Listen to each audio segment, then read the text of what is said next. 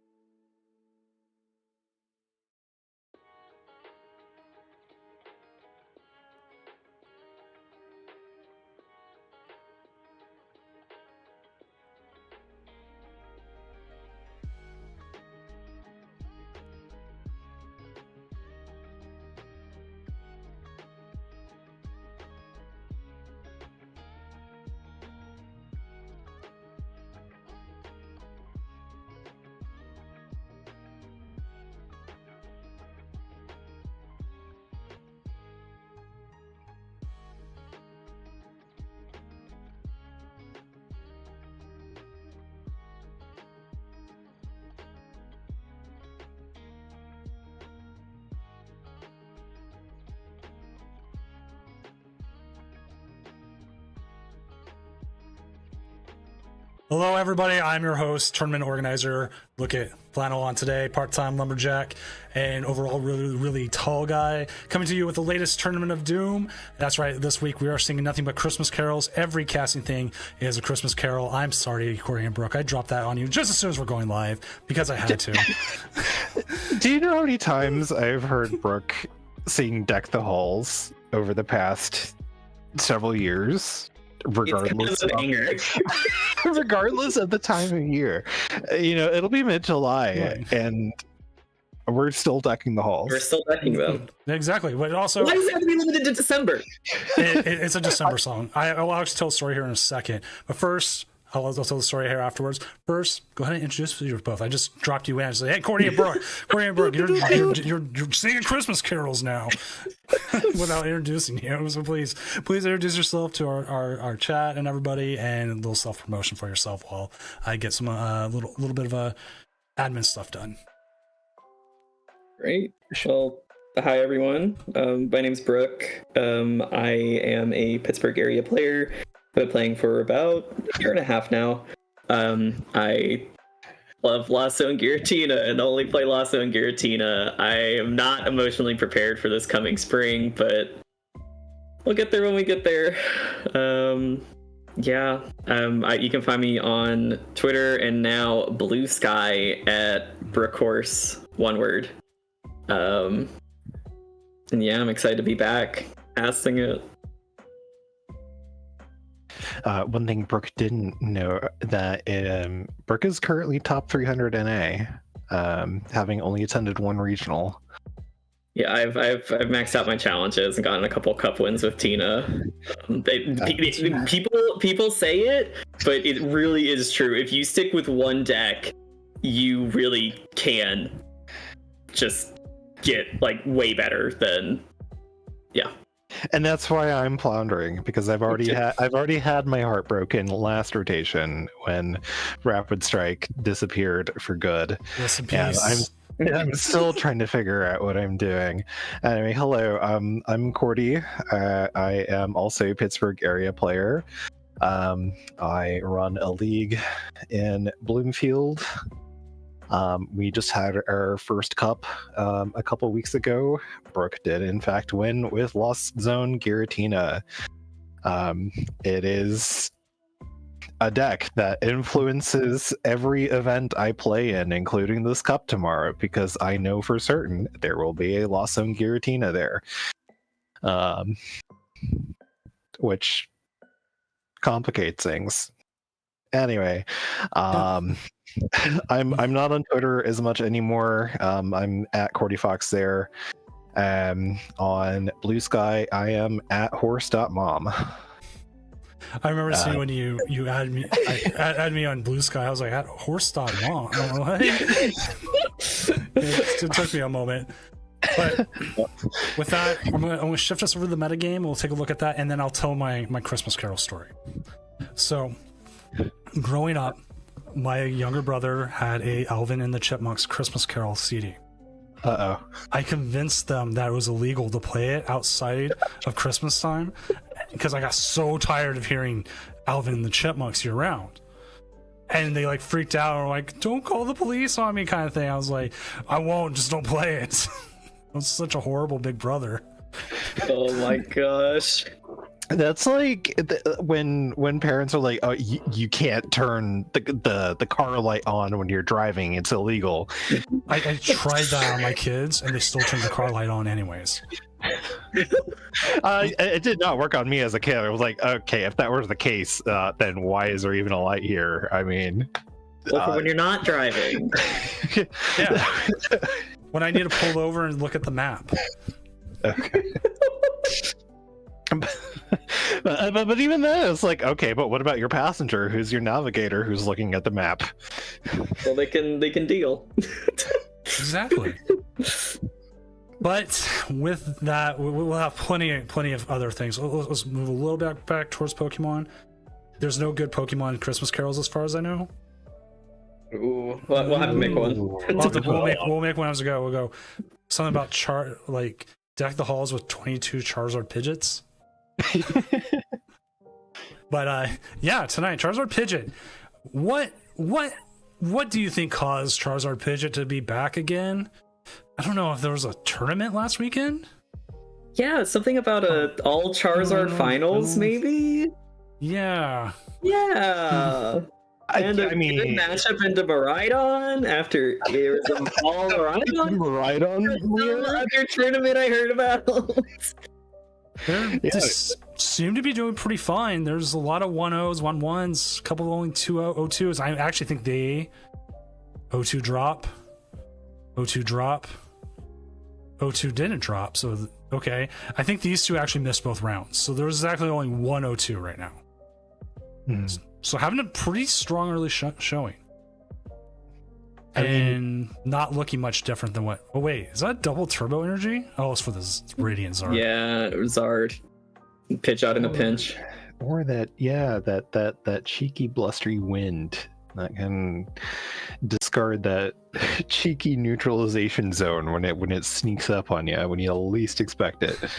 I played against a Charizard player recently who like went all in on putting it on the Pidgeot, and then they double evolved Charizards, and I think they played only 4 energy or 5, and they prized 1, and they had both Charizards out, but only enough energy for 1, and they like panicked, and then they finally got like the energy back, and by then it was just too late. They found like their 1-of Super Rod. I think I was guessing on their list, but I was still like,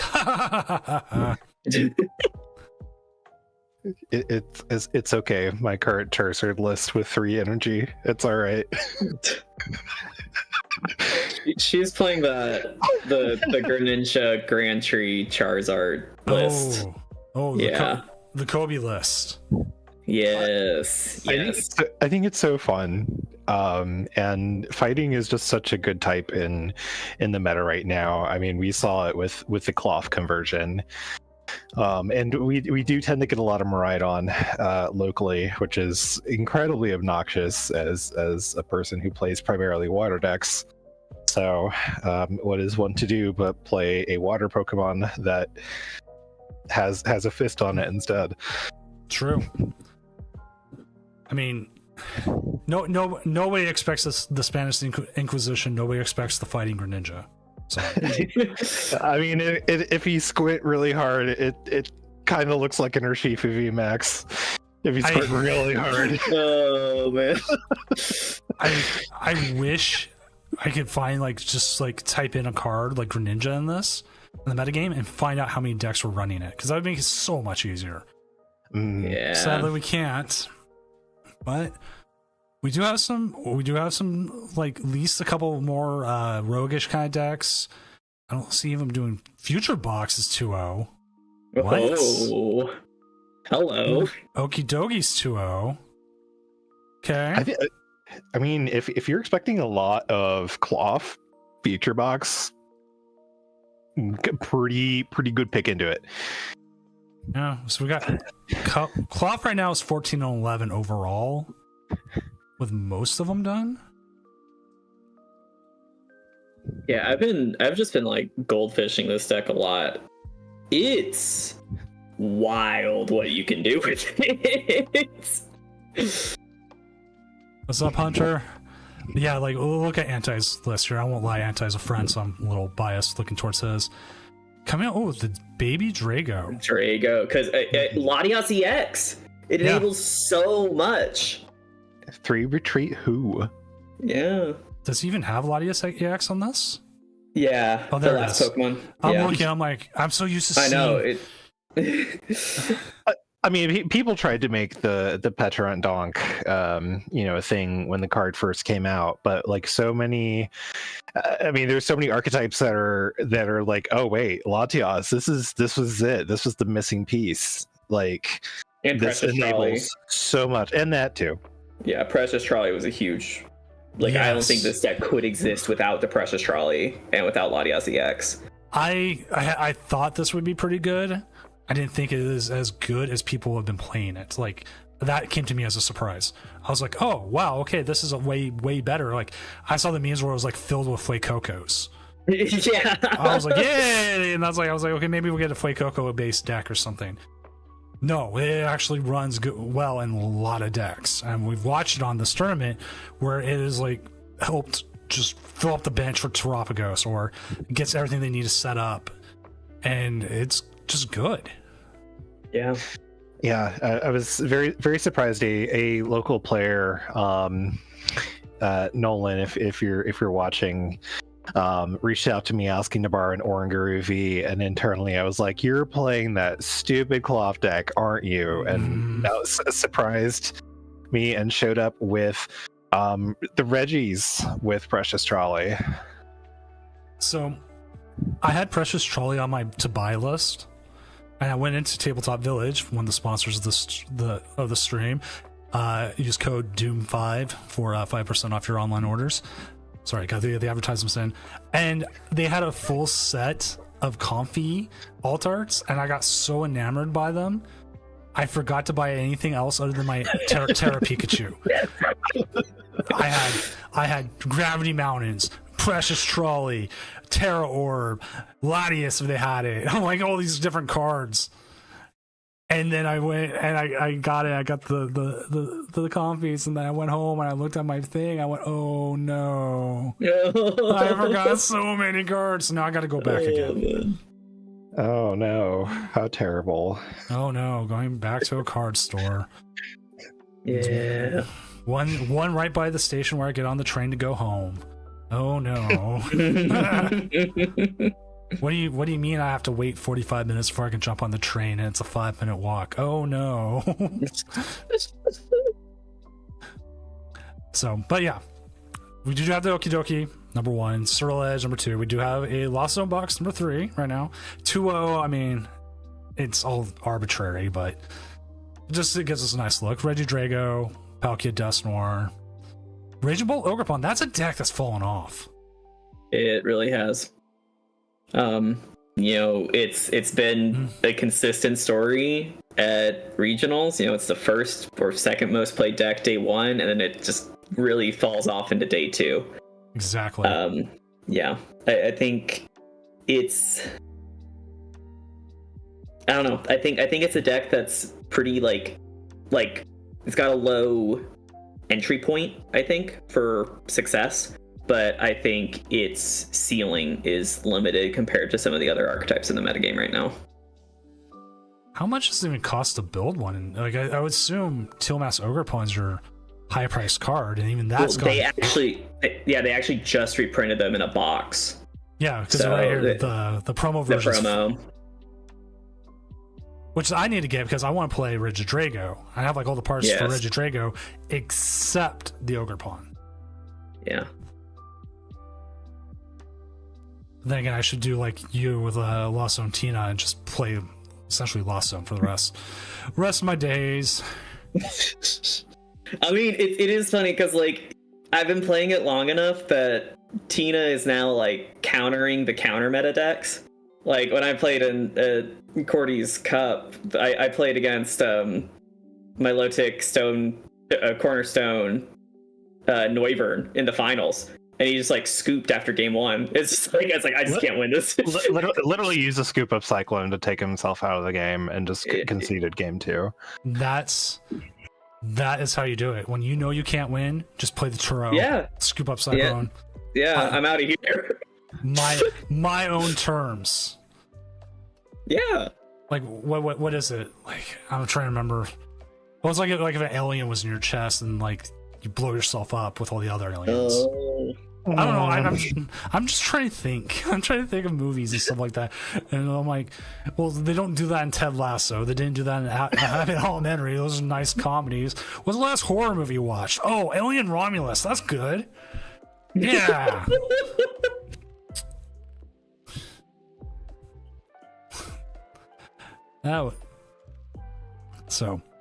But Alien Romulus, good movie though. It's a lot better than Prometheus and the other Alien movies. Kind of got back to what it should be. Unless you don't like horror films, then don't watch it. I was gonna say. I'm not even a horror fan. We're not really horror people. Yeah, I'll read the synopsis on Wikipedia and I'll let you know what I think. I'll read people's letterbox reviews. My oldest is like loves horror movies. And part of the problem was there's a series by Dead Meat called The Kill Count. And they go over, I do know about that. Yeah, they go over it humorously. They watched that, and then they wanted to watch the actual movies, and they watched that, and then I'm like, how'd you learn to pirate movies in the first place? And they're like, Like, and they're like, I don't know. I just use Google. I'm like, oh, great. And so they sat there and watched horror movies, and now they love it. And I'm like, great. You know who they went to? You know what they went as Halloween as? Patrick Bateman. Wow. Full suit, had the raincoat on, put blood all over it, carried an axe, had the Walkman headphones, like they got old 80s style headphones. It was Good Halloween costume. Yeah, it was great. And and I was like, the full suit and everything, it looked really good. And I was like, yep, you're my kid. Did folks recognize the costume?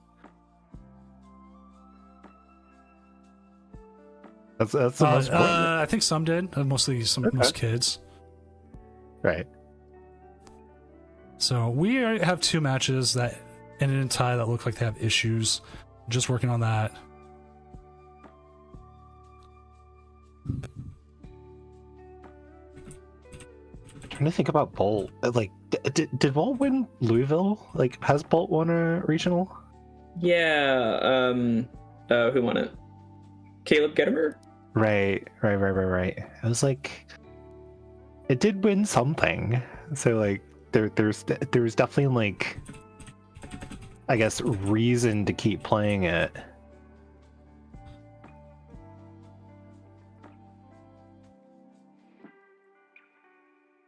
All right. Yeah, Louisville. Sure. Yeah.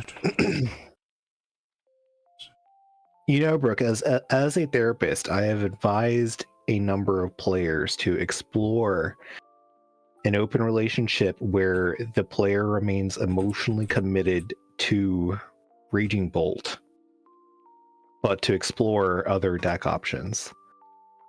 Oh, did it work for those people? No, it never does. I mean, these people somehow delude themselves into thinking it might, but it might work for them.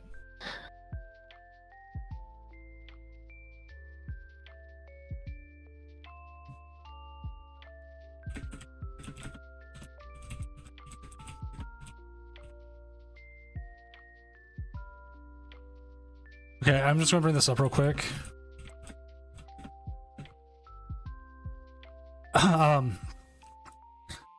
If time is out and you concede a match, please tell your opponent you're conceding because of time is out. Because we do have, it's a judge call. We have 2 games I went to tie and trying to figure out. We have one person sent a victory screenshot, but their opponent conceded.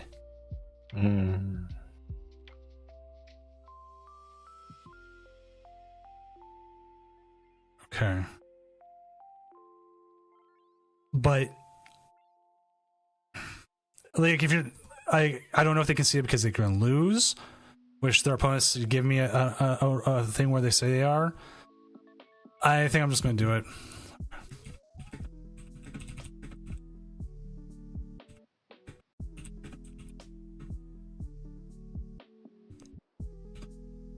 I'm going to give the player the win for now. It's a very plausible ending.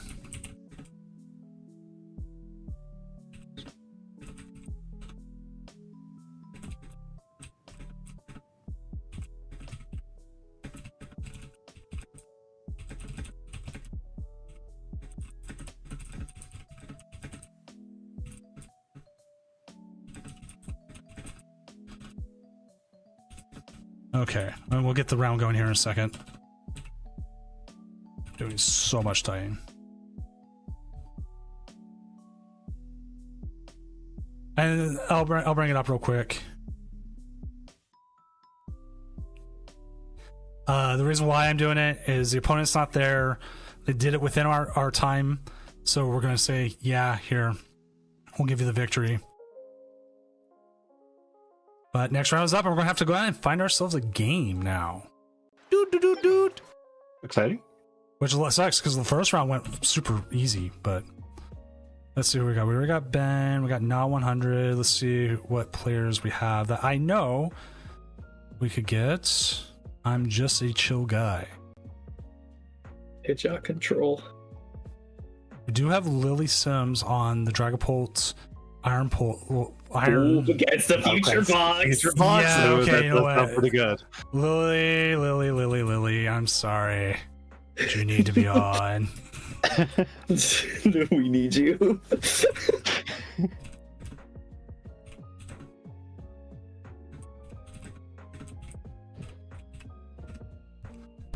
I just told him we need this match. Inject it into our veins. All right, let me go ahead and get us set up down there.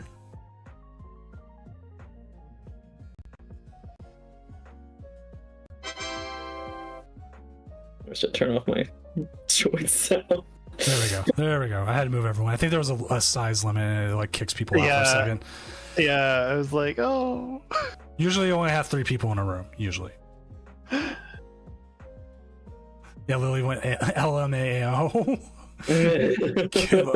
We need this match. Now, I don't know if you saw last week's. We actually, our champion went undefeated through every single game. Wow, that's impressive. Yeah, even at what happens afterwards. Maple Shader, I'll defend why we do it. The biggest issue we run into is if actions are being completed due to how long the game can take. So that's normally what it is. So like Gardevoir was like the biggest thing. You'd be putting energy on and it could take 3 minutes to get all the energy on, and that would cause a game to go to tie. So we give like a 2-minute-ish leeway to finish out actions. I gotta sing the doom song now. Otherwise, time is time. That's it. 33 months of pain. But with that, I'm going to hand it off to Cordy and Brooke. I will be here in the void, and I will see everyone after this match is done. Enjoy the void. Alright, so we got a Iron Thorn start here. It's not the matchup you really want this for.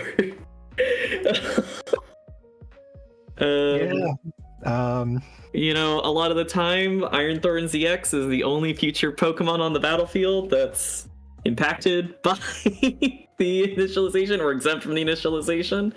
But we've got yeah, thumbs up emoji already. Thumbs up indeed. Hello, your brethren. Nice initialization we're having today. So we'll have to see what a straight up pass from Future Box. Oh, Poff and perfect draw here. Need to get the Dreepies going. Yeah, Pokemon without feature on them. Yeah. Doing a quick prize check here.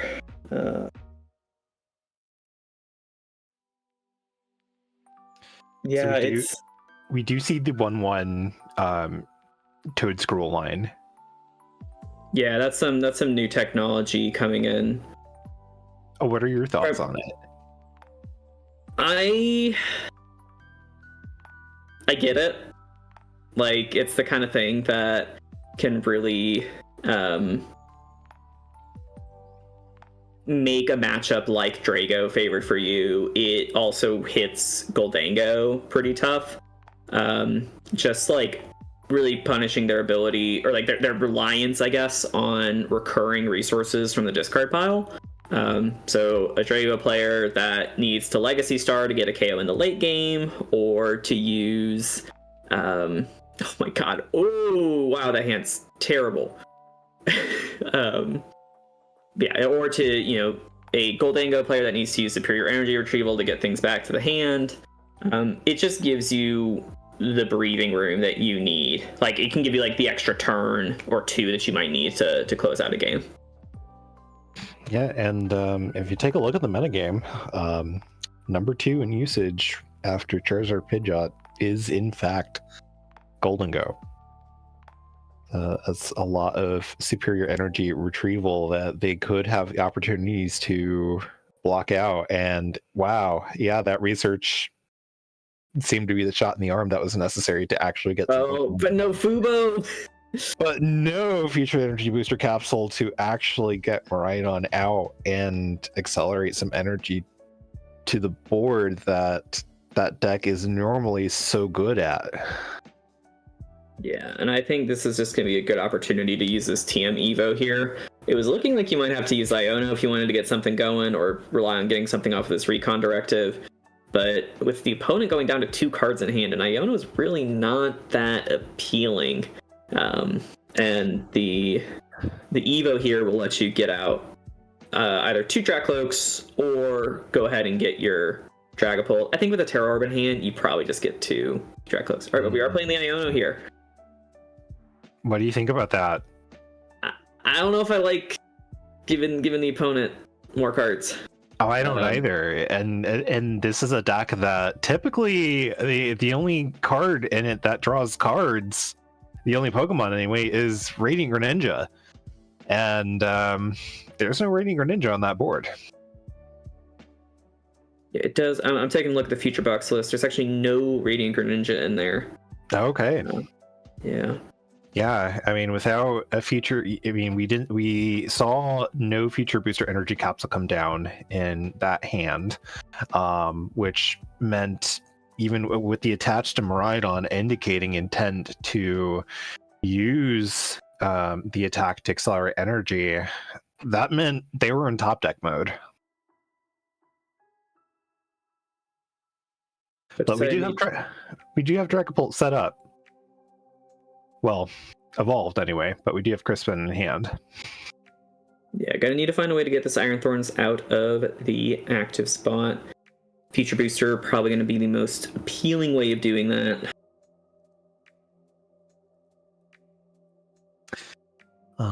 Barring that, we wouldn't necessarily mind swinging with the Iron Thorns and pushing the Psychic Energy onto the Dragapult either.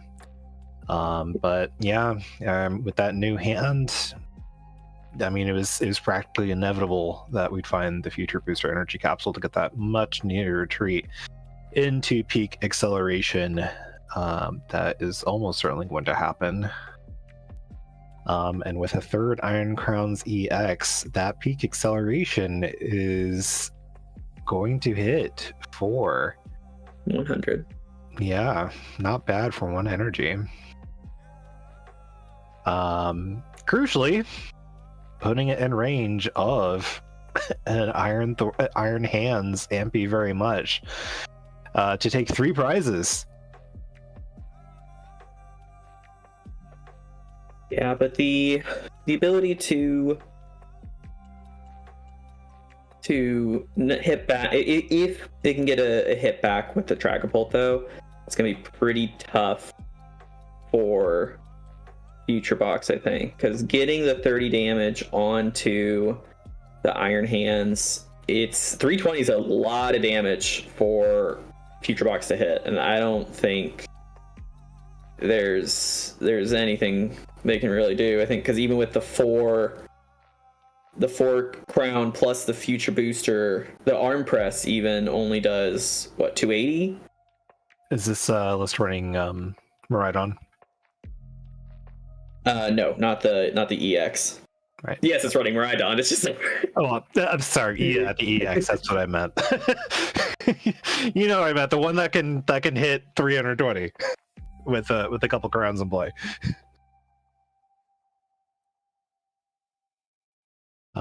But I mean, with the hands, you don't necessarily mind not taking one shots if you are putting things in ample range, because this is a deck that can take a 3/3 prize map, which is not something we've really seen since VMAXs have fallen out of use, unless you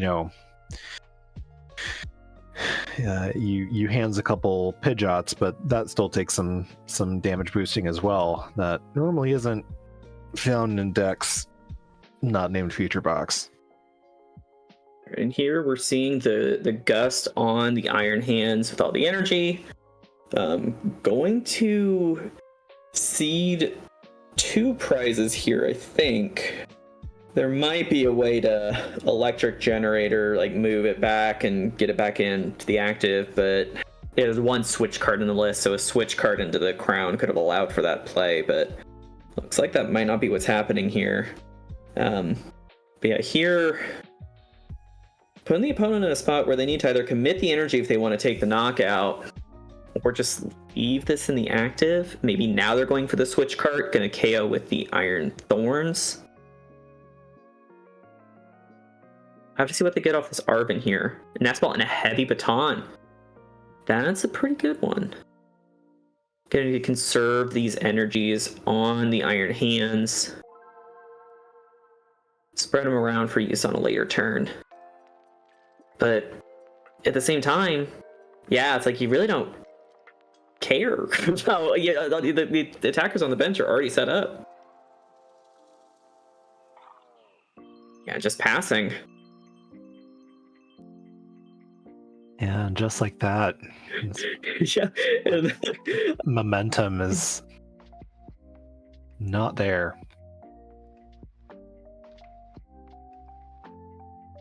So Crispin plus Future Board plus Rescue Board would allow for a hard retreat on the Iron Thorns and a attack with the Dragapult this turn. We did see earlier that this build is on Precious Trolley as it's a spec, so no crystal here, so you are going to have to get that fire energy onto the Dragapult if you want to attack. I would almost rather just swing with the thorns and move the fire energy that way. So you can promote ready to go, but okay. Well, we have the feature booster to get the free retreat. Yeah, that's even better.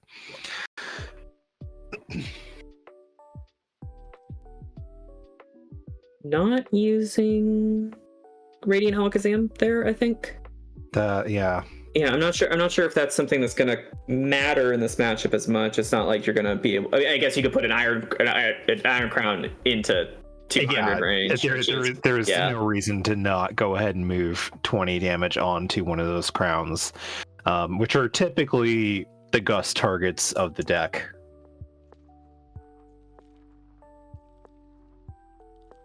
Yeah, but this is looking tough for Future Box here. Yeah. Just that first turn, just doing nothing, just having to kind of concede, basically let the opponent go first and get a supporter, and then just had to research away that really awful hand for the early game, and just kind of, struggling to really make something happen here. Speaking of making something happen, what next after those thorns goes down? It's a great question. A Techno Radar here can get another attacker, can get Iron Hands is really, I think, the only thing that can kind of have a chance at getting you back in, but I don't know. We're only swinging for, we are swinging for 6, 8, 10, 200. Well, that's a heavy baton, so 180 is, a 2-shot. Oh, that is 200. Yeah, because the Volt Cyclone is 140, and then plus 3 crowns. Yeah. I know you're used to it dealing 120 because people usually use a double turbo with that guy. No, I just counted wrong. I mean, all right. you know how much I've played against Future Box. I know. Alrighty, back here on Dragapult Thorns. No tool cards to grab here. Just taking a look at the deck, seeing what's left and available. That Lost Vacuum is very appealing as a target off of this Arven. Sometimes you just need Skyla. But getting the Lost Vac, taking out the Heavy Baton, really kind of denying most outs here. The Miraidon is actually set up to KO this Dragapult with the future booster attached, plus the 3 crown buffs. So yeah, so I think with that threatening on the bench, leaning to go Crispin, looking to set up another Dragapult, because it is looking like you're going to need at least one more Dragapult to take these last 2 prizes. This precious trolley. Wouldn't say no to another Crispin. But I think you only have a lightning energy left in the deck, so Crispin's energy search right now. Yep, there is the evolution. Night Stretcher in hand to pick up the fire energy once this Dragapult does get KO'd. So we're gonna have to see if Future Box can get some hand disruption going. The list only runs 2 Iono, so not a lot in options there. Yep, here's the Heavy Baton trigger. Probably just gonna pass it back to the Thorns at this point, I would think.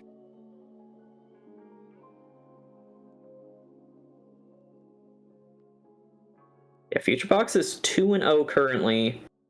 Not looking the best in this particular match. Yeah, I have to wonder what the exit strategy is with promoting the Thorns here when you know your opponent only has 2 prizes to take.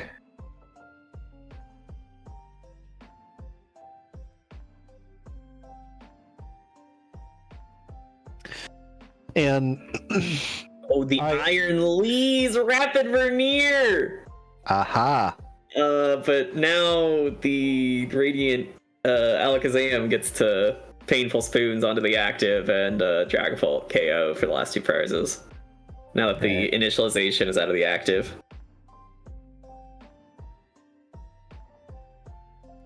Oh, that is one Rapid Vernier, indeed. And the Jolly Flying Man, I do think Future Box is a better, or a deck, certainly an under-considered deck for this meta. They just had a really bad start. I think that was probably the main issue. Yeah, and this is just going to be game here. And Painful Spoons on the active. Yep. It was a noble attempt. Yep. So I think I mean, Gust would have done the job, but I do think, just taking the KO with the Miraidon is a safer play.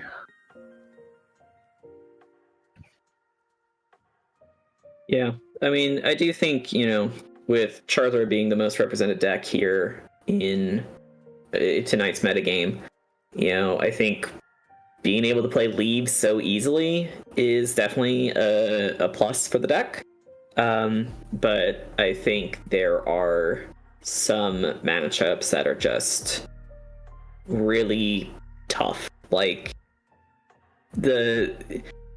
it's a little bit like the mental gymnastics meme, where it's like Raging Bolt is like attaching like 2 energies to Ogerpons and KOing all of your things, and you're like techno radaring for 2 crowns, and then electric generating, hitting 2 things, and then like using all your resources to try and put together a KO on 1 Raging Bolt, and they just like smack you back super easily. All right, I'm back. I went and heated up my leftover Chinese and took my old man pills. Well, all those old man pills that keep me alive.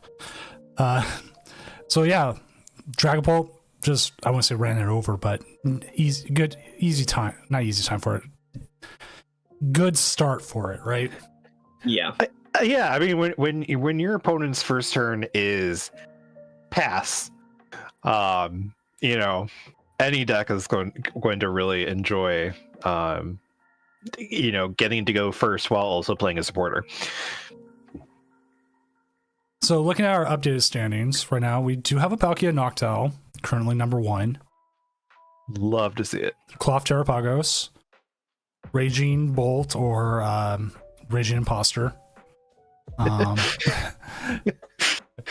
Charizard Pidgeots, some Dragapult Iron Thorns, seeing a little bit of play. Some more Pidgeots. Miraidon Control. There's 2 controls at top 3-0 right now. Usually we see like 5. So I mean, that's good. Reggie's at 201. How do you tie with Reggie's? It's control. Yeah, hit control. Okay, that makes sense now. Because I think we watched it against control, and they ended up. I don't remember what they got. Oh, they didn't have the energy to attack with one of them. I think it was fighting one. Yeah. Yeah, that's usually what it is because they run like 1 fighting plus the luminous. Yeah. And so if one of those is prized. I believe that is actually what happened in that matchup. They couldn't find it, and so the fighting one got. I don't even think they played fighting energy at the time. Yeah, because that's sometimes you see that too, where they just don't have the ability. So that was the one they targeted and went after. Yeah. But and that's how it is. Playing with that big old Pikachu here with that Resolute Heart. Topaz Bolt. Just what a card. What a card. Just a little. Why couldn't it hit 330? Just be like, hey, I'm a straight counter to you, Charizard. Because then all the Charizard stands would cry. Yeah. Sorry, Charizard stands. I was one of you. And then I started playing the mirror match more and more, and I really, really hated it. Yeah, that's what initially kept me off it. When it was like when Arvinzar was kind of like new on the scene, I was like, yeah, maybe I could try like learning this and really like committing to it. And I was like, oh, man, I don't want to play the mirror. And I mean, what's funny is like, yeah, it's like I went and played Tina Mirrors, but like, Ancient Box at 3-0 as well. You know, I think that's a good metric of like how much you enjoy a deck is like how much you enjoy the mirror. I am totally fine with like the Lost Box mirror right now. I hate the control mirror. I've done Snorlax style control mirrors. Hate it. Cloth Terrapagos is actually kind of fun. Charizard mirrors, still hate them. Iron Thorns Dragapult is hilarious because like Thorns is kind of like cool.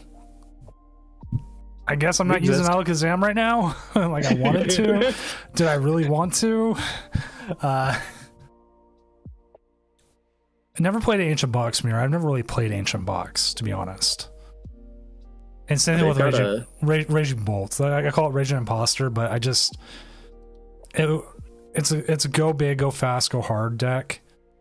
And yeah, the Raging Drago Mirror. Yes, absolutely horrible. Gardevoir Mirror is actually pretty fun for me. I do like the Gardevoir Mirror. Oh, I enjoy the Gardevoir Mirror too. It's just, it's a little bit like, okay, is this the turn I get their Gardevoir? Am I able to spread with the Monkey Dory? Like, okay, do I actually attack with my Drifloon? Or do I want to keep attacking with like the big Guardy and try to like recycle my Turos at some point? You know, it's a lot of that going back and forth. And the list I would say definitely have like congealed, that you kind of know what your opponent's running. Especially now with Precious Trolley. It runs almost every Gardevoir list I see now runs Precious Trolley. But tonight, how good is Gardevoir even doing? We got the 1-3-0. 9-8. Okay. We had a 0-1 drop, 1-2, 1-1, 1-1. So not bad, not great, but I mean it doesn't have a huge amount. Obviously we got Conkeldurr. Got a 3-0 Conkeldurr and 2 2-1s.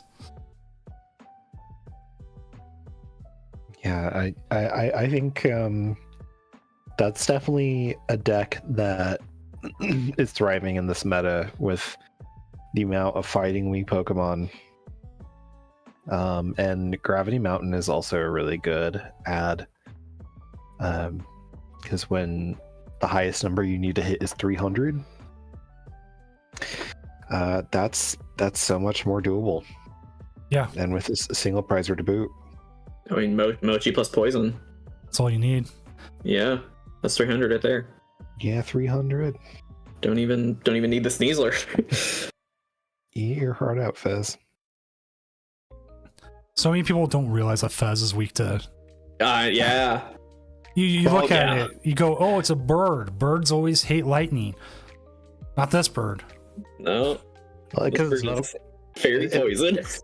This bird is not flying. It's Lugia all over again. Well, Lugia is flying. Yeah. See, Is it? I thought it was. I thought it was water. It is water flying, isn't it? No, No, it's psychic flying. Yes, that's right. I always thought it was water. Well, it's because No. you find it in the water. You find it in the water. Sorry, I'm getting heated about this again. Lugia stands for Lugia's name. When you break it down, the L stands for lying. The U stands for lying. The G stands for lying. The G is the end. The G at the end of lying. Lying. The Oh U. my god. The U is the silent U in lying. Oh my god. Every day I play Pokedoku is a disaster for me. I've never really paid attention to the typing in the video games, so I just have to go off what I know from the TCG. And it's like, I just run into the weirdest things. Like, did you know that they've never printed a fighting type Scraggy? Like, No, but that makes sense though. I know, but it's like that it's a fighting type, and I'm like, there's no way. I'm looking up Scraggy right now. That has a whole bunch of dark type. And a McDonald's logo. I forgot I had a McDonald's promo. That's how you know you're a real Pokemon. How did that come up originally? Was it a Pokedoku? It was Pokedoku. Because I was like, it's a dark type, because it's like monotype Gen 5 dark or something. Or like, I don't know what I put it And for. I'm just like, what are you talking about, Rickors? Oh, like it's yeah.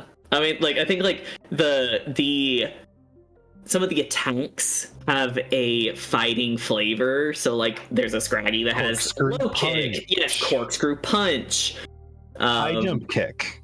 Yeah, you know, Dick those kick. are fighting type moves. Low but kick. Yeah, I mean low kick. Yeah, not dick kick. Low kick. But yeah, The Bobby Hill special.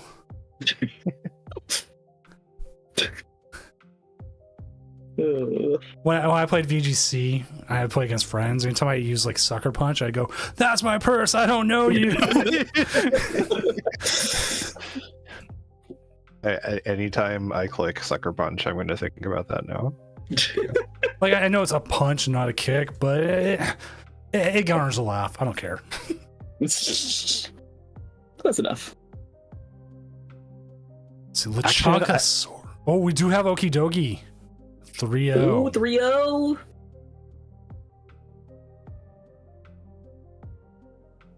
Yo, the cornerstone. 2 Hassle, nice. Crisis Punch. Ooh. Well, if Lugia not being water makes you upset, is this the part where I tell you that Sucker Punch is not treated as a punch in the game? What even cares about Iron Fist, the ability that literally raises the power of punching moves. Pokemon's a fake game? It's a horrible fake game. Damn it. Oh my gosh. It's because Cleffa isn't psychic type, you liars. It's a fairy type. And even then it wasn't a fairy type before when it started. It's actually an interesting linguistic effect. A lot of attack names get localized in such a way that attacks might get implied to do things that they really don't. Like the Japanese name for it is just surprise attack. There's no punching implied. So when we get an ability like Iron Fist to non-English players, it's like, okay. But when you use Sucker Punch and expect it to do more damage and it doesn't, I see. you can blame the look. I gotta remember something. Just a sec. Iron. Yes, sir. I'm looking at this Okie Dokie list again. I did not. I people have done like Cramorant and like TM Crisis Punch. I had not thought about Radiant Zard in Crisis Punch. It works. It works. It's great. Yeah. Just a little way to push your damage. So Eliza has come in and decided, while we wait to see what happens with this tie, to add a little bit of chaos to this casting, and asked to, it was redeemed, a random fact. Rick, I forgot to think about random facts. Oh, so did I today.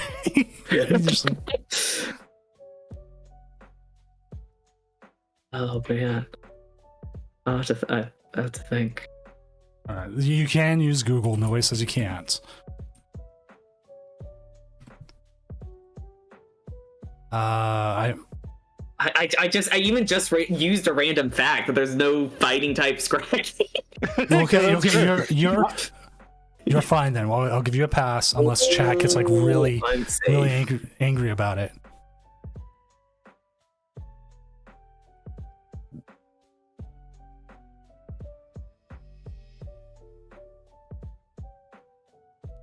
I know, Eliza. I'm so sorry. We never are. I write them down like during the week and then I forget them. I mean, here's one. Can you think of the only number that all the letters are spelled in alphabetical order? No.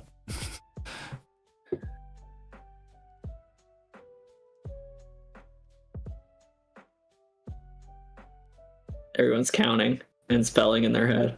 Mm-hmm.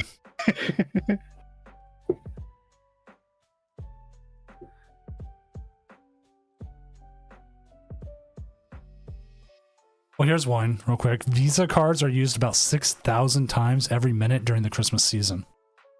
Wow. Yeah. Not gonna lie, I was expecting more than that. Per minute. When I worked at Amazon, I think that number was like even higher. Yeah. I mean, I've worked retail for most of my life, so. Well, while you wait that, let's get the next round up. Nobody's talking in the one game that was the other tie, so we're just gonna move on. So we do have Nelik. I'm trying to remember what your name is. Oh, that's Nelson. Nelson is 2-1 with Chin Pao against Gardevoir. I was just about to give the answer, Eliza, so props to you. It is in fact 40. I was gonna say E. Get out of here.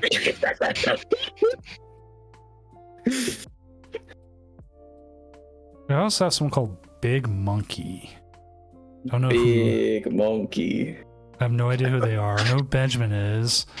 It's one of those things like Discord names don't always match up with your Limitless names, which is totally 100%. Yeah. So I have to like take a guess.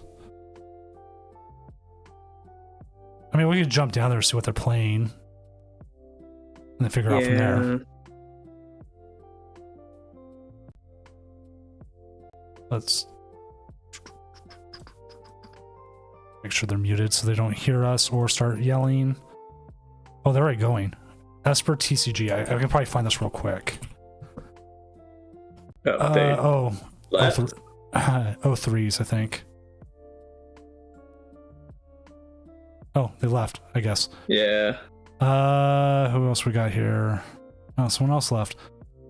I'm just trying to find a game. There's so many people. Optimistic Idiot. Benjamin's been running an interesting deck. I think he said he was 2-1, right? 1-2 drop. Okay, never mind. Let's go with Nelson just because we'll get a game going.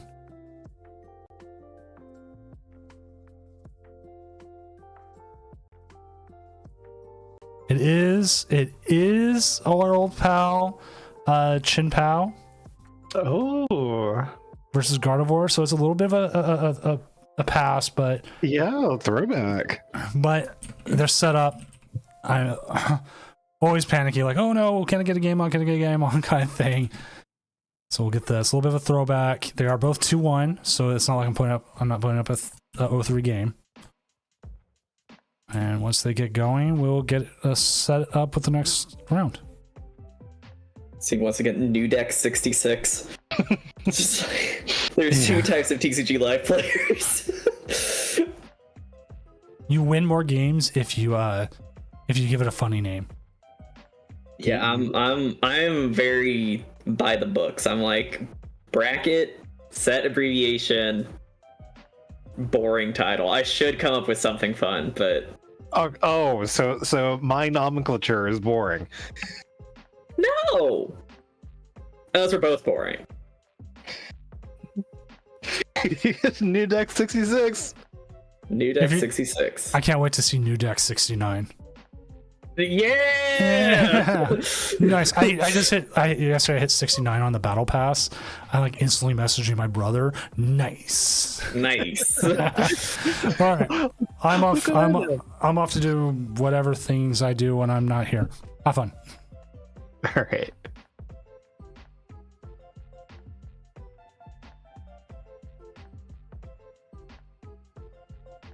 Waiting for this coin toss to load.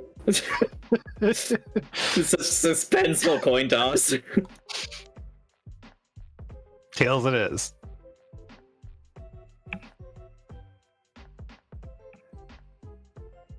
How do I get this list up?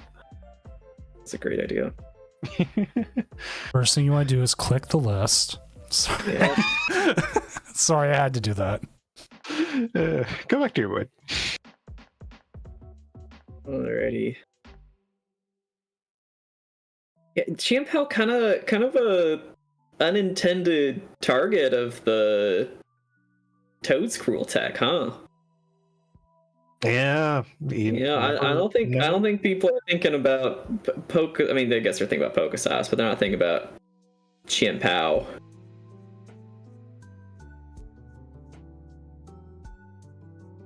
Alright, doing a quick deck search here. So Sus is still running the hands. Something we've seen the Chianpao faithful as of late tend to omit, not dissimilar to the Lost Box and Lugia players in the current meta, but we're still throwing hands, including the I'm assuming it's a 1/1 Palkia. How about I get that list up? There's a 1/1 Palkia.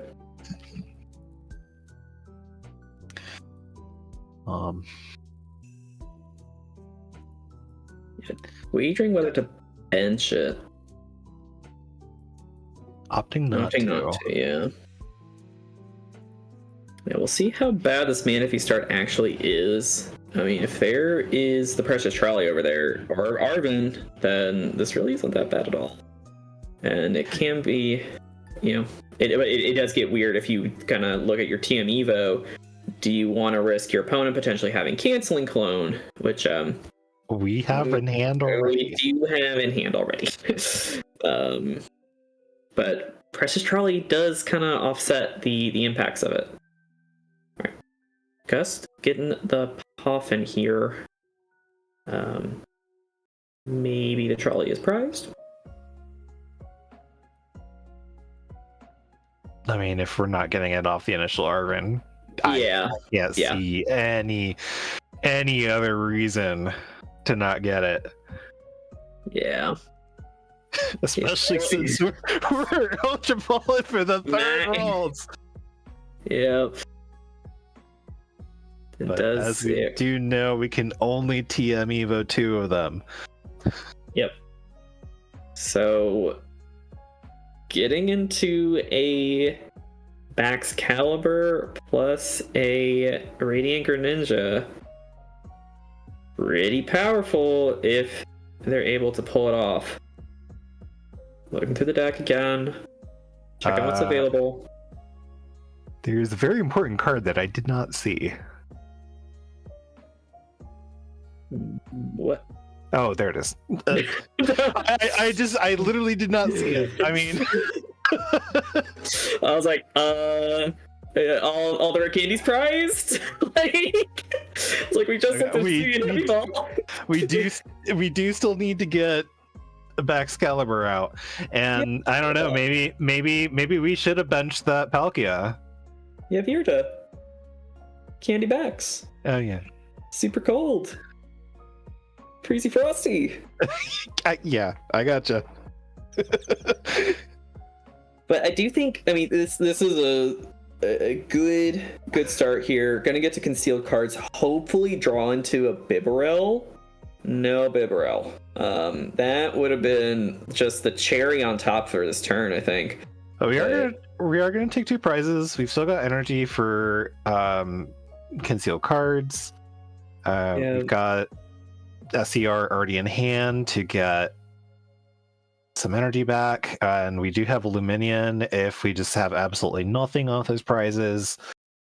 But I think getting the double KO on the Kirlia here, it's just huge. Your opponent has 2 cards in hand. That's 2 of their Kirlias down. Why draw the Bibarel when you just take it out the prizes? Tactical.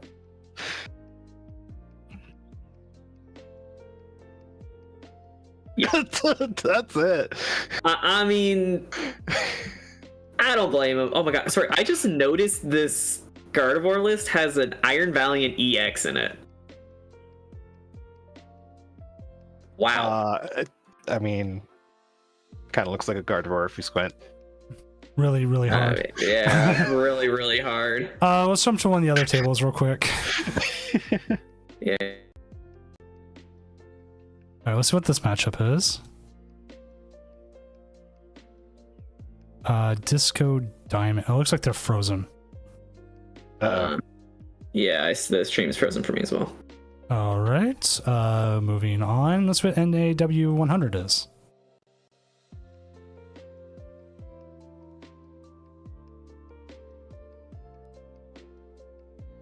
All right, on versus Trapaghosts. Well, I'll get it on. I'll figure out what match it is. Oops, wrong one. Pop it out, and then it works. There we go. All right, I'll figure out what match this is. You two go ahead and do your thing. It's coming in here first blast of the game coming out. Followed up by a Prime Catcher to fan. Oh no, we're going to Trap because I thought we were gonna Assault Landing for 70 on this thing, but Double Turbo's only on the opponent's side of the board.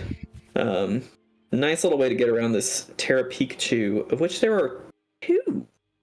Not something that I've seen in Miraidon lists, but a good way to protect your bench. And this is a list that can actually attack with a Pikachu, which is not always an option for the Miraidon lists. Probably another reason why you run 2. Yeah, because if you are Overbolt Discharging, and not just, I mean, you would see some lists that just run like 1 grass, 1 metal, but this is like, this looks like dedicated. So we've got, You got the sleeves. Yeah, opponents are freely giving away prize cards from both sides of the table in this one. Gonna do a preemptive attachment here. All right, and just real quick, it's Dylan D'Angelo versus Winesicle 100 for anybody who wants to find the list. All right. Yeah, Eliza, Champao got a turn to canceling Clone on the Manaphy, Radiant, Greninja, KO both the Kirlia, and then the Gardevoir just conceded. Yeah, so this Miraidon list actually has 5 grass, 5 lightning, and 3 metal. Pretty big commitment, and 3 Pikachu EX. Wow. So, 3 Pikachu. Joltik for acceleration, got Power Glass going on, bring some of those energies back into play. I think there's a good argument for it. I think one of the main weaknesses of Miraidon decks historically is it's typically not too difficult for several decks to hit 220, and you don't always have the luxury of attaching Bravery Charm. Sometimes you need to attach the Forest Healstone to Raikou. Sometimes you need to attach a retreating aid. If your main attacker is very difficult to one-shot by anyone, not running Canceling Clone or some kind of ping damage like Radiant Alakazam or Hawlucha, that greatly increases the longevity of your big basic that KOs just about anything in the format. Yeah, especially when paired with the Gravity Mountain. Which is a little difficult to use in this build, since you do need the Area Zero underdepths, but no, sorry, that's the opponent's Area Zero. Oh. This Miraidon list is not running Area Zero. Is it running the Gravity Mountain? Yes, 2 Gravity Mountain. I see. I'm still. I mean, it's the Area Zero does help you with the Raikou damage, but I mean, with I think 3 Pikachu EX, Joltik, and your energy spread is really, like this list does not play Electric Generator. So okay. You really are using committed to the bit. Yes, you are attacking with Pikachu EX. I mean, of course, Raikou is an easy enough attacker to turn, going first, manual attach. You're getting Lightning Rondo off. But that definitely seems to be Raikou is too good not to play than more of a.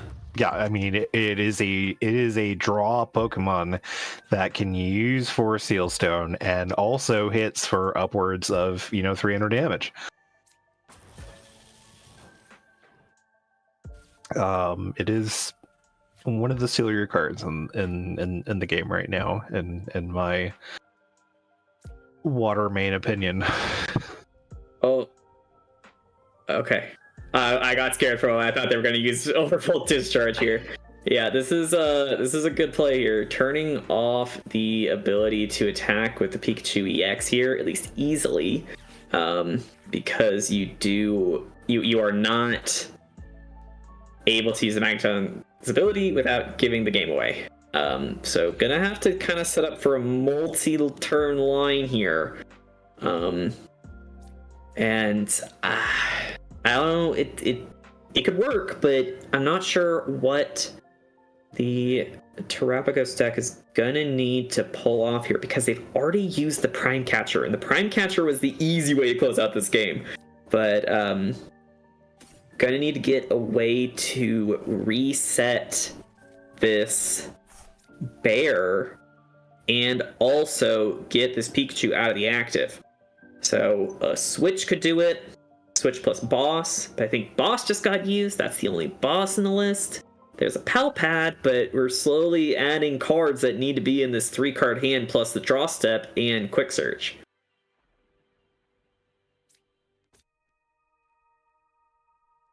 Sounds easy enough. Yeah.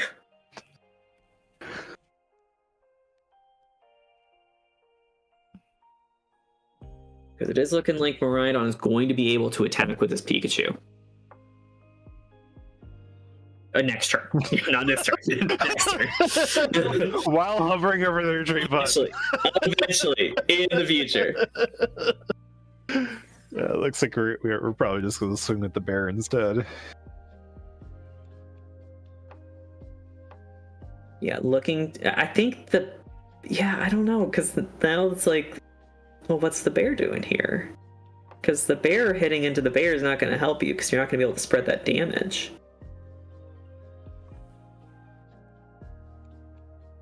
And you still need to take 3 prize cards. Okay, got a Night Stretcher coming here. What are we picking up here? That's a really good question. A Miraidon? The Magneton's not good here. Pikachu. I guess if one Pikachu gets hit and you need to set up another. Okay. I mean, there are some small attacks available, but I don't think there's anything that you want to use because your opponent's just got one prize card left. All right, well, let's see what they can put together here. They got the quick search.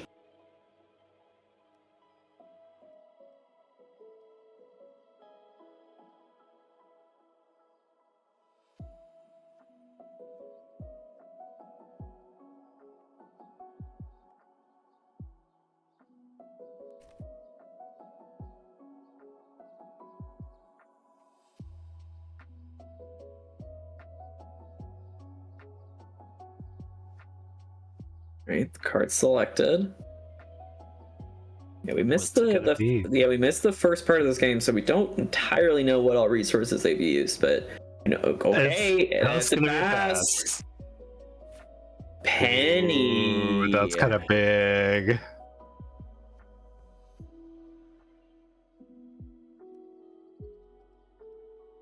All right, so let's see what their plan was, because I thought they were just going to go for the Pikachu. Just leave the Pikachu in the active. Okay, they're just Knights Charging to draw some cards. Let's see how this goes. Nest Ball and a Rescue Board. I'm not even really sure what Nest Ball can even get you that matters. I mean, you can penny to reset the bear, attach Rescue Board to something to retreat back into the bear, and take, you know, this bear that they've dedicated a double turbo to. Yeah, because that's another thing. How many double turbos do they have left? We've seen 2 go down. One on Tropicos, one on a bear here. Because I will say, in a bear off, I want to be the one attacking for free. Not that I find myself some bear offs very often, but I've been there. But now, yeah, now they don't have the energy attached. They have to use the energy attached to the Pikachu if they want to retreat and attack with the bear here. Yeah, they thought they could attach the Rescue Board, but the Power Glass is already on there. Was very confused about the promotion of the Pikachu. Oh, and now... Oh, I don't know about this. Are they going to use the Prime Catcher to amend the Boo Boo?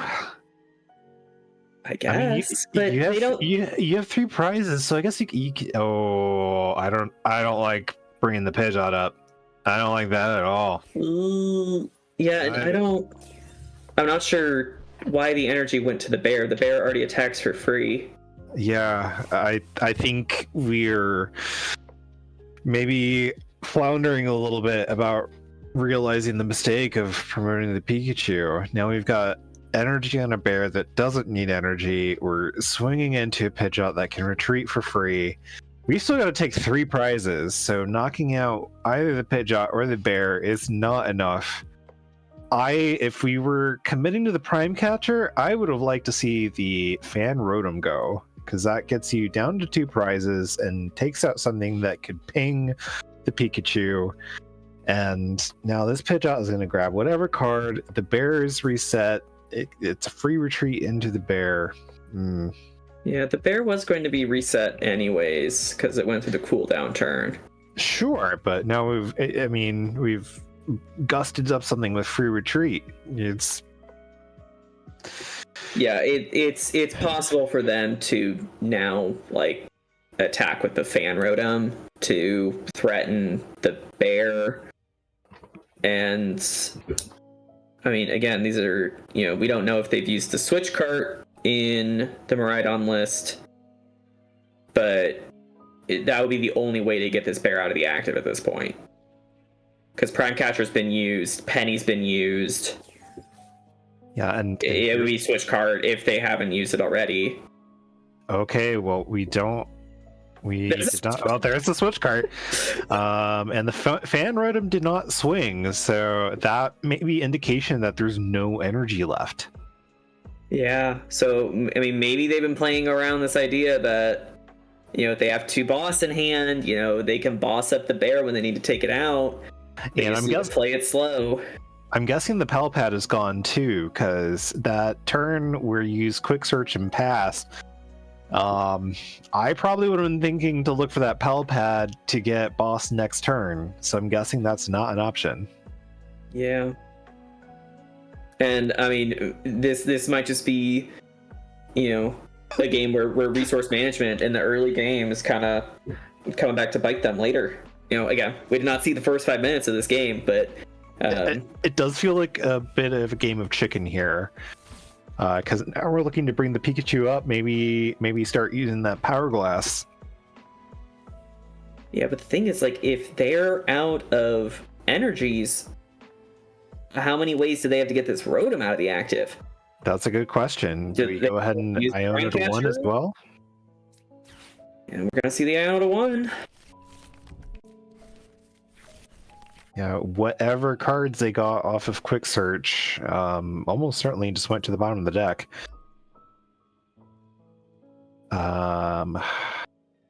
4 Seal's Tome, but we don't have. V-Star Power is unused, but we don't have a V Pokemon to use it. Yeah, next turn you're gonna be able to.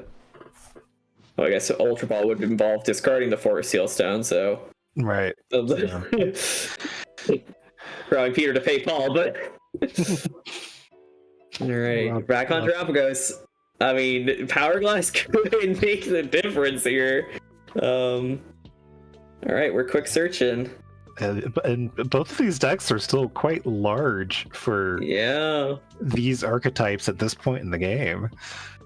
So you gotta wonder, like, there's got to be cards in there. I mean, we're literally just under half the deck.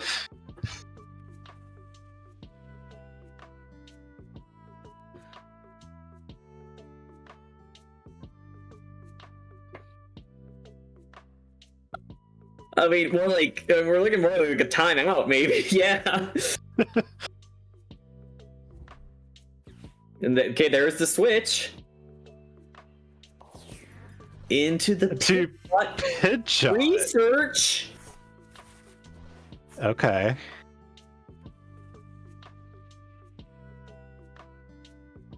I see. I don't even know what to say. Like, I don't know what's gonna come. Okay, they do have double turbo. This Pidgeot can Blustery Wind.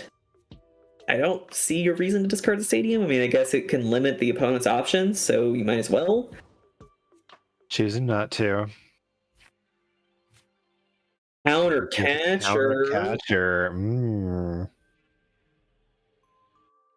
But you can't. You just gust. You just gust a Noctowl. Or do you just retreat and KO? Yeah, I mean, you could gust Noctowl at this point. Because, I mean, it depends. Again, it depends on how many energy they have left. We've seen 3 in total. Yeah, I would just retreat into the bear and knock out the Pidgeot at this point, because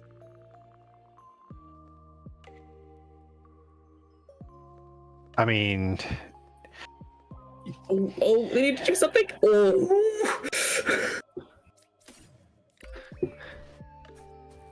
What? Okay.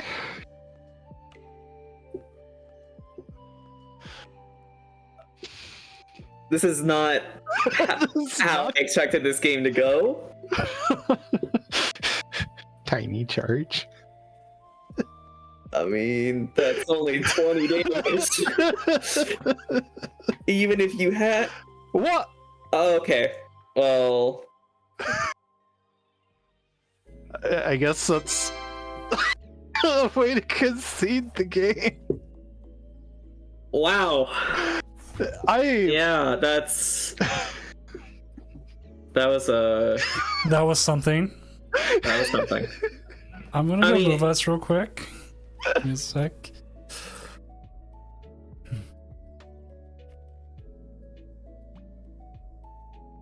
You know as well as I do, Eliza.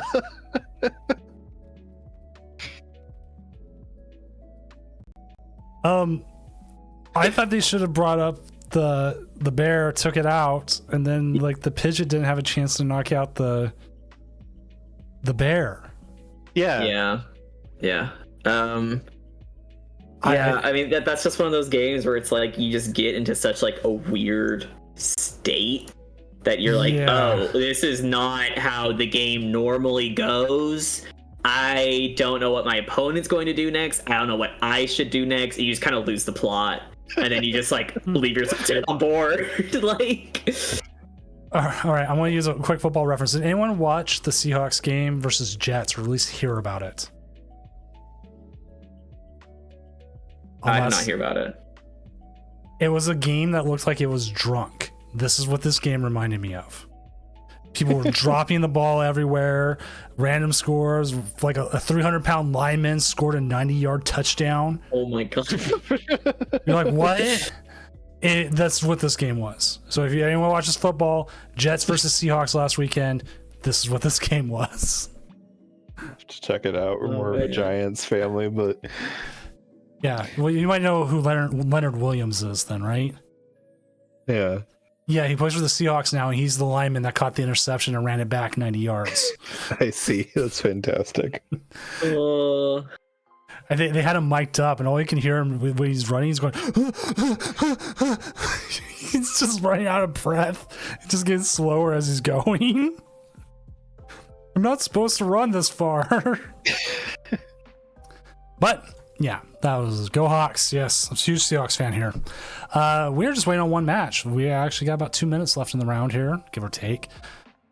And what is our number one deck? Okie Dogie. I'm reaching out. I'm reaching out to him next round. Yeah, let's see. 4-0. It's time to get him on. I was just waiting to see if they're legit or not. Turns out they probably are. Yeah. I mean, you've heard me beat the drum about how good fighting is right now.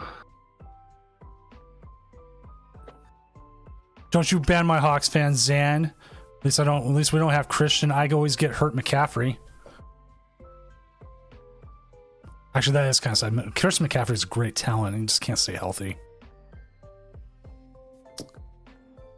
But yeah, fighting type good. I wonder, does Snorlax do well against Okie Dogie? My guess is if you're trained to get, do you have ways of getting rid of all your extra basics? Well, even then, okay, you know what? Ogre can still attack. So you have 5 attackers technically. You just gotta worry about Cleffa. Cleffa is the main concern. Yeah. You can swing with Monkey Dory. You can swing with Fez. Radiant Charizard's a little annoying, but it does knock stuff out. So does Ursaluna. Yeah. That's a lot of manual attachment. But you can do it. I mean, it's not like they're going anywhere. Yeah. Time. Again, it's just trying to get them to the discard. And there's like, you got 1 penny. So you got 1 for a chance of getting rid of it. But again, there's just no discard. Yeah. Like no discard at all. Wow. There's nothing. Not. Yeah, like not even a research. No research, no super rod, no earthen vessel. So like a couple bad flutes or Ericas and you're dead. I'm genuinely surprised at the not even 1 vessel with that kind of, you've got 5 fighting, 3 darkness, 1 fire. You've got 3 different basic energy types and no vessel. I mean, you do have Colress. You do have Colress, but that's tenacity. Yeah, tenacity, not experiment. Although my fondness for Colress as experiment knows no bounds. Same. I have a theory about Live that Live likes the regular full art better than the Illustrator rare. Ooh. So you're more likely to have it on turn 1. More likely to find it off a Pokegear. Yeah, I see it. It's all just feelings. There's probably no scientific notion behind it. No, I think it's scientific. But every time I play the full art over the Illustrator rare, I feel like I get it every time. I love live astrology. I mean, hey, science usually starts with a hunch, so like... There's no evidence to back it up. There's nothing about RNG. It just feels Right. And if anyone starts a spreadsheet and ruins your belief, They can go F it's themselves. over. Yeah, banned. Banned. Banned from the tournament series. No more. Colress is my boy. You know, new ban list for Tournament of Doom. Color's Experiment Illustrator Rare. Banned. Banned. Get it out of here. All right. Round 5 is up. We had one game, one tie. They both said GG's. I took that as they're done. All right. Let's find out who they are playing against and see if they are able to stream. Well, look at Lucy Applegate at 4-0 with Snorlax. Yeah, 2 4-0s on Snorlax. Let's find out. It's Blue Jays versus Ryan Hidar. Oh, this is even better. Conkeldurr versus Okidogi. Oh. Fighting type Smackdown. Single prizer Smackdown at that. I've asked. We'll see. I'll also look into some of our other matches just to make sure. So we have Huntimon, Cloth, Terrapagos versus Charizard Pidgeot. They're both 4-0.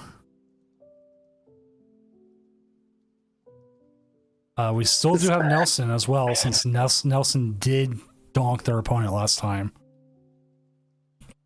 See, does the Okidogi have any way to boost the damage? Because like 170 falling just shy of the KO, that's got to feel bad. But Conkeldurr poisons itself. That's true. Never mind. Yeah, so you have you usually have that extra 10 built in. Oh yeah, your opponent is kind enough to do it themselves. They are unable to. So, MDG 459. Did we just watch them, or is that someone we were trying to watch? They sound familiar. Let's go look at it real quick. Yeah. The fact that they're muted tells me that I've had them on before. I'm trying to remember who they are. But yeah, the players weren't able to because one's on a VPN and doesn't want to risk it, and the other one just doesn't feel comfortable, which that's perfectly fine. Yeah. Let me check my list. I think I have a list of people who I forget who they are. Not on that list. Let me see if I can find. It's like 2 and 2. 2 and 2. Cloth Tropicos versus Raging Bolt. They're waiting. Let's go with Nelson's game. They're 3-1, so they're definitely playing. Yeah, I will say they did miss both round 1 and round 2, so they're 2-0 in games, but yeah. Their opponent hasn't showed up yet, and I don't know if they will, being 2-2. So yeah. This is Miraidon versus Shin Pao. Okay. I'll update the names here, but I'll hand it off to both of you. Yeah, it'd be nice to maybe see a little more of Shin Pao than we got. Yeah. I mean, Champao did Champao things. It used Moonlight Shuriken on turn 2. Taking out the only Curlias in play.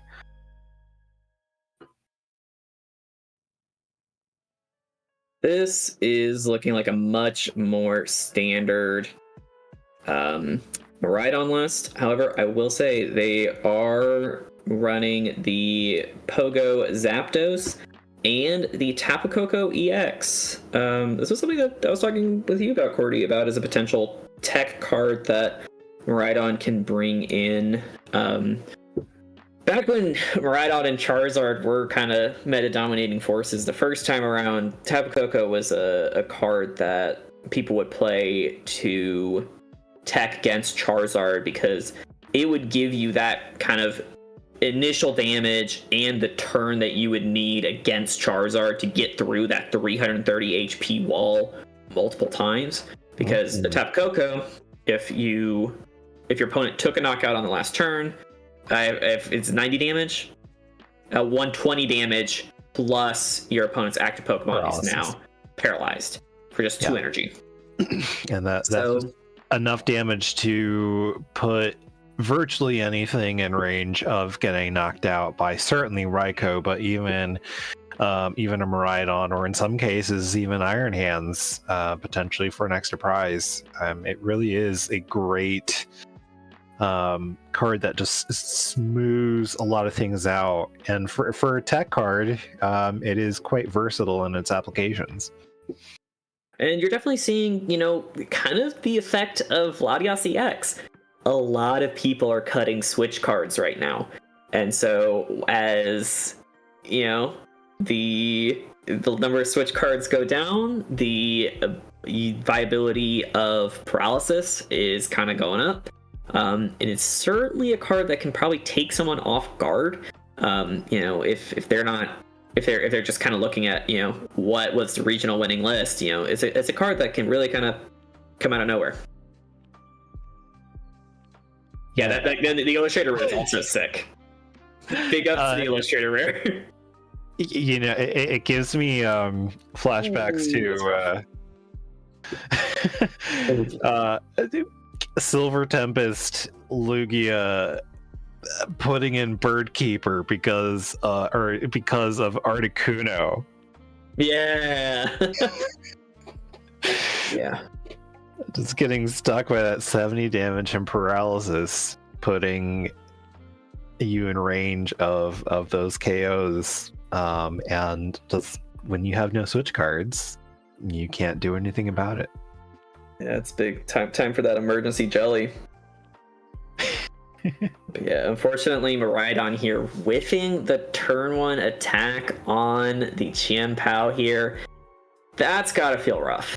The Chien-Pao is just sitting there, just a juicy 2-prizer that the Palkia would need to use its V-Star and have the evolution to really kind of do anything in return. At which point you just have the Magneton to really just charge up another attacker and KO right back.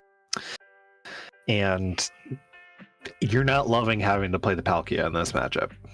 No, but I mean, I do not blame Nelson here for benching that Palkia, because that's the kind of thing, it's like, you're in this matchup, it's like Miraidon is one of those decks that's just really good at hitting 220 on turn 1. And this game they didn't hit there, but it's very easy to imagine a world in which you don't bench the Palkia, but they get the 220 and then it's over. I don't have to imagine that world very, very hard at all. All right, so going for the Palkia here, looking to maybe try and canceling Cologne, Subspace Swell this Pika? I mean, how much? We got 8 Pokemon in play. That's 160. That's 220. You just need to superior energy retrieval back the lightning. And then you can discarding 2 water energy. And then you can Star Portal, attach 1 to Chien-Pao, 2 to Palkia, and then Subspace Swell for the knockout. And so, I mean, this is a good response, but the unfortunate thing is it comes at the expense of setting up the rest of your board. You still have no Frigibacks in play. This Chien-Pao is going to have 1 energy on it, and your opponent is almost certainly going to be able to KO this. We're just going for the helmet. Right. Wait. Oh yes, you can discard from any Pokemon in play. I forgot how Chien-Pao worked. It's been years since I've seen this card in play. Sure. Also, Day Camp, the single strike Houndoom saw play. That was an extremely good ability it had. Maybe not meta defining, but it certainly saw play. Does anyone else remember when we came back from COVID and single strike Gengar won the first regional back? I do remember that. Yeah. And it's like, what's gonna win? What's it gonna be? Gengar VMAX. Yeah. Also, Hazy, man, good to see you here. I would watch I would Gen 4 absolutely. My Little Pony. You know I would. Yeah. All right, flip the script coming in here. Already got the lightning energy on this Miraidon. Gonna have a easy time knocking out this snow leopard. Yeah, concealed cards, just churning through the deck, looking for more resources. Coming into the Miraidon here and bossing the Pokemon. I mean, that's Miraidon, 3-4 gusts. And this build is actually on Prime Catcher as its A spec, not on Secret Box. So it has more gust. Yeah, I like the counter gain. Yeah. It's probably pretty good when you have to go first and you get KO'd by something, like in the mirror or, against Raging Bolt.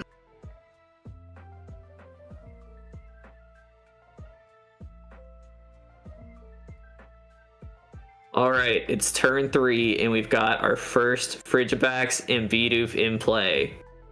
It's happening.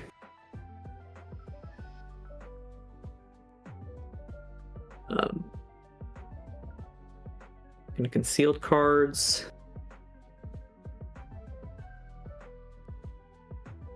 Yeah, it's tough to see a line towards victory without taking a knockout on this turn. And I don't think there's a way to take a knockout on this turn. But not a way to take a knockout on this turn, I can tell you that much. Yeah. But Miraidon is gonna have to come up with a way to reset the cooldown on Photon Blaster or set up another Miraidon here. Looks like they got at least one energy going there. Electric Generator. Spin the wheel. And get 2 energy. All right, and now you have free retreat. Counter gain necessary. Fresh Miraidon. Yeah, it's cool. Watch Miraidon. It even. I mean, it's not like. Does it even tell time? Like, does it even write twice a day? Like. Yeah, nice little super rod here. Just. Yeah, interesting to do the super rod before the concealed cards there. Maybe just looking to draw into the right coat naturally? Or maybe just wanting an energy attachment? It's not looking good for Blue Miraidon here. Yeah, I mean, yeah, I will say the one kind of... Okay, well, yeah, it's tough because it's like...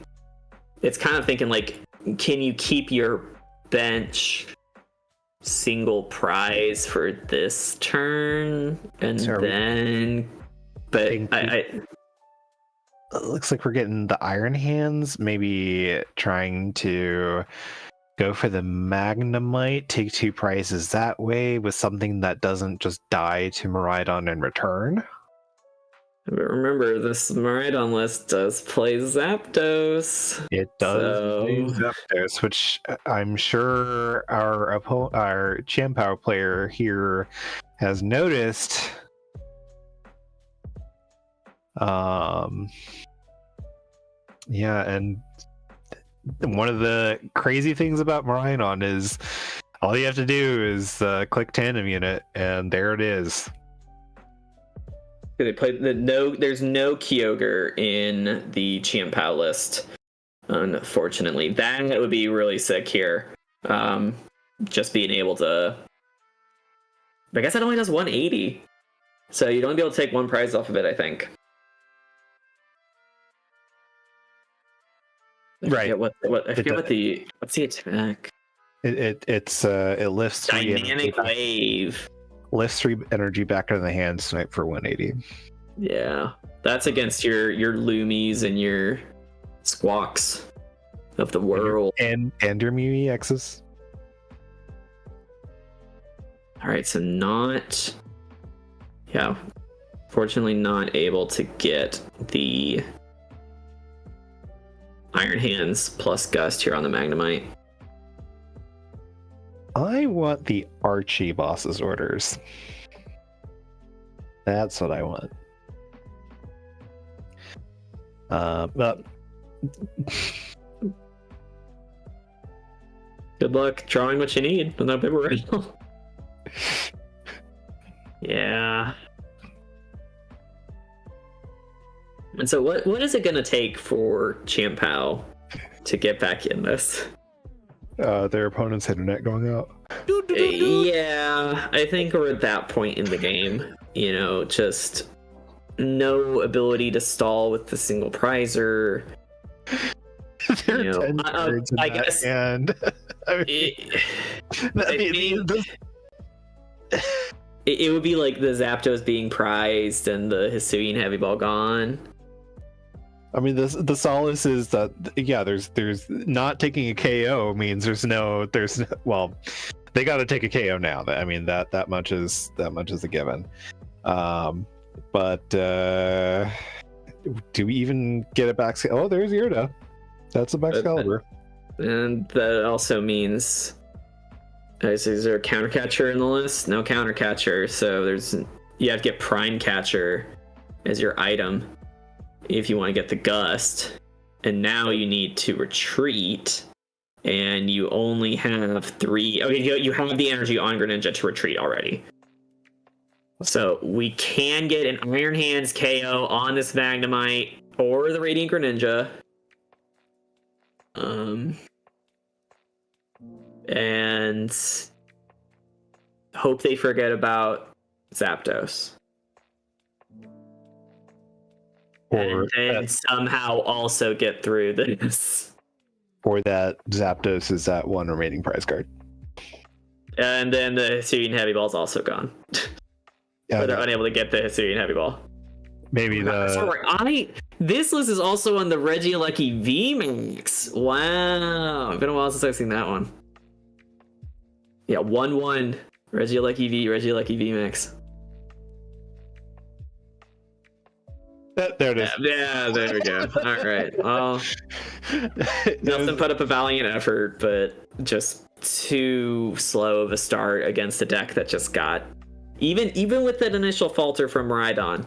The boss on the Palkia that was supposed to follow up just not enough. They had a good response to the Pika stall, but that Gust on the Palkia just really too much to handle. Well, the other game I was hoping to pull up, they're already finished. We actually have a lot of games finishing pretty quickly. I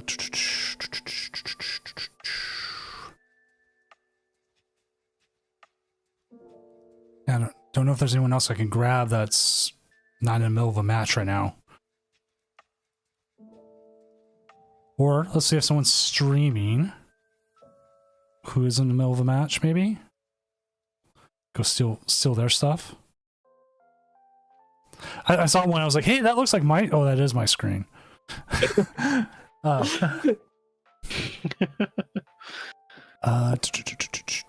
Complete matches.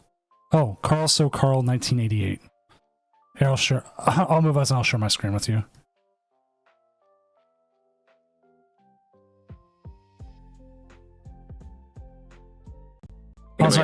Also, I know it's about time for YouTube to be... Yeah, let's just sign off, but We can we'll finish out the round. Yeah. Just finish out here and go from there. Which I will also give them a shout out because I am still in their content. But also, if I do that, I also, like I said, I give shout outs and I will also go give them a follow. I almost pressed raid. I'm so bad at that. I did that a couple days, like last week. High Flyer UK raided me, and then I went and said /raid instead of shout out. Oh my gosh! And it's like can't do that. I'm like, oh, thank God. Go, you raid me, will you?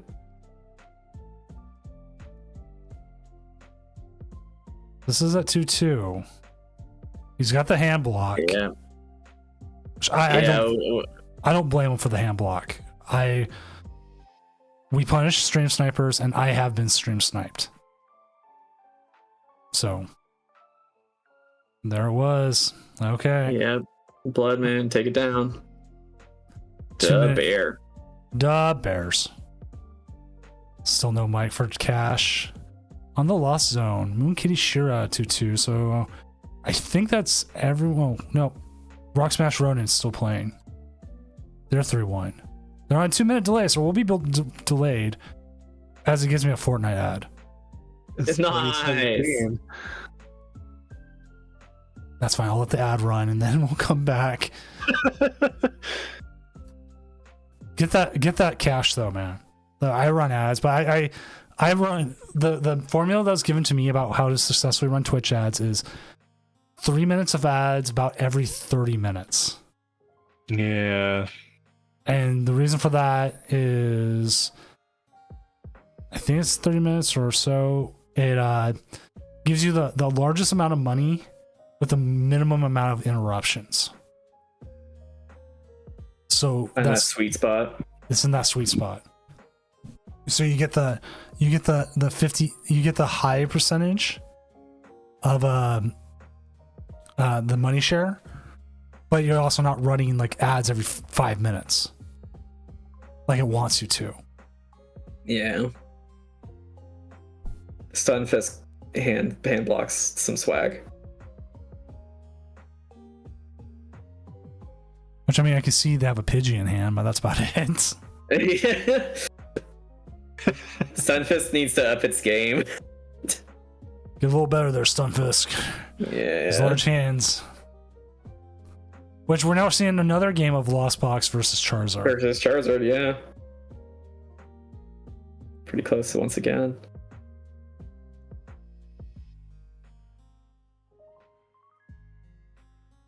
I mean, if they have a boss's orders, they should be able to just win the game. I'm guessing they don't have boss's orders. Yeah, it looks like Probably would have seen it. quick search has already been used. Alonzo VF 007, thank you for the follow.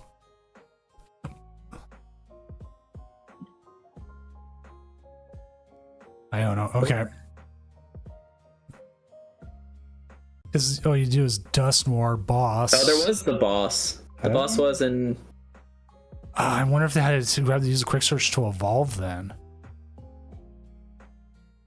Yeah, well, no, yeah, I don't know what they grabbed off the quick search. I was too busy talking about the stuff. They just brought up the Pikachu. That means they have to have the The Gravity Mountain is in their deck list. 95. But if they thank you have for it the off follow my as well. own, no. Switch Kurt Nest Ball. Not exactly what you're looking for. Rod, maybe?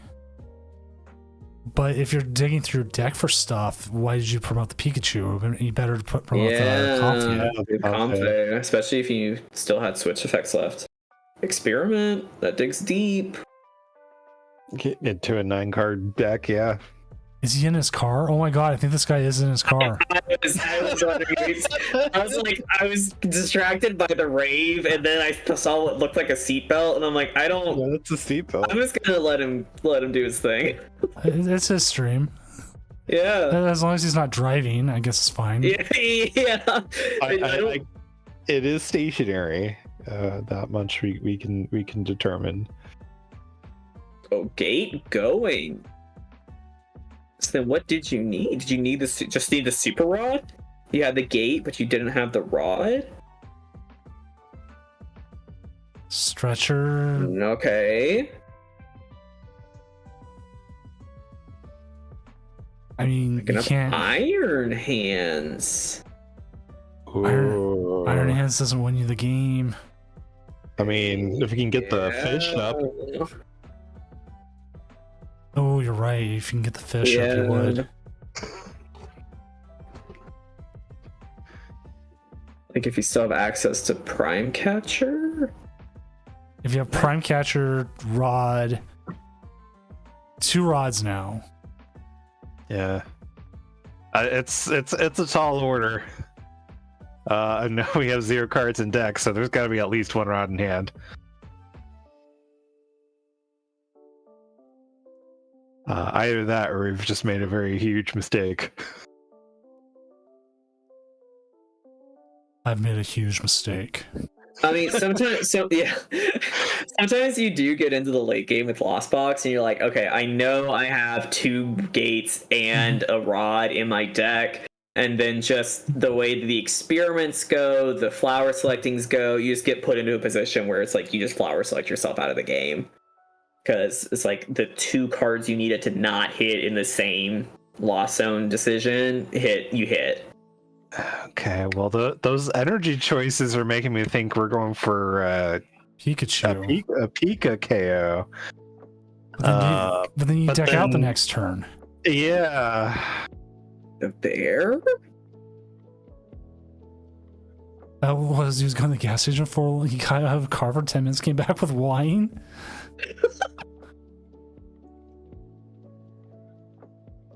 and this is the last match going right now. No other match. Oh, he split the energy even. What are they doing? I know. That's yeah. Also, I will There's say, the catcher. There's the prime catcher.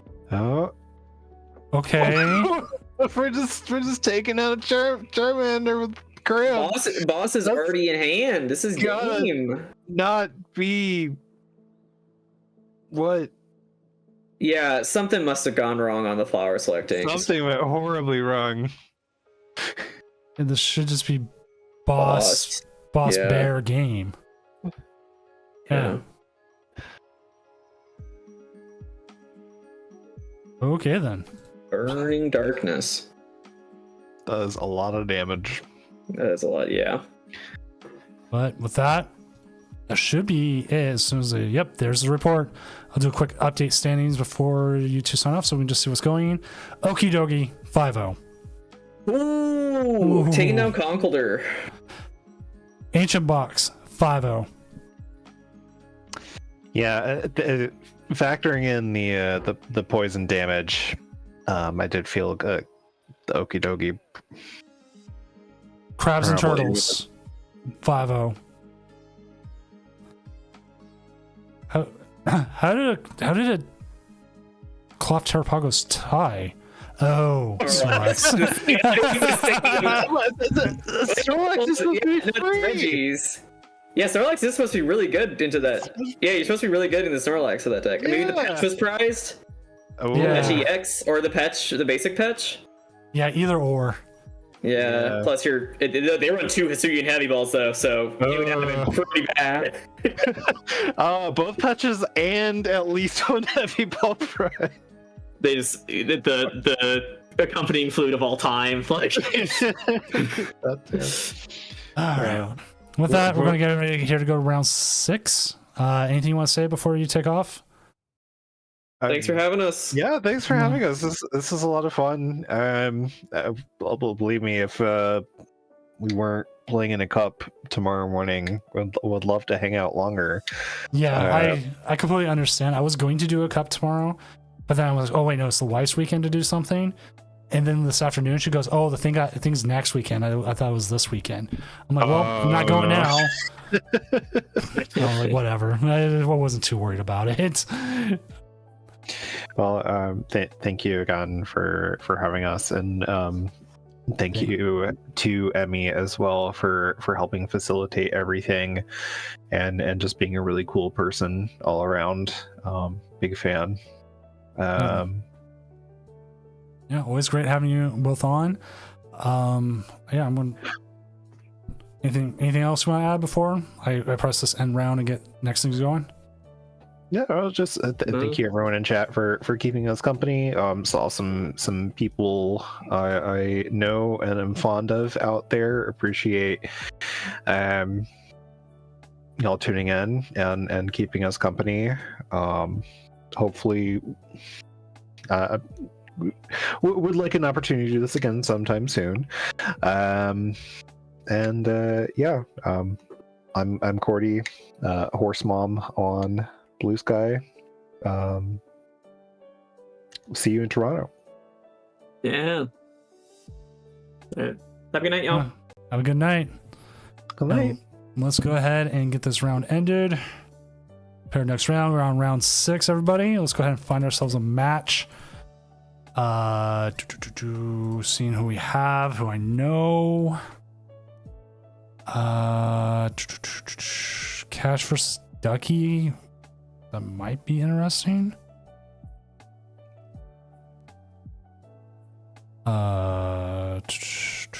Disco Diamond versus the Hustler. I'm trying to remember.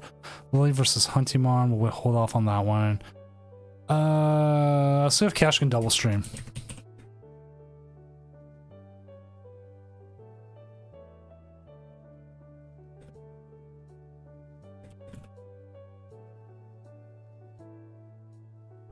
We'll get Hydreigon versus Lost Box here is what I'm looking for.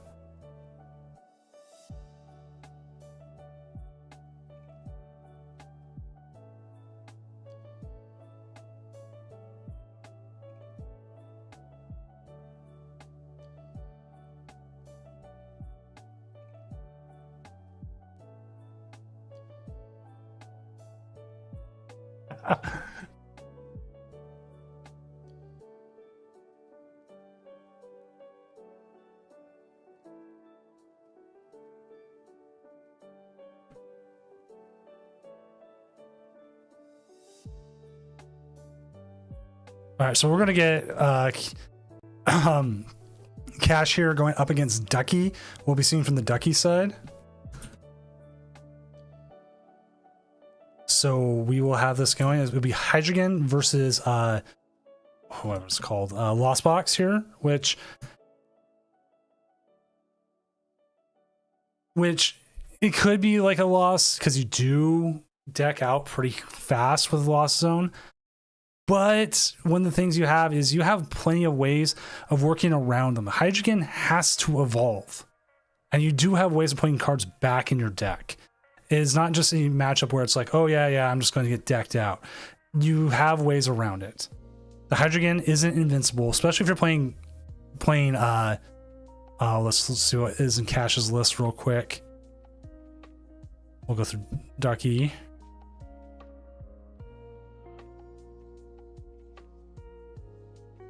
Like, if they don't play the Pikachu, okay, that's fine. There's still ways. They have the Cramorant. They have the Radiant Greninja. They're playing the Gravity Gemstone. De-Evolution. You don't know how this is going to go. This is a very interesting list.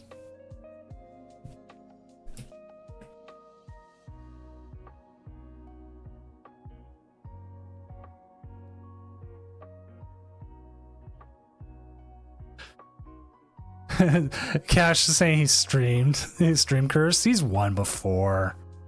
You're fine.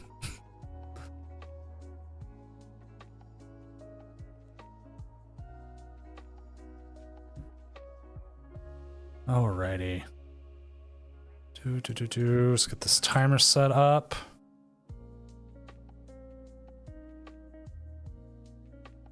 And once this game gets going, we'll have it. There we go. List of names that should be good.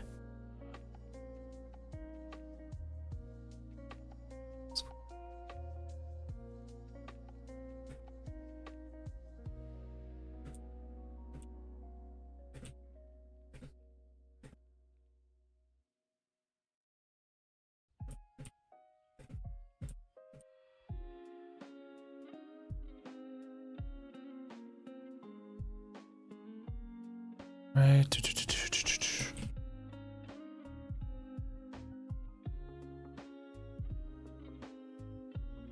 Yeah, right?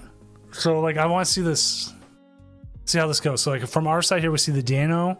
They do have the Buddy Poffin. Waiting on them to not set up here. So what they start with. Oh, the Sableye start, though. Kubiak, it freezes what it is. It does not help. So, like, you don't really like to see your opponents drop out. But they're free to drop out. There's nothing stopping them from doing so.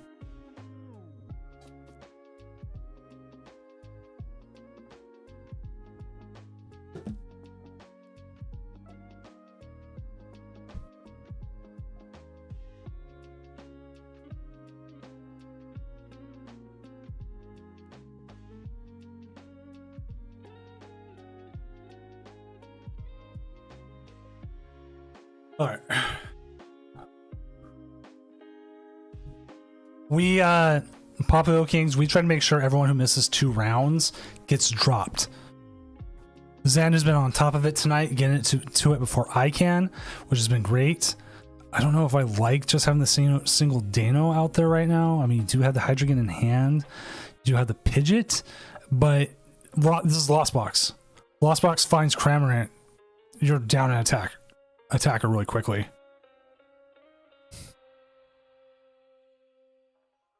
Yeah, we always make sure it makes the tournament look in general better as the standings go on. Instead of having, like, if you look at the pairings and see a whole bunch of double game losses going down the thing, it's like if you're not here, we're just gonna drop you. Like right now we have to drop 1, 2, 3, 4, 5, 6, 7, 8, 9, 10, 11 players. No, I'm sorry, not 11. It looks like 9. Couple first round misses. But they missed 2 rounds, they're gone. Very rarely do we ever have someone show up after missing 2 rounds and showing up they still want to.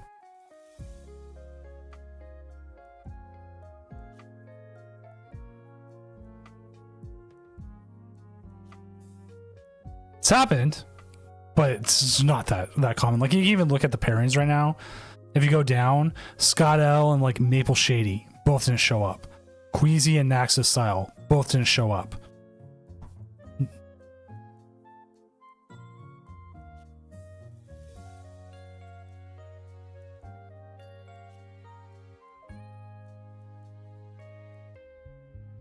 We're seeing it. Where are we possibly seeing it? There's the Manaphy. Protect against that Hydreigon. A lot of people forget Hydreigon's second attack is really good. Alright, we'll definitely end up here seeing... We're going to definitely see the Pidgeot. Probably going to see the Forest Sealstone as well. Which is like the only non-blinged out card in this deck. How did we never get a gold Forest Sealstone? Probably because... I can give 1,000 reasons why. But it does weird me out that it wasn't one of the cards that they got as a gold card.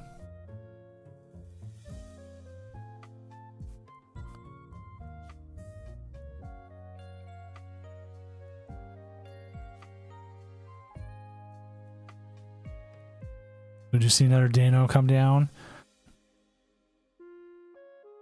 Prize pack non-holo is exactly what I use, Day Camp. I have a prize pack non-holo. I have the Regieleki non-holo.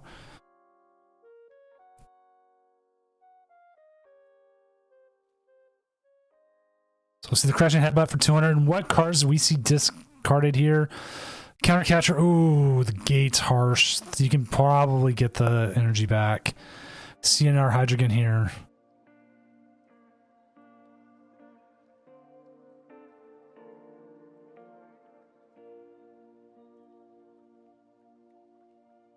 Now, as Cash was predicting a little bit, this is a very hard matchup for him. I thought he was running a different Lost Box.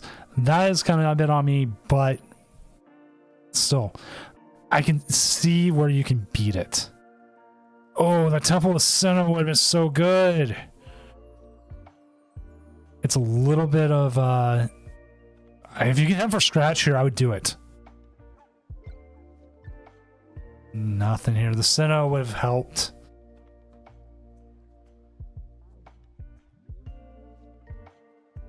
Like, if you're able to attack with a Sableye and then hopefully get your de-evolution later in the game, you could absolutely hurt this deck.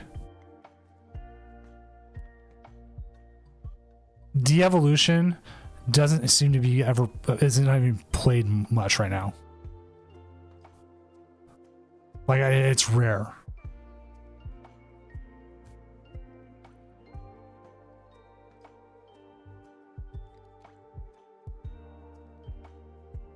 Reduce the boss's orders.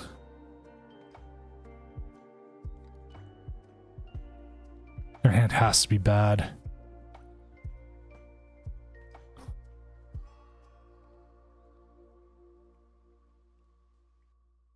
Colress, okay. Getting a little closer.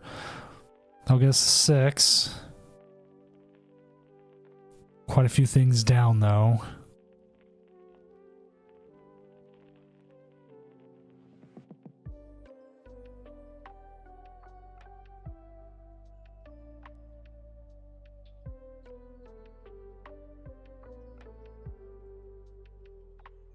See the poppin'. We're gonna get ourselves in our comfy. Continue to draw through our deck, trying to get the cards we need. Hopefully keep them in there.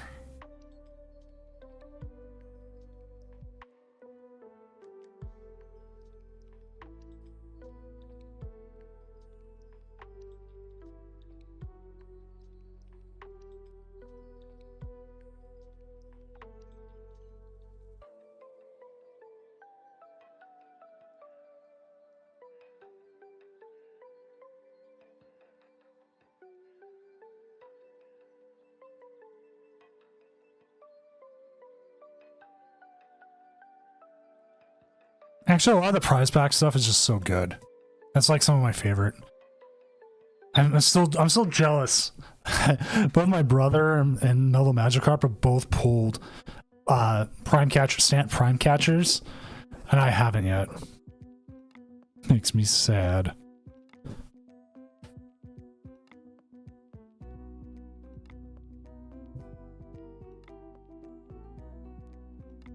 Ooh, we do see the unfair stamp. Not that's doing much to the Pidgeot, but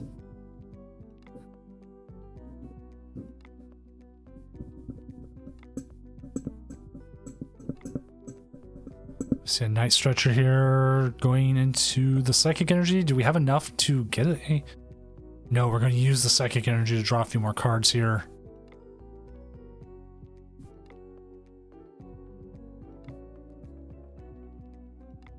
So you know how like you're supposed to spend your coins before they transferred?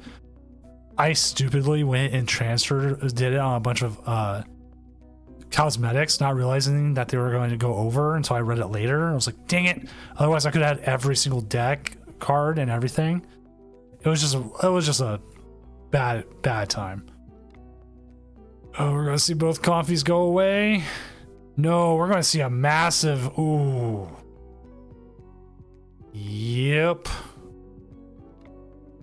Hey, Cash took a prize.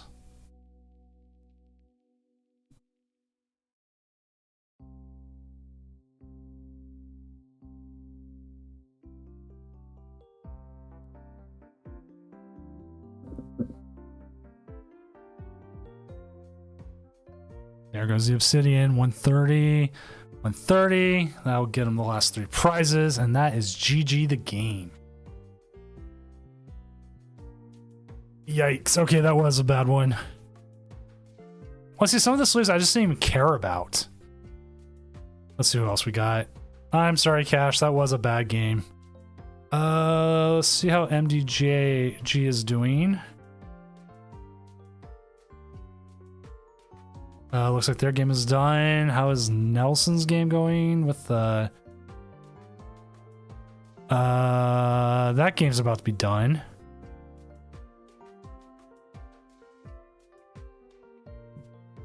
Okay, Daycam, can you link to the Pokédata? We'll bring it up for Perth. We actually are well over half the matches done already, and it looks like we're on our way to get more. Why did I pick it, Cash? 1, because I believe in you. 2, I wanted to get something on that wasn't Chin Pao, and I wanted to see some interesting decks. And you were playing Lost Box, which I like.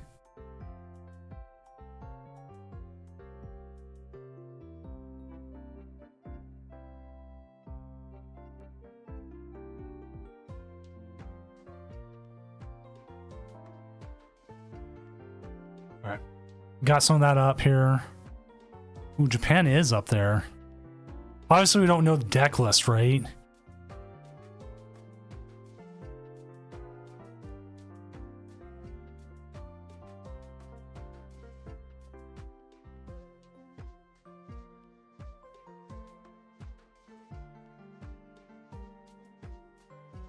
You see, like, originally when I thought you were playing Lost Box, I thought you were playing something closer to, like, the Pikachu Lost Box. And that's what I thought until I had already committed to it. So I was like, oh. That was my fault. So I had to put my faith in you. This also makes sense why there's not as many Australian players tonight. I was like, where's all the Australians? Here. Raul's 301. Currently playing. Okay, Brett Tonneson coming in right now, 4-0. Daichi playing Brett Tonneson. Right? Okay. How many players do they have this time? One. How many Americans? 3 Americans. Wow. Right, you have 23 Japanese players.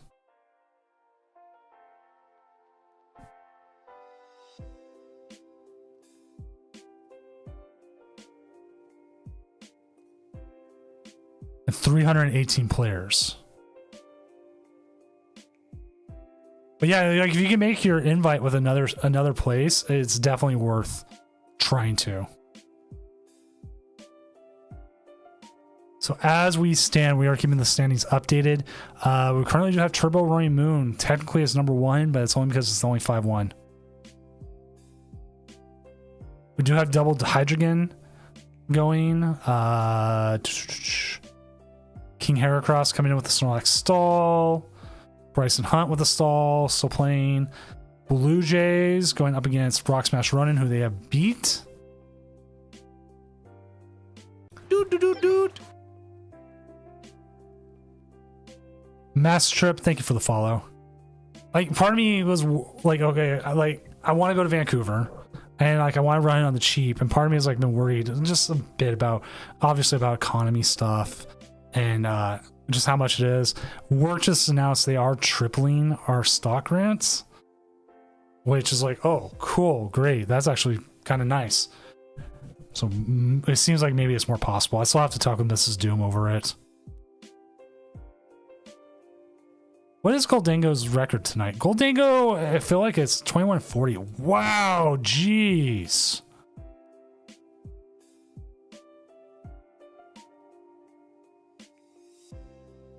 Is there any way to watch the regionals right now? No, there is not. TPCI doesn't have official ones, and you can watch the Go of all things. But I know the Go was between some independent streamers who worked with TPCI on setting it up.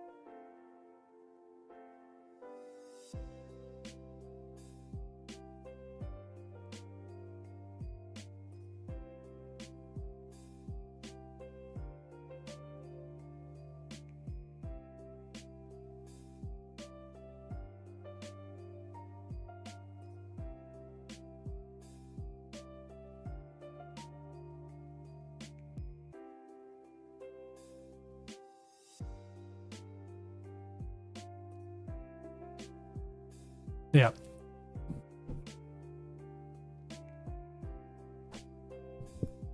Zard is pretty good right now.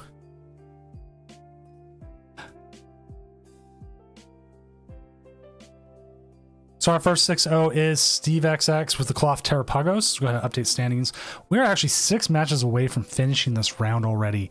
Okie dokie.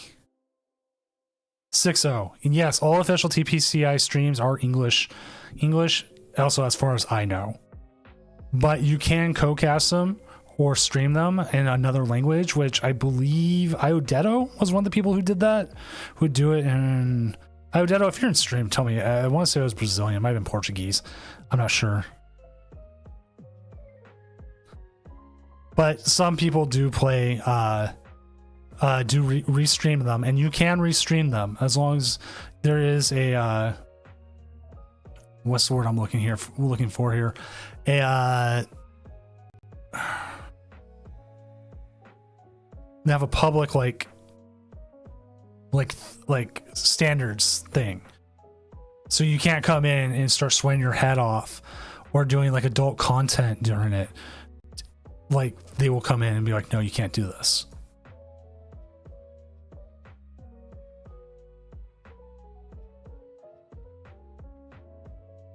We do have Ancient Box coming in 5-1, Dragapult Iron Thorns 5-1, Axionical, I want to say that's how you say it, Turbo Roaring Moon, Leech Chunkosaurus coming in with the Pidgeot Control, ADG 198901 with them right on a 5-1.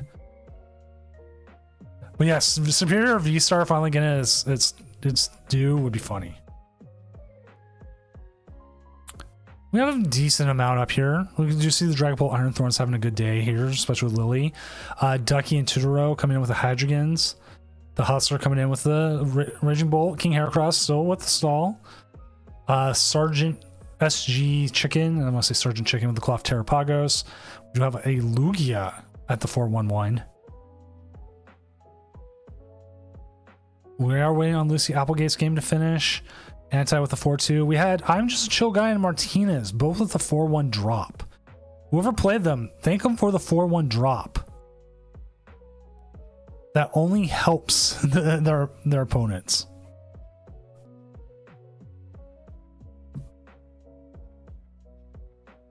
As we're now currently waiting on 5 matches.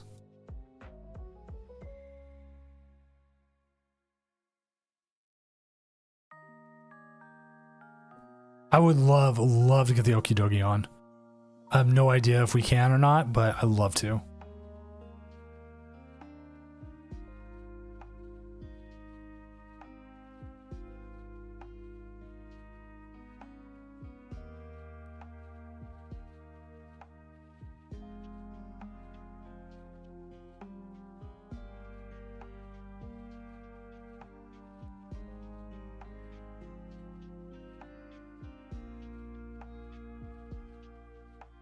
What's also nice is this tournament's actually ran kind of fast tonight comparatively. We've had nights where it's gone absolutely slow.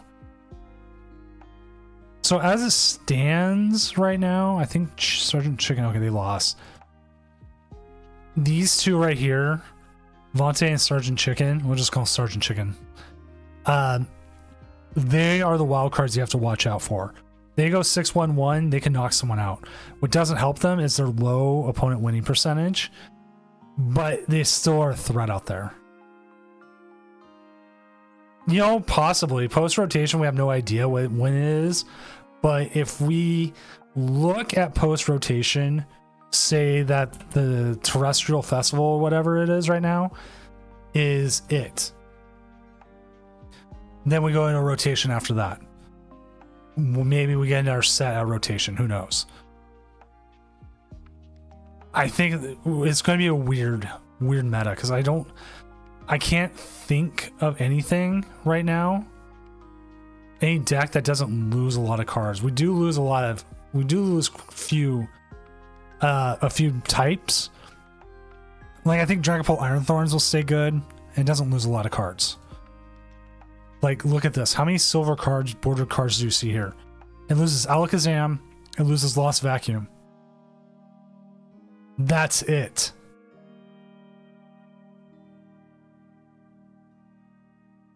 I think so, Peter. Whenever we get it. Just a sec. Just call.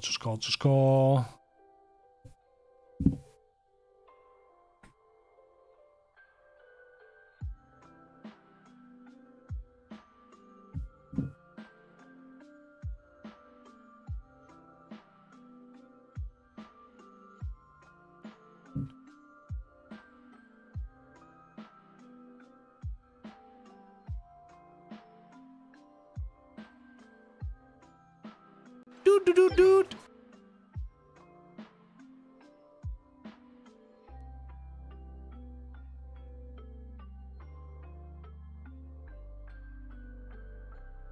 All right.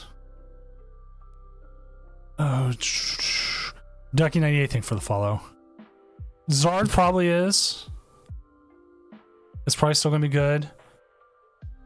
Okay, Zan's got it. Thank you, Zan. Always amazing. Let's see what other ones. I think Terapagos still stays pretty good. It does. The Cloth Terapagos doesn't survive. You lose Electrode. You lose. Well, no, you kind of still survive. Cloth. You know what? Cloth might be still. Oh, Ducky, don't worry about it, man. I have people I watch all the time. I never follow. Like Sunny. I watch Sunny all the time. I have him on. I have never followed him for like 3 years.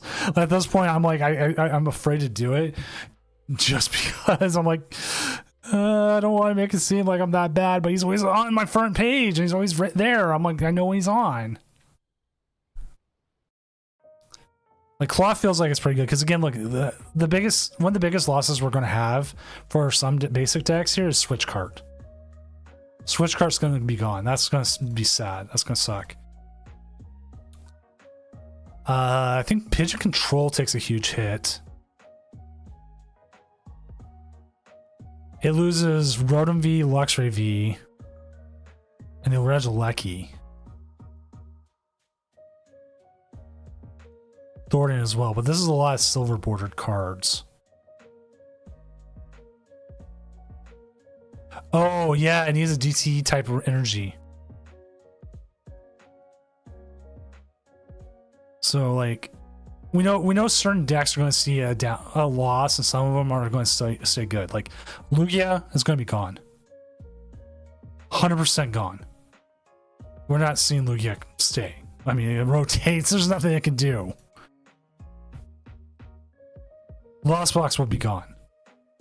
Hydreigon maybe is a little bit better. Charizard, it's going to have a little bit of a harder time setting up. You do lose Thornton if you play it. You do lose Luminion. We lose Rotom V. So you still have Trumpets. That is true.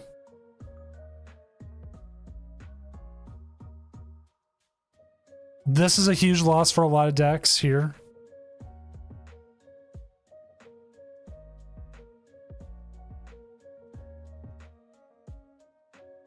Miraidon. If you're looking at this version of Miraidon, you lose the Zapdos, you lose the Regielekis, but not a lot of people play it. You lose these two attackers here, and the Luminion. And then on top of that, if you play the Irida, Heavy Ball, Forest Seal Stone, Cologne's gone. So Mimikyu stonks go up with Cologne gone.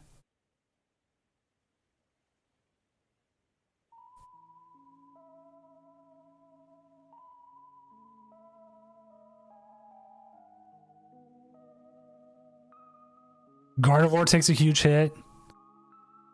It loses the Kirlia and the good Ralts. It keeps Klefki, Drifloon, Monkey Dory. But, I mean, this runs Gardevoir. Gardevoir does not run without refinement. Arven is still there, or Irida is gone.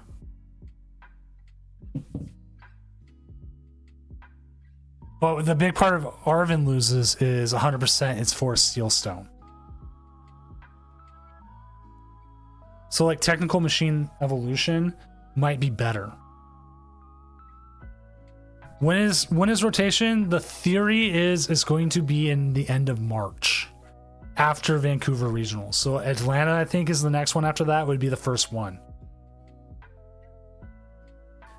Like I'm trying to schedule the next Doom Regional, but I do it by set, and we don't know when the next set is, and if it's near rotation or not.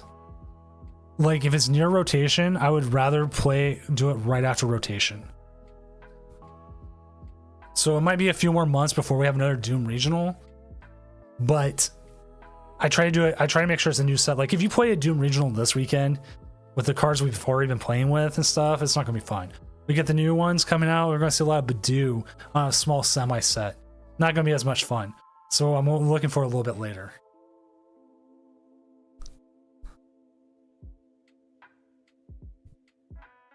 Plus, it gives me time to like find casters and get it all set up with Mrs. Doom.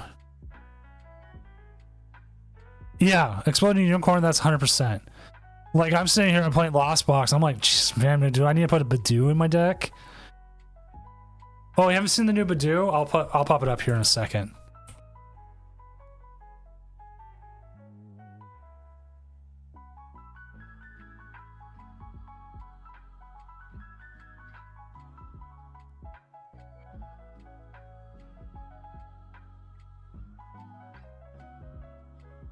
Right here. See it? It's colorless, 10 damage. During your opponent's next turn, they can't play any item cards from their hand. 30 HP though.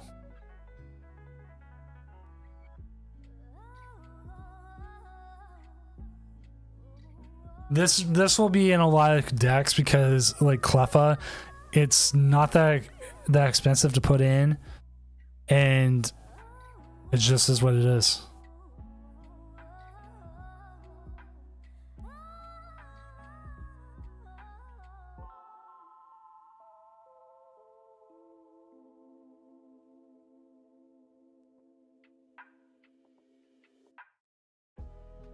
Yeah, it's free.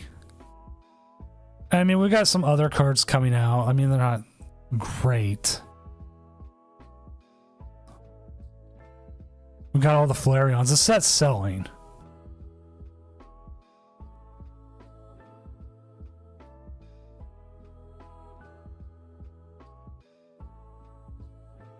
Like, just quickly looking at it, I don't see many more other attackers.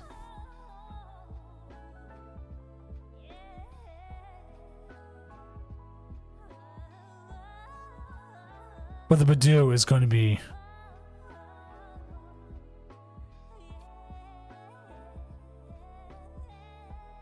That's why I'm looking into it, like, for like a Lost Box.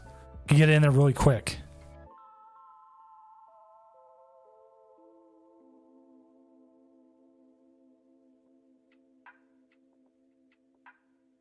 The Slow King is annoying, where it puts back 2 energy into their hand.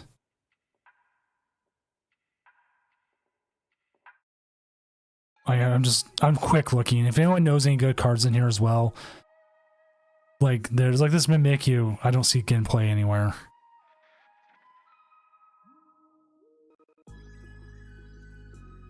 Well, a lot of things could take it out. It's like Cleffa. It's a risk. It's a small Pokemon, but if you're item locking them, good job. There are some decks that are really, really dependent on their items, like Regidrago and Lost Box. I mean, if you could item lock out a Charizard, they're not getting their rare candies out.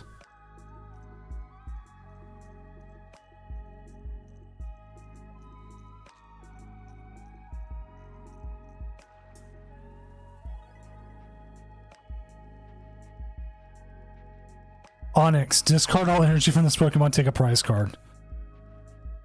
Tapu Koko? I'll look that up in here in a second.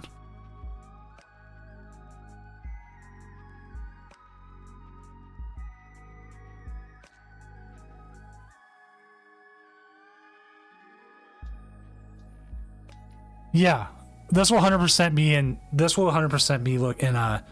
I would definitely say be in Miraidon. You can. It doesn't have the ability that Raikou has, but it can still at least attack, and it's a quick attacker.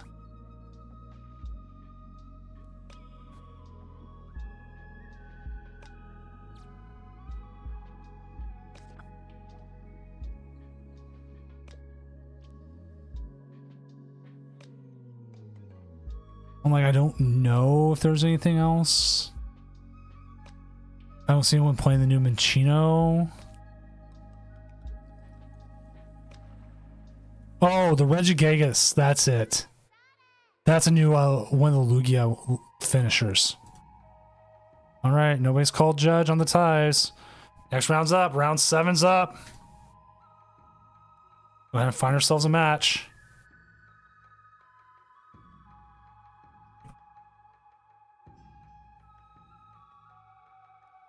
Right.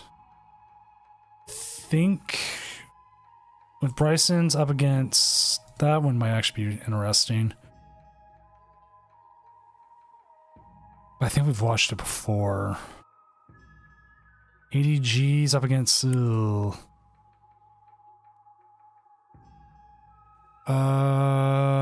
411 drop. Ooh. Ducky is up against the Hustler.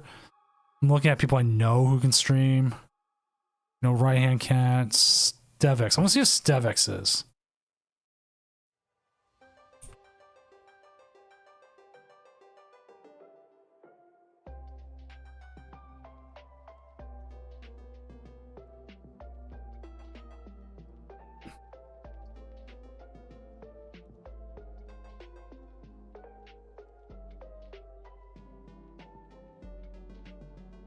We'll see if they can.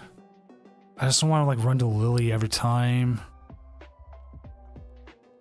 We do have MGJ and we do have Optimistic Idiot who is playing Gold Dingo, which we can get a Dingo on, 4-2.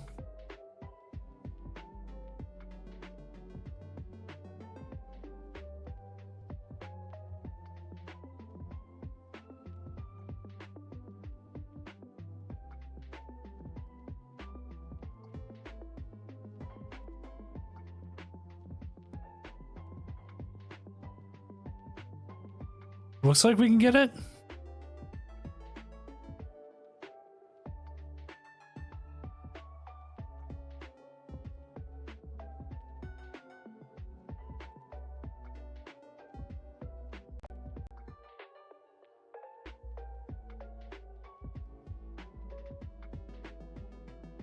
All right, we're getting the 6-0s. Stevex versus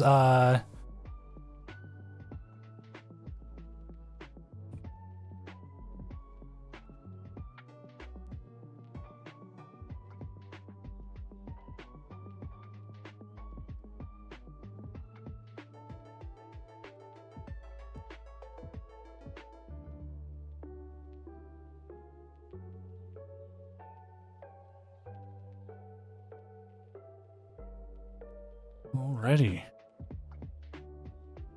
There we go. We're going to have Ryan Hyder versus Stevex.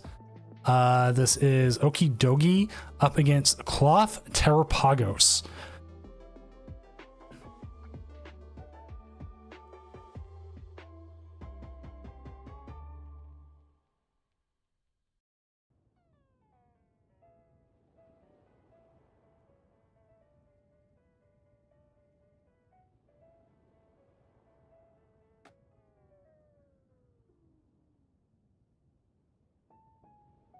All right.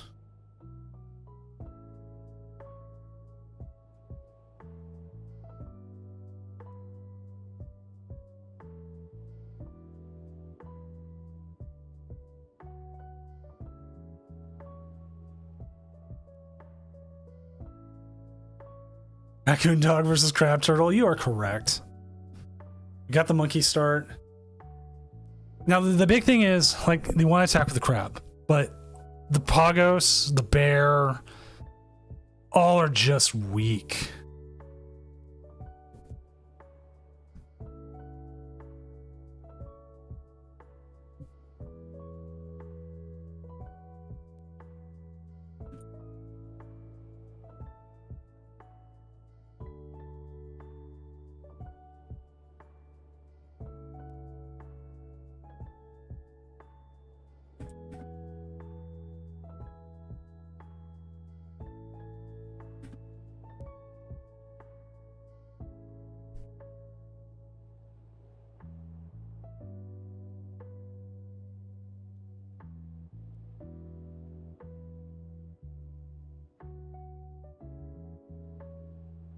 All right.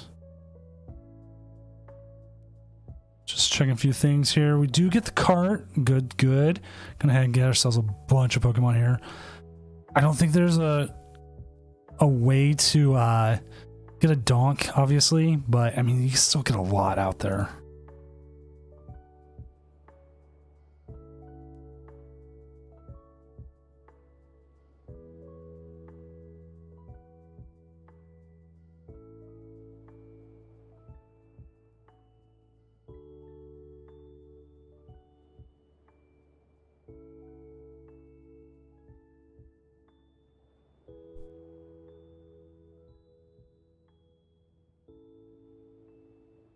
Oh, ready. Sorry. Gosh, you're gonna put some damage though. You can't attack, but I mean, you could still damage.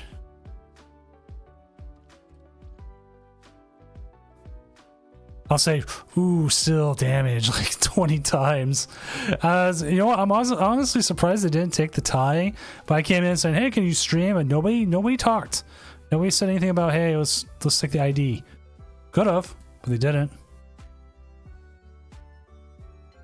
So now the important thing here is they got to get that Petra run out, or they need to get this Okidogi out of the active, which we will see the artisan here. Probably the Guru wouldn't be a bad one. I could see Guru Iron Bundle. Yeah. The Sneasler helps with poison. The Cloth's an attacker. Latios is too important. Well, that's a nice Okidogi art. I didn't know that existed. I am so off with my arts. Oh, we might just see the punch. It's actually the punch.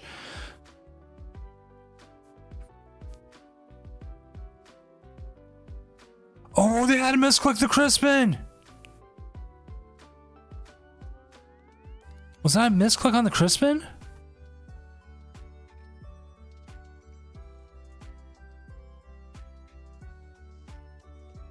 That had to be a misclick on the Crispin. Because they put the dark energy on it, then it would be harder to knock out. But the cloth could still take the KO, and then you're saving your dark energy for something like the Monkey Dory. Oh, it needs to be 2 fighting? Okay, thank you, Day Camp. I focused in too much on the Adrena power, less on the needs for the attack. So no, then that is not a misclick. That is correct.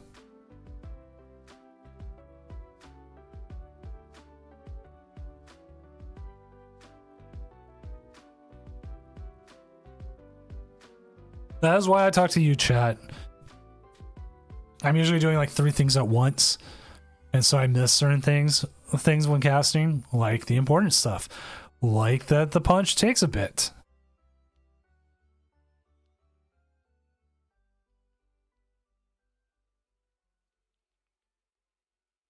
Well, okay. Raise your hand in chat if you've played against the Okidogi deck in the last week. Like the last time I played against the Okidogi deck, I was playing Dragapult, Charizard. Dragapult Charizard.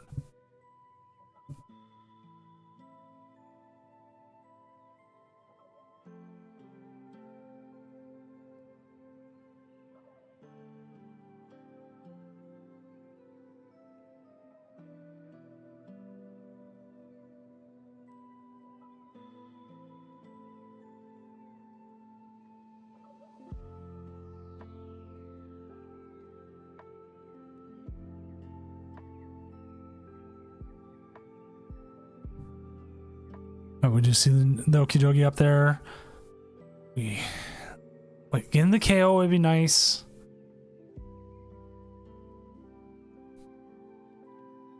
We would need another Crispin.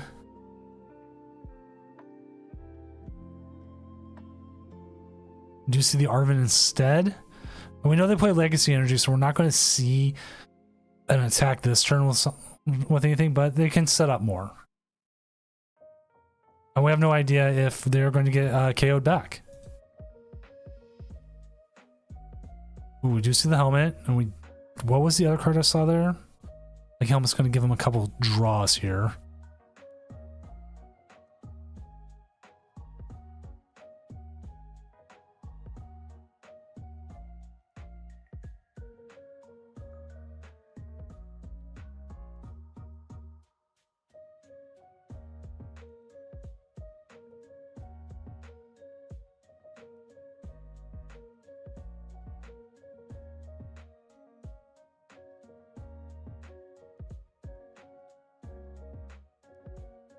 All right.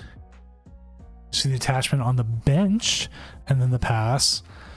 Could be looking out for the possibility here of getting poisoned for 8. Snicker Snack, thank you for the follow as well. So we will see the toxic powder. Little beep beep. Does the Mochi possibly go to the Terapagos? I think it might serve you better on the cloth. And then we see the Petrolite come up, do its thing. Take the 8 damage. Now again, you have to get that Okie Dokie out of there. Or we'll see what their play is. That Dogie's not long for this world.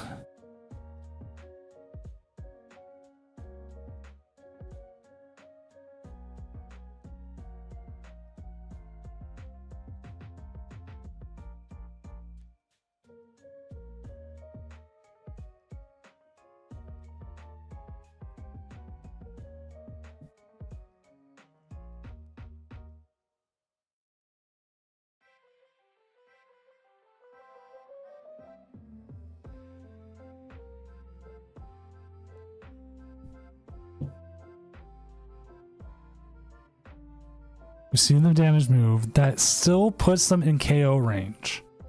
I mean, if you can put a darkness energy on there, but it's too late for that. You have a switch cart. You're still within that range. Not where you want to be. Boss's orders if you had it, but that would buy you a turn. Probably not.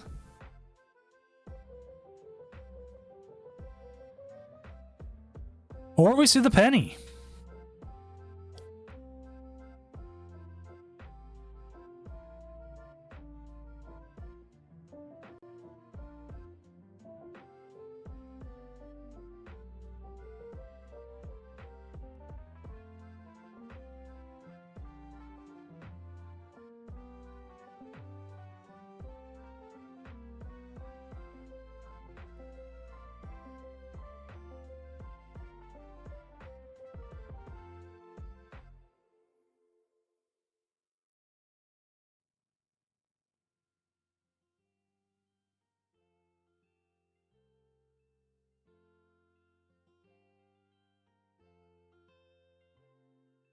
All right, we see the poison again. I'm going to see a little bit of damage here.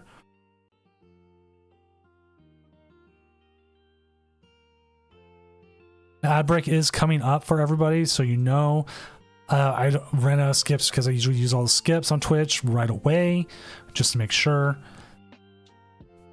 So we see the Adrenaline Brain here. Going to keep poisoning that cloth. Move that damage to the cloth. Now the question is, can they get the Okie Dokie out of the active and possibly take this Petrol Runt out? This Petrol Runt is, put it bluntly, annoying.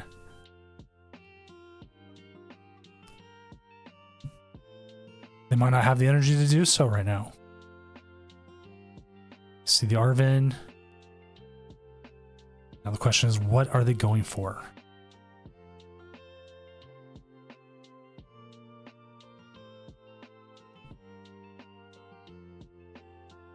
This is the hard part about casting online games. I cannot see what their opponents are going for.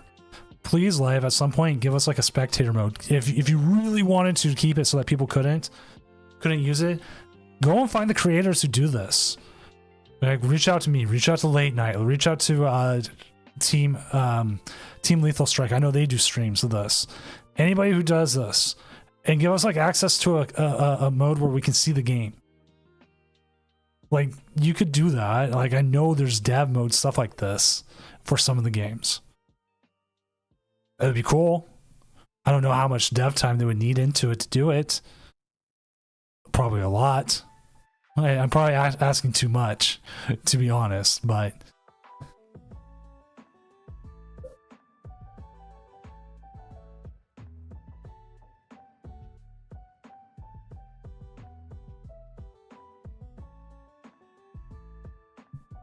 The question is, do you bring up the Cleffa or do you bring up one of the Okie Dogies?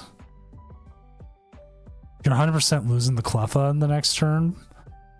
So we're going to see the Dogie come up. Okay.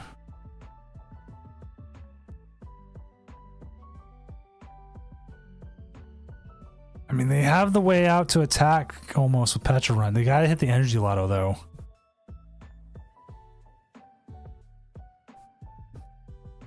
Like, I believe Twin Leaf is supposed to have a spectator mode where you don't see either player's hands.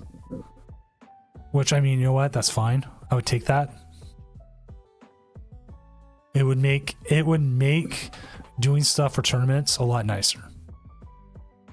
Oh, when we do see the hits off the Energy Lotto, we could see this Okie Dokie go down.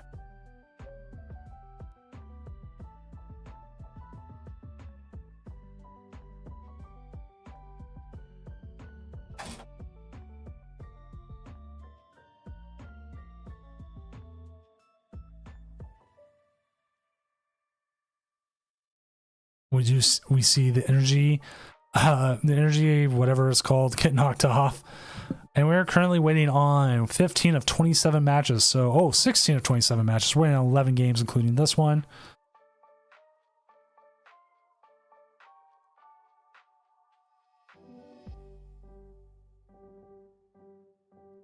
And just checking some of our standings right now. A bunch of 6-1s.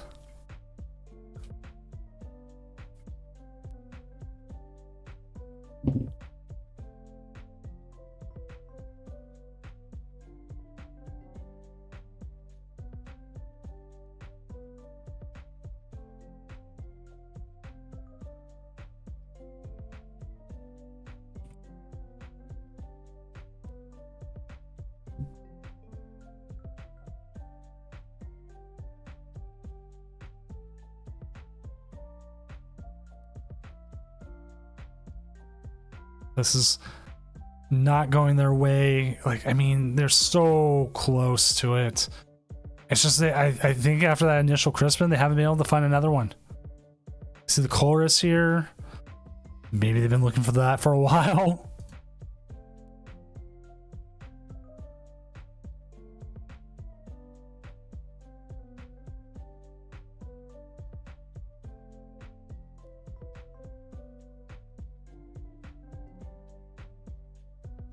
Wow.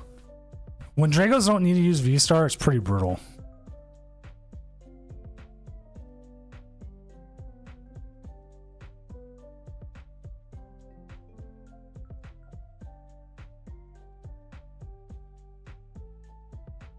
What's up, Matto?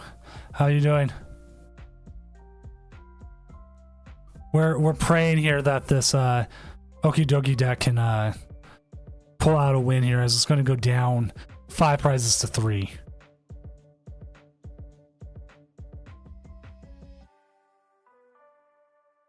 Or 5 prizes to 2, I'm sorry.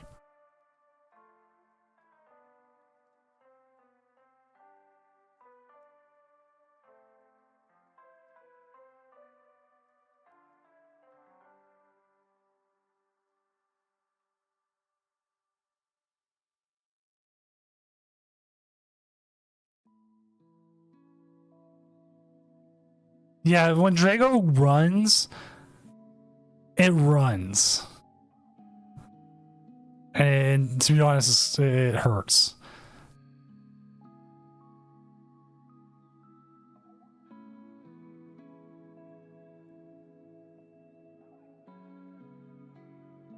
Well, the thing is, they can take out some of those 2 prizers, and the other thing is this Okie Dokie is going to be at 280. It just doesn't matter. It depends on what they have. We do see a Crispin here. If they play Counter Catcher, you could go after that. It kind of does.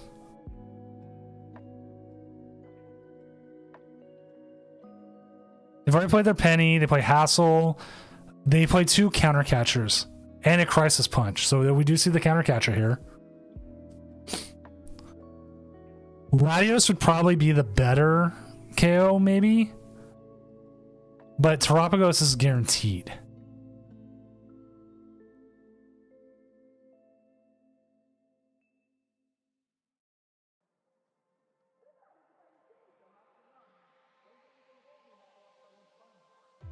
So they'll still have access to Catcher for 1 more turn. And on top of that, I don't think Cloth gets a KO. If I remember right, Cloth will be a little short, even with poison. I don't...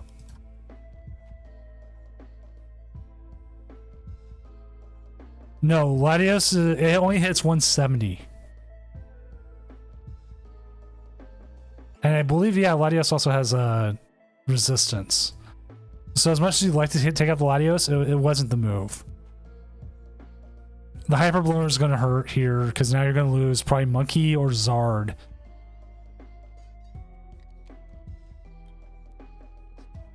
They're going to give out the Monkey.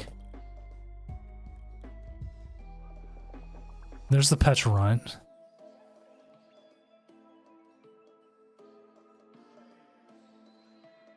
They do play 2 Ionos, and Iono here might actually be a game changer. Because they have enough to take the KO here on the Cloth.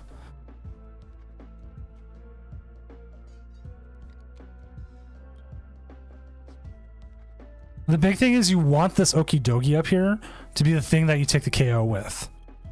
Like if you can Iono KO here with the Okidogi, you could possibly survive one more turn. What's up, Stellar? Because it's got the legacy energy on it. But you really need to hit that Iono.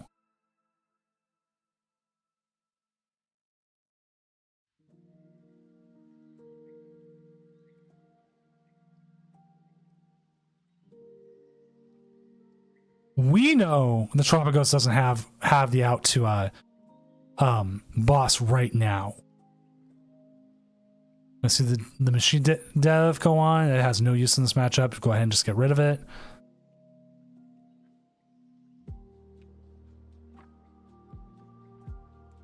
Nest Ball.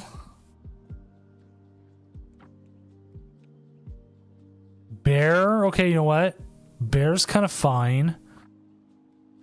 Bear can take a hit.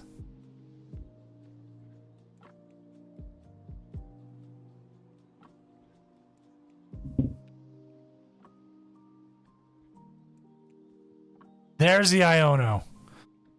6-1 Ducky.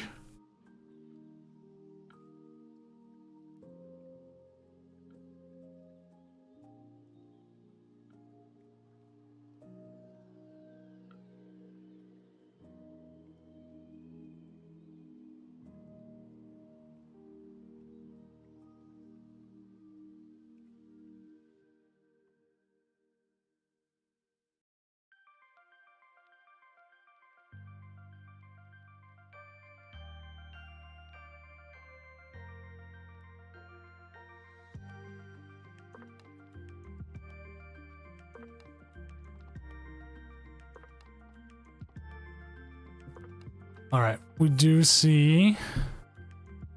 Right, I did see that 2,048 spots for the Ursi tourney this week.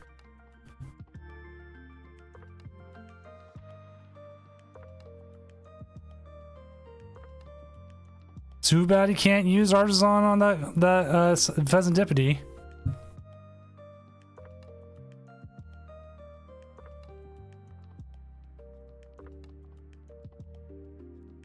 What's the best pickup here? I don't know. That's the question. Because you can't use Night Stretcher to get the energy back. You could just leave the bench open, but now you're just one counter catcher away from losing.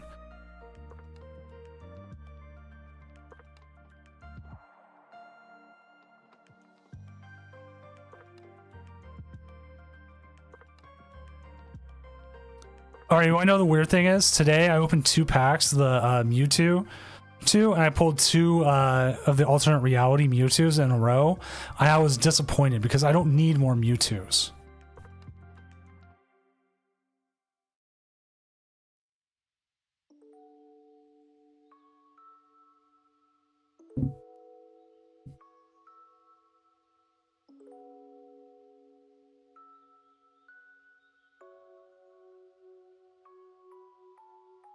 Why are you getting the Pheasantipity? I can't draw. There's a counter catcher. That's about all you needed for game.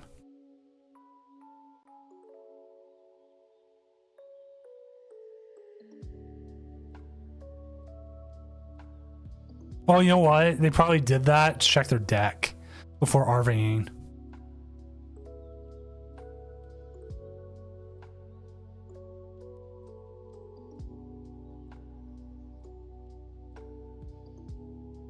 You know, honestly, yeah. I sat there and went, you know what? I would have done the same thing. I would have checked. But Okie dokie, going 7-0. They are guaranteed to be in cut now. There's no way Okie dokie doesn't make the cut. 7-0, cut. The big issue we have right now, there's 11 people who can be 6-1-1. That is the issue we're at right here.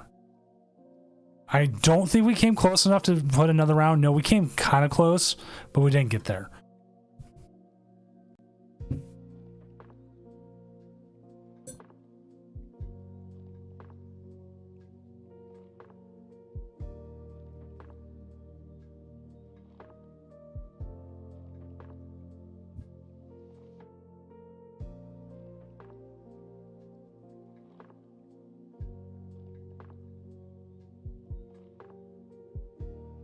I can't bring myself to play back Zard right now.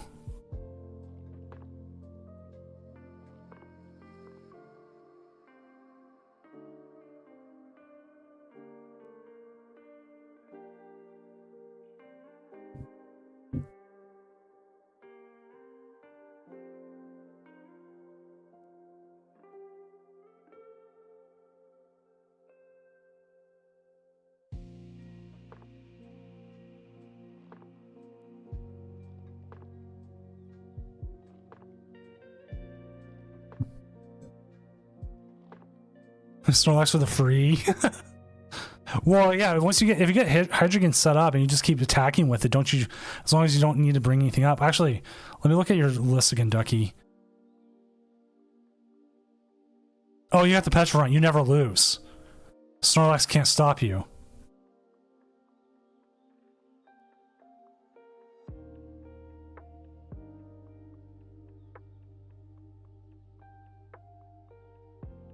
Yeah, you want the Snorlaxes. That's a dub. You get attacking, you just deck them out. There's nothing they can do. They're gonna hurt. As you stand right now, you want someone like Bryson. Or you want Lucy. Clean cut. 100% clean cut. Top 8.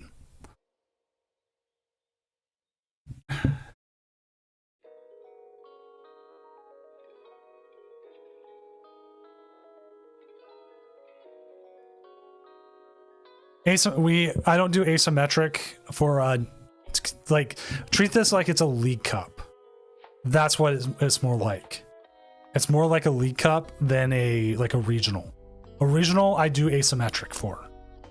Last time we did a regional, we ended up with a clean cut anyways.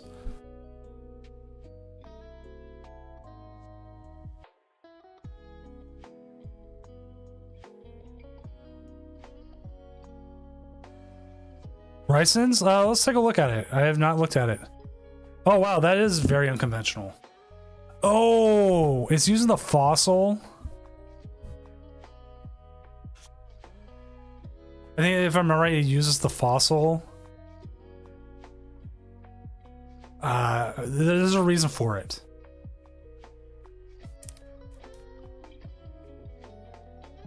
I saw it on Twitter. I don't remember.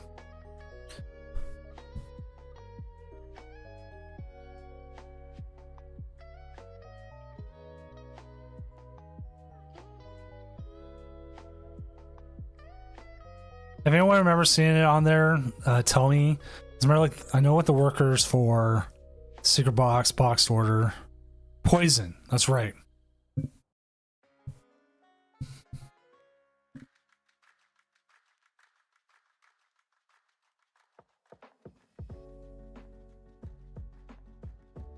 Then we have the Garasha, which isn't that bad. So yeah, this is a very different one. But again, this just loses Hydreigon. Okay, this is what it beats Hydreigon with. The the handheld fan. That's what they got to look out for. And Ducky, do you play? How many Lost Vacuums do you play? Not enough. So I mean, it could be a little bit of a pain in the ass, to be honest, but they have to find a way, depending on what they put out there. Like, everything can still attack as well. There's so much to it. There's to it, but I would still say you're favored into the matchup. Like, you don't ever have to set up a another Pokemon. So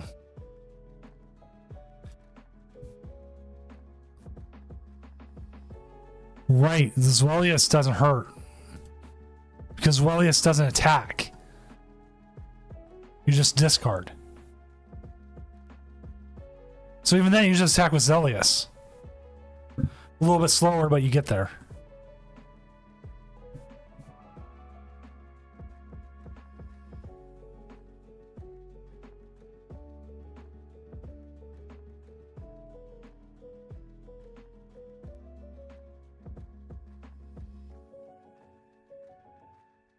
Okay. Looks like our match is all set up.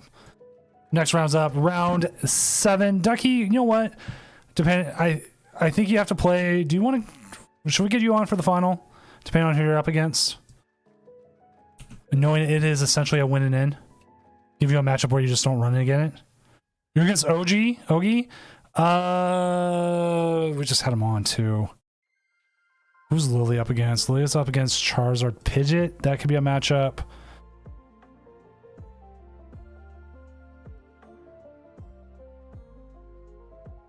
Up to you, man.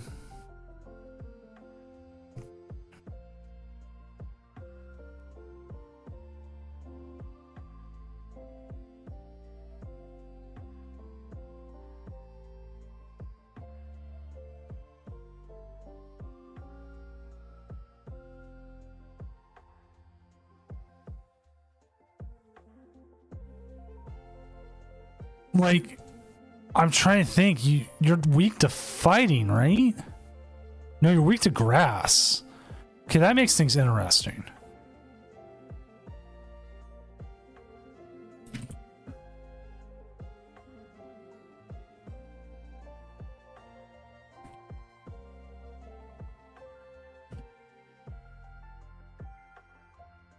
Definitely going to see some IDs though still too.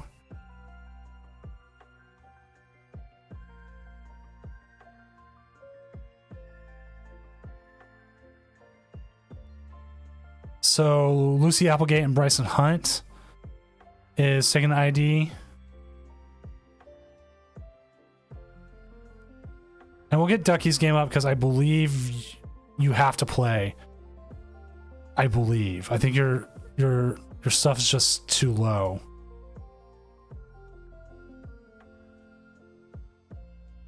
Awesome. Thank you for leaving stream. I always appreciate it. I appreciate you being able to stream as well and every player who can.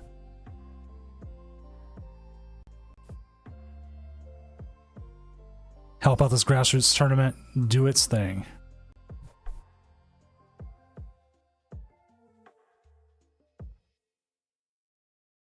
A bigger tourney yesterday? What? You're watching other tournaments other than mine? Come on, Cash. I don't know. Let me see. Let me see what the recently completed was.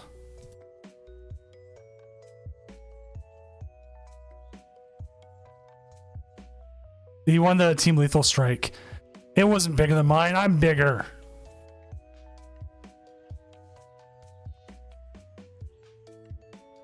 Right now, in the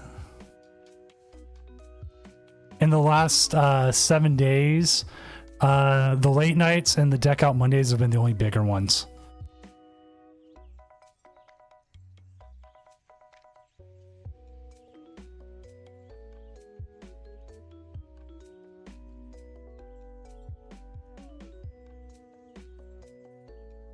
You hurt my feelings, Cash. You hurt my... No, I don't care.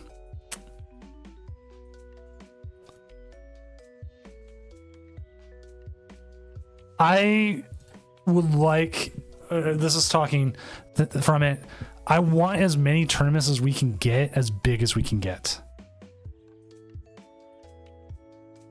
The more tournaments we have large scale, probably the more likely we will see the possibility of having something like this legitimate, having an online league. As it stands right now, I would say Pokemon Pocket is more likely to happen. But right now, though, Pokemon Pocket, like Pokemon Go, is the hot thing right now.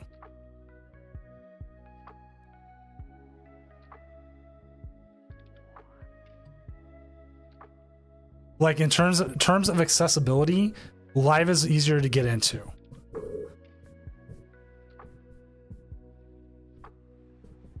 As in, you can get all the good decks a lot easier in live than you can in Pocket. But this is where it comes in. Pocket is 100% easier to be able to get into and play.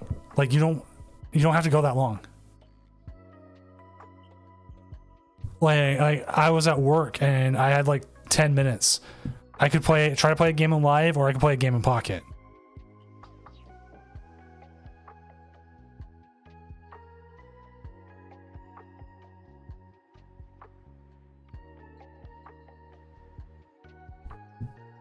But as Cash is putting it, as we do see the Hydra getting set up here, there's people who cannot play online. I mean, play IRL as much as they can online.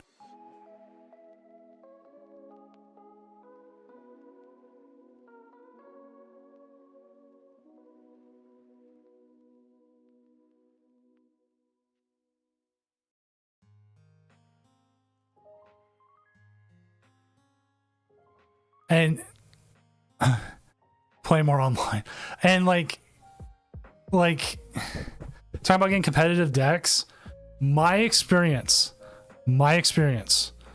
with Pocket was I was lucky enough that TPCI gifted, again hashtag gifted, me enough money to buy a ton of packs.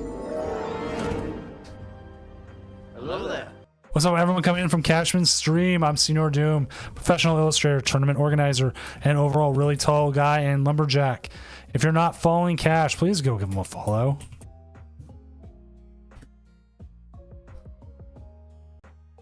He's a good player. I love watching Cash. I know I curse him when I get him on stream, but still.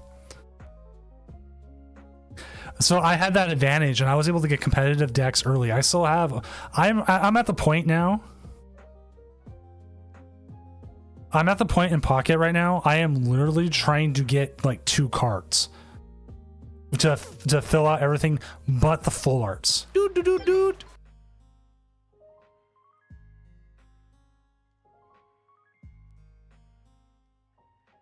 1, 2, thank you for the follow. Cash, what is the issue? Is it not connecting? Is OBS not making it work? There's a couple different ways.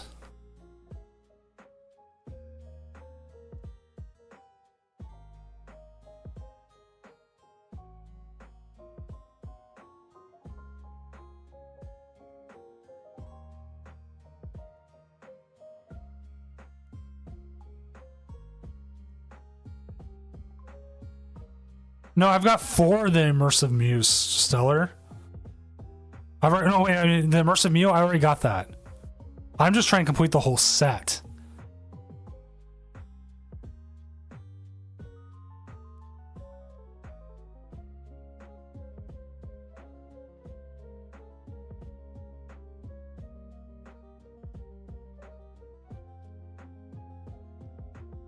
All I'm missing to complete the whole set of every single card that is not considered a illustration rare or something, which even the illustration, like the basic illustration rares, I'm missing Cubone right now. Trainers, I'm missing Koga and Sabrina. Special arts, I'm missing Articuno, I'm missing Moltres, Zapdos, and What was the Gengar? Immersives, I'm missing Charizard and Pikachu.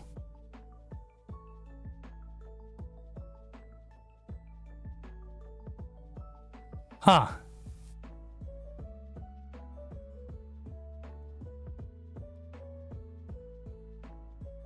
But literally the only card I'm missing out of the rest of the set is Machamp right now. Everything else is like the special rares and stuff like that. And then the promos, all I'm missing is the Mewtwo.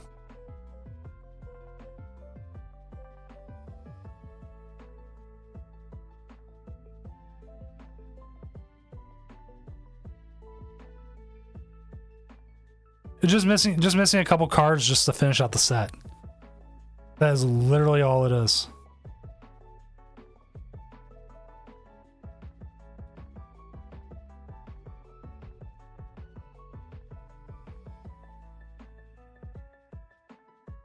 At least one of the good things. Yeah, if I still needed it then. I was able to craft the Pidgeot today. But now I'm back to 0 pack points.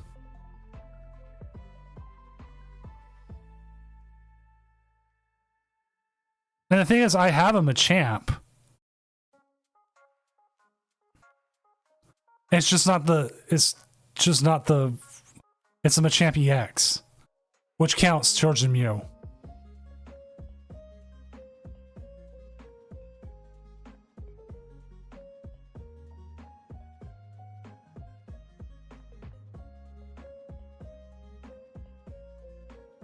And if you're new to Live has like some of the better ways of we're gonna see a huge hit here with the poison here.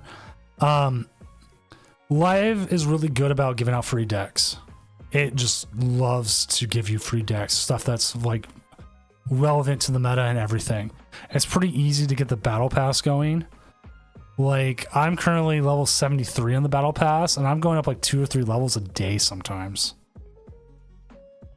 And it gave me so many Surging Sparks packs, and then just even starting it gave me parts to Pikachu, just different good cards as I was going through it. It used to give you a more fully immersive deck, but I think they're just kind of giving decks now as it is. At the start of each season or when you get in, I don't remember exactly.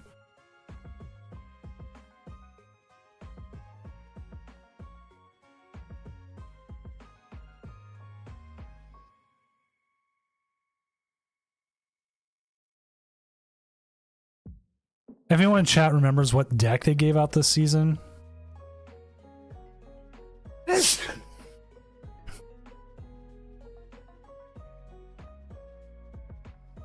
The other thing is, like, to get crystals or crafting stuff. I mean, not crystals, just crafting.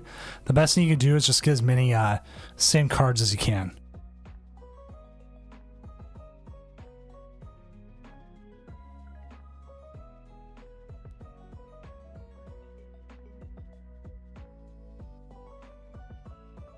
Like, there was the cheat where you could just keep buying you could just keep buying the Charizard deck over and over, but they fixed that. That's what I thought. Yeah, I think it was the Archaludon, which Archaludon is not bad. It's not the greatest deck in the world, but you do that. You can craft cards. So in Live, you can craft cards. Like, if you have a card in a deck you don't have, and if you have enough of whatever it is, the crafting stuff, you can craft it. So like, you see the gold rare candies, they cost like, I want to say like 1,200 of the crafting dust.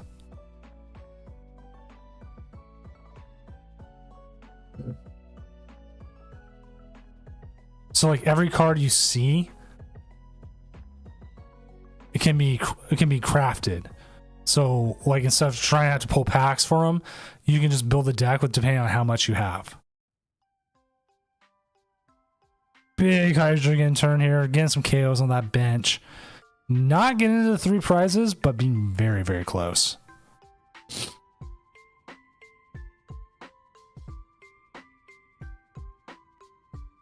Like, I have the Altart Pheasantipid EX. If I wanted to craft that, it needs 1,250 of the they just say credits.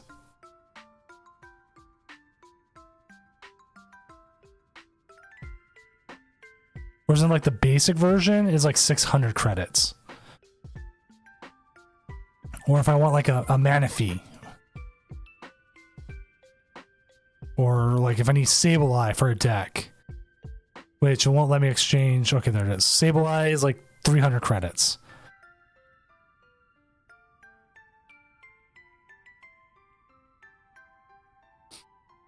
Ooh, is this going to be a brutal Iono here?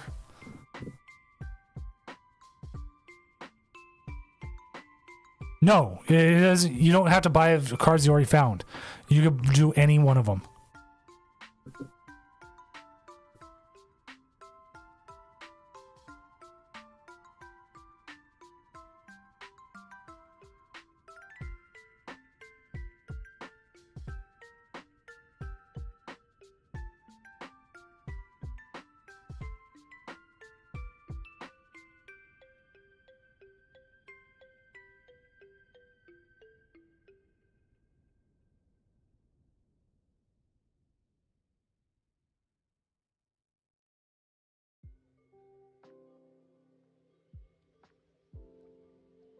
So you can get some really nice stuff. You don't need a pull. You do get free packs. Don't spend on packs in game. There's like no reason to spend on packs.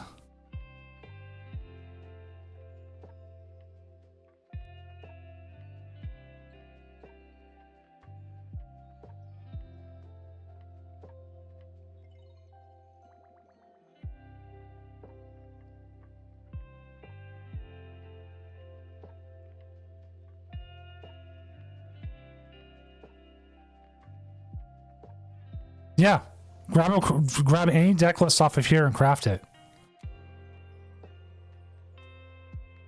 Ooh, the de-evolution.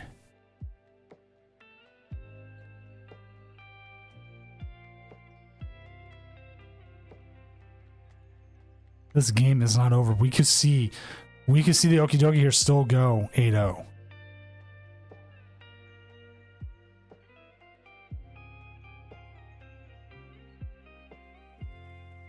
We can still see the Zwellius kind of get set up here.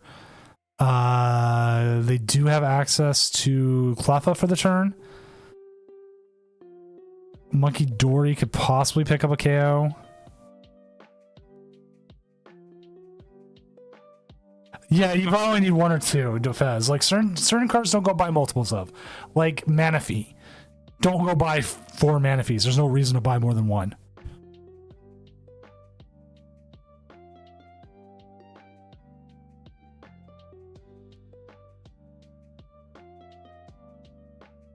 Cleffa. Just need like 1. Pidgeots need 2 at most. You never see decks run more than 2. So like knowing, just like looking at decks and seeing how much they are or how many that possibly ran kind of helps. Stomp off. Ooh, good stomp off. Weak to grass.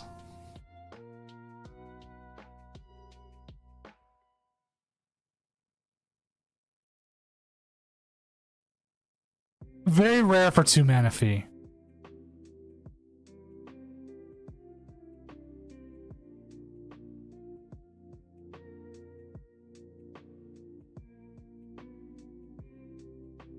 Waiting on 4 matches. I am keeping things updated. Currently, Eliminax, Sleepy Cat are in.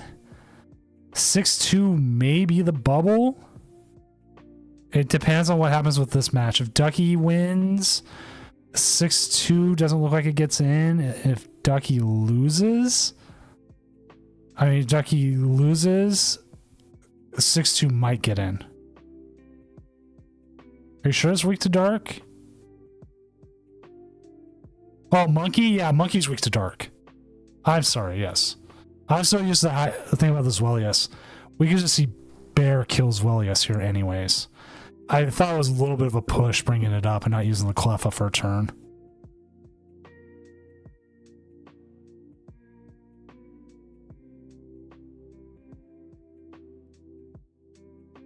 We can actually see this as game right here.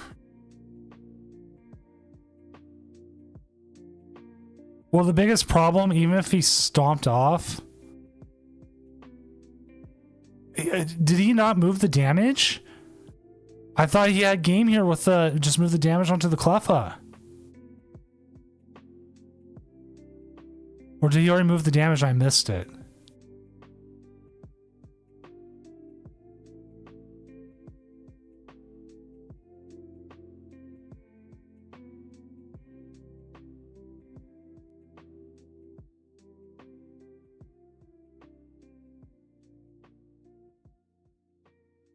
KO Pidgey. Okay. Thank you, Exploding Unicorn. I was looking at standings. I was trying to update those. Ouch.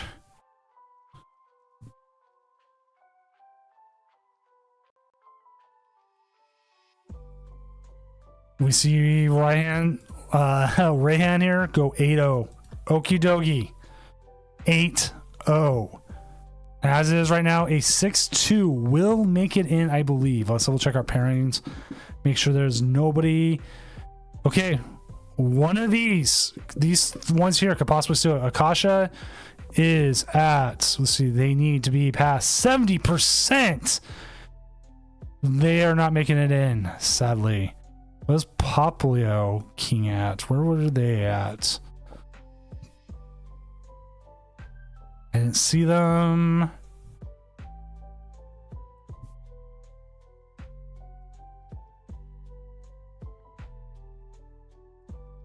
So currently, as it stands, Okidogi will be going up against Cloth Terrapagos. Eliminax with the Dragapult Iron Thorns will be going up in the mirror. We'll have Sleepy Cat going up against Lucy Applegate in the Snorlax stall. And Charizard versus Stall. A lot of stalls.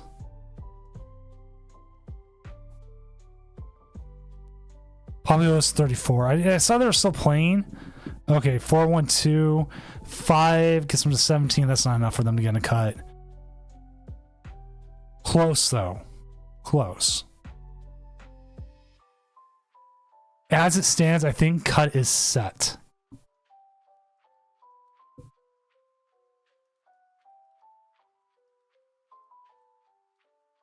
The Stall's got the two easiest matchups it could get. They got Charizard Pidgeot and Charizard Pidgeot. So they got the matchups they want.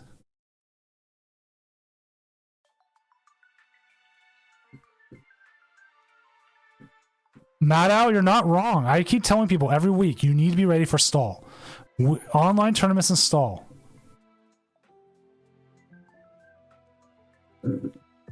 Like, if you're not able to beat stall, you're not going to win. Because, like, okay, we'll go back. Tournament of Doom. Here we go. Last week's. The week before that. Week before that. Week before that. Top 8. Actually, no stall that week. Oh, wait, no, there was. And they lost to Gardevoir. One off stall, a control. How many this week? There it is. Poplio King won the whole way. Snorlax VMAX, I actually think conceded.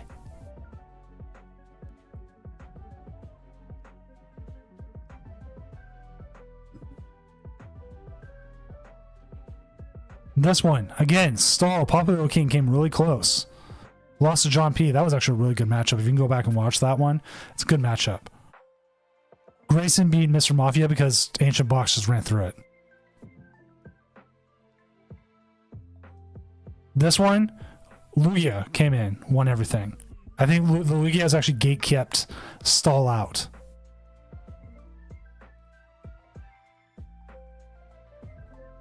Why is there more online than it is? Because you can do more actions quickly online than you can IRL.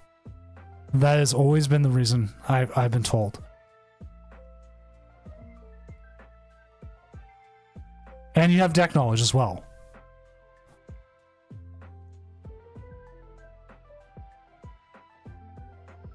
Like, if we get...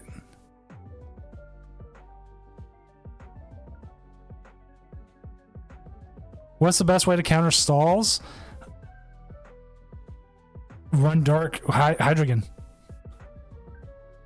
I would say that would be a good way to do it. Run something that hits fighting stuff. Play a ton of switch cards and hope they don't hit you with Eerie or Misfortune Sisters. Play Lugia.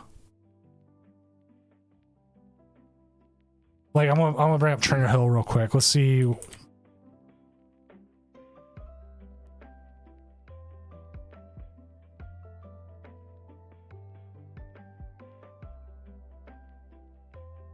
We have it win every so often. We actually had like once we had like multiple of them hit each other, and that was a fun night.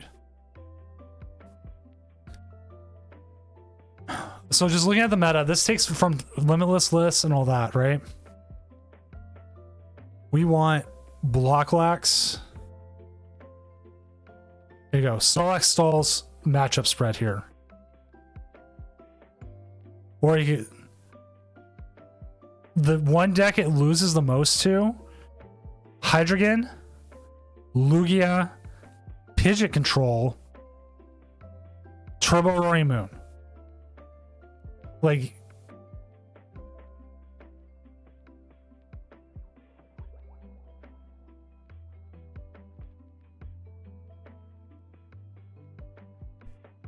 but like, look, Miraidon just loses to it. Lost Box just loses to it. Goldango just loses to it. Everything else has a hard time against it. If you want to be a Snorlax stall, those are the 3 decks you need to play. Like, even look at this, like just going down this way, showing it, that's so much red to Snorlax stall.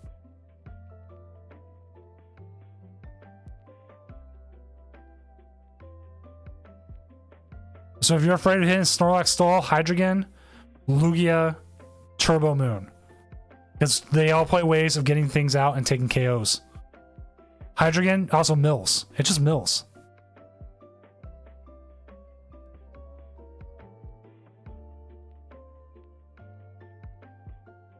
But the reason like Lugia has a bad matchup right now is just look at how many decks beat it. Archaludon just beats it. Sorrel-Edge kind of just beats it. It splits Goldango. It splits Hydreigon.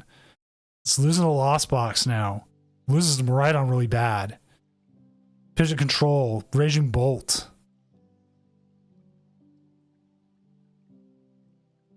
What's our last matchup? We could just win on one game. Oh, yeah, stall. So, like, Lugia is good against those decks. Like, if you're expecting to hit, like, Control, like, 8 rounds in a row, but you're not.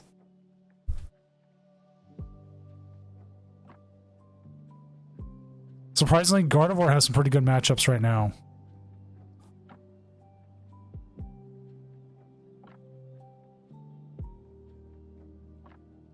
I wonder if I can add Cloth. Let's see, where is it? Cloth.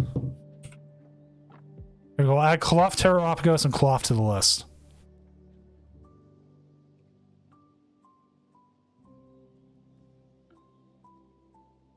And then while we're at it, let's go ahead and just remove Archaludon for now. Just to make this a little bit easier to read. Alright, so you add Cloth into this list. Crabs beat Snorlax stall 31 points, have a favorable against it. Terrapagos has a favorable matchup against it.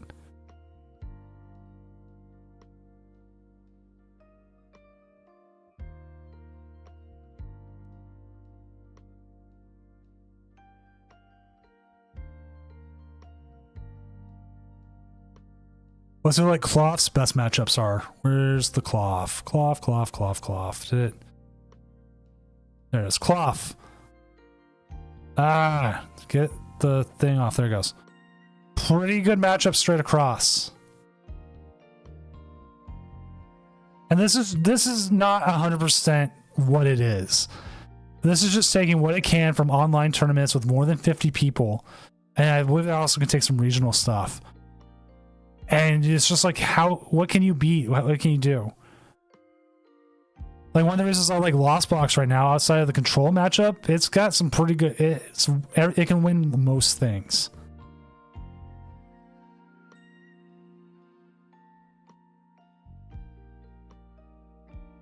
Whereas in like Goldango, I think it's kind of slept on a little bit. I don't know if these numbers fully say what it should be.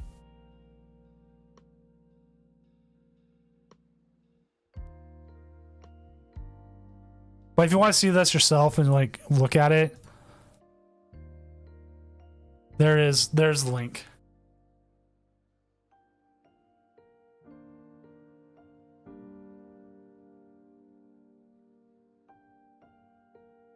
It's a nice tool, and again, it doesn't 100% dictate what goes on. Why does Lost Box lose control if it doesn't have as many switches? Part of it is it just doesn't KO. Like the Snorlaxes are just a little too thick to KO, and you got to dig through your deck to be able to use stuff. So you're discarding a lot of cards and putting them to the lost zone, so you're not being able to attack. You're missing something that'll be able to allow it to sit there and attack. Like Hydreigon essentially has unlimited switches with Pecharunt.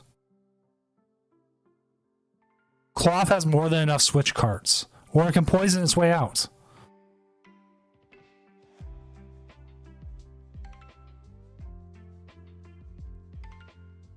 Lugia has a bunch of turbo jet energies. Turbo Moon, they can't stop it. They're just going to keep bringing it up. They'll Forensic Gouge. They'll do whatever. You're not stopping it. So that's where a lot of it comes from. But last game's finished. Let's go ahead and get right here for Top Cut. Go ahead and you can see it. Yep, Stevex will be in. Set up next phase. Confirm. So this is our bracket. Here we'll have Rayhan versus Stevex, Bryson Hunt versus Arctic, the good old Dragonbolt Iron Thorns mirror match, and Sleepy Cat versus Lucy Applegate. Let's go ahead and pair this next round up. And let's go see who's all up for this.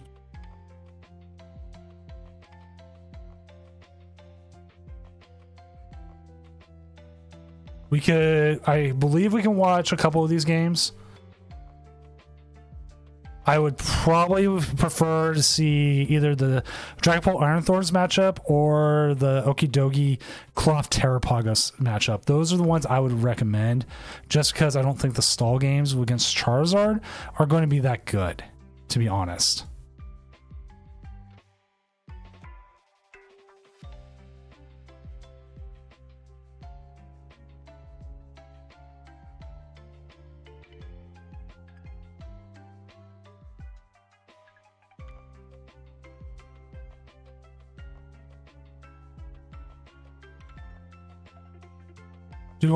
I do know Stevex is already streaming. Chat, which one do you think? Double Dragonbolt or Cloth Terrapagus? We'll have Bryson's as a possibility. Same thing with the other ones, but I assume they're probably going to. I would hate to say I assume they're going to win, but I assume they're going to win. It's just not a good matchup.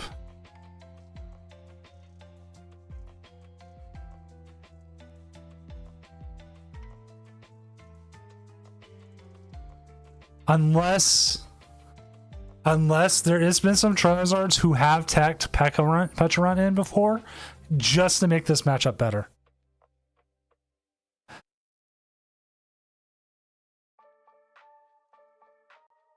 But I don't think any of our Charizards are doing that. But here we go.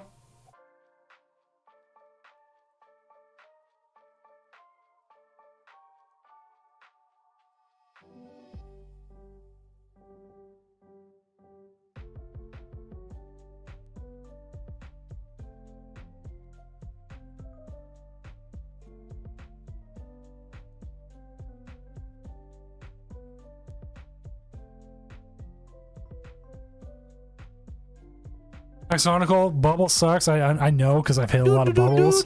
But congratulations, man. You even began that high. Also, Vontae 1503, thank you for the follow.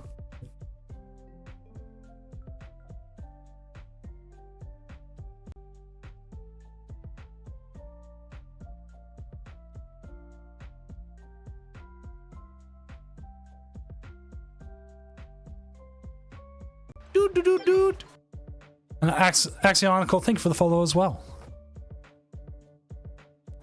And I'll bring this up because this is a judge call that's kind of happening right now.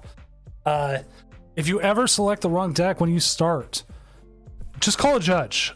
99% of the time, unless you've been selecting the wrong deck all tournament, we will just reset the game. And the way we punish you, give you, since we can't be like, oh, that's 2 prize cards or whatever, you just lose the coin flip. Your opponent gets to choose, and if they have a bad start, they get a chance to reset the game and it just goes back to coin flip. That's the way we handle it. It's probably the best way we've been able to handle it.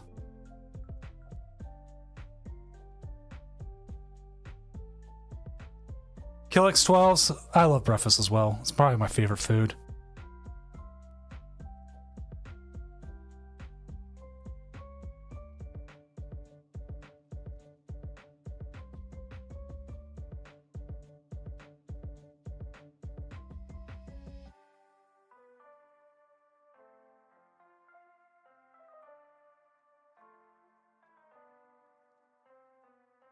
Well, that and bacon. I ended up cooking bacon like 2 days ago, and Mrs. Doom came in and she could like smell it still. I was like I was hungry for some bacon.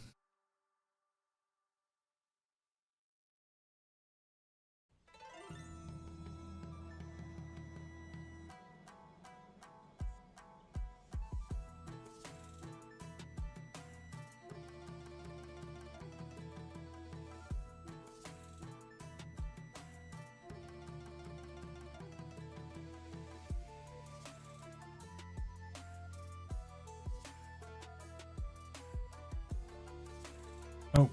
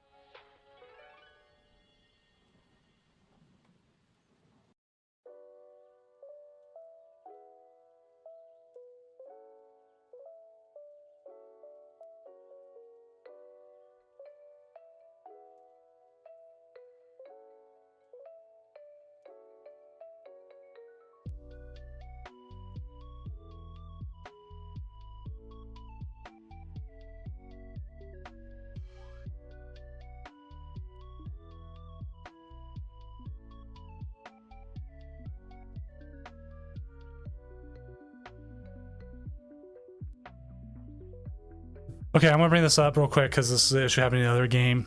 The reason why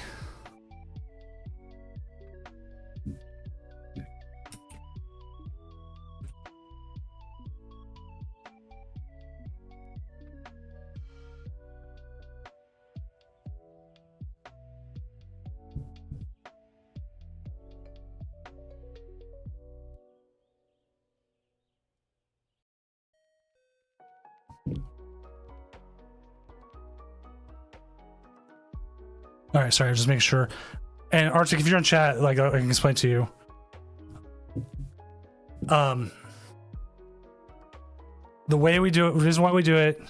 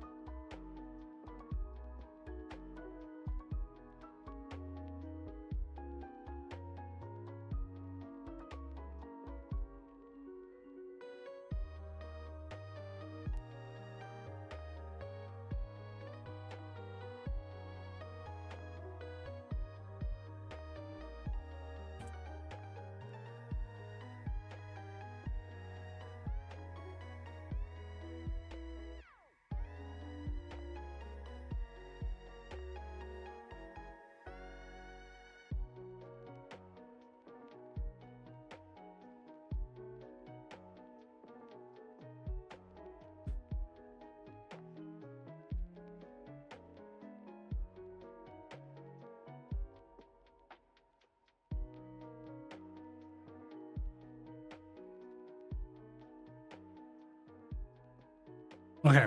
Again, I'm just trying to make sure I'm phrasing this right. If you select the wrong deck, the reason why we have your opponent be able to say they get one free restart of their own. Essentially, you were given a chance to restart the game, right? Because we said, okay, you chose the wrong deck, you need a punishment still. And to make it fair for the other opponent, they get to choose first or second, and they get the one free restart. So they get the benefit here. This is the only way we can give them a benefit, like instead of a judge's penalty. It's just the best way we can do it online.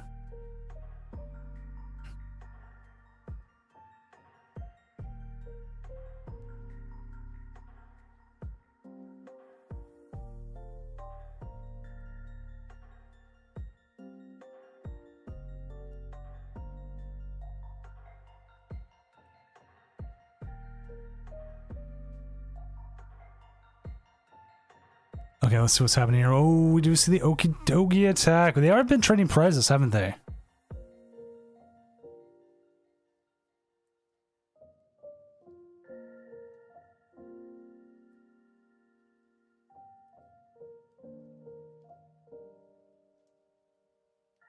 Now the question is, do they have another attacker here? They do have access to the nest ball. That should get them somewhere. Yep, we do have more crabs. Do they have access to the energy? Do not see the energy.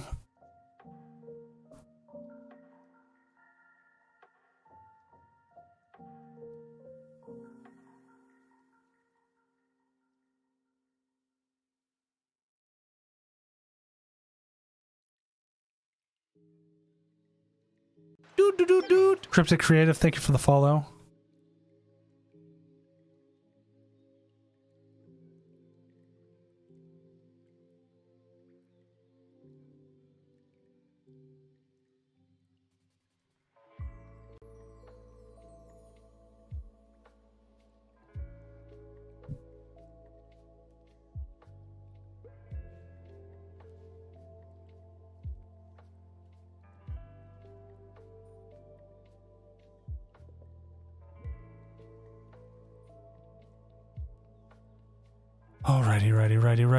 Ready. We see the cloth. They have the energies.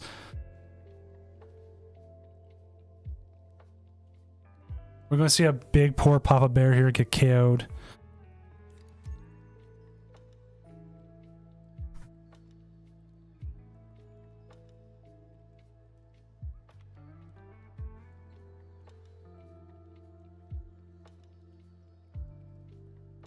Goodbye, Papa Bear.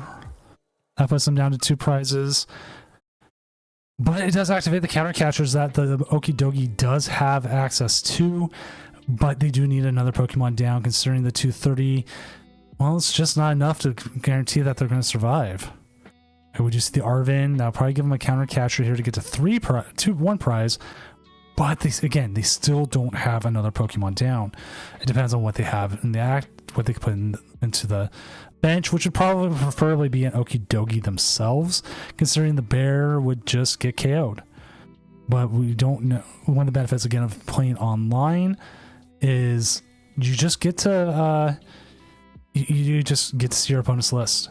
You know, certain cards have been played, your play style changes, and a lot of people don't realize that you can do that.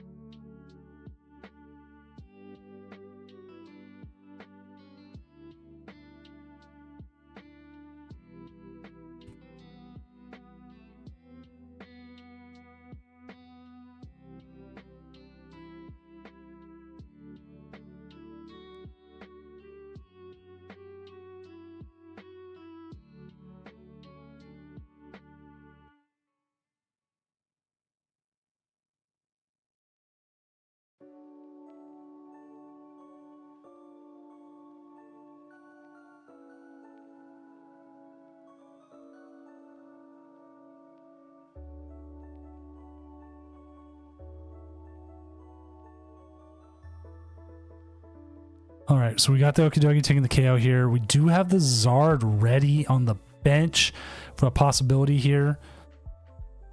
We'll have to see what they go with. They did not use what you end up using the counter catcher. They might have access to it.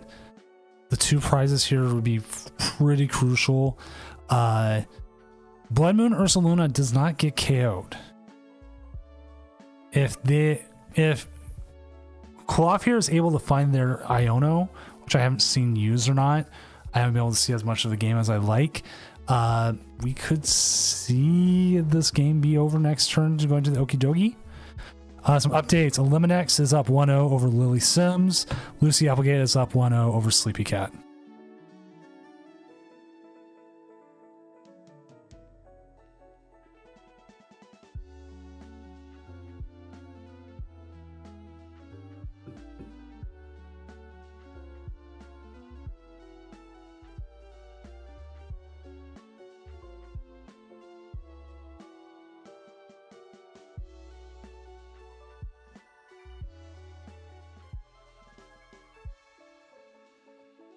Poison is king, but they're going to see the concession here as the Charizard comes up, and the Poison is just going to see the KO. So Ryan is up 1-0 over Stevix.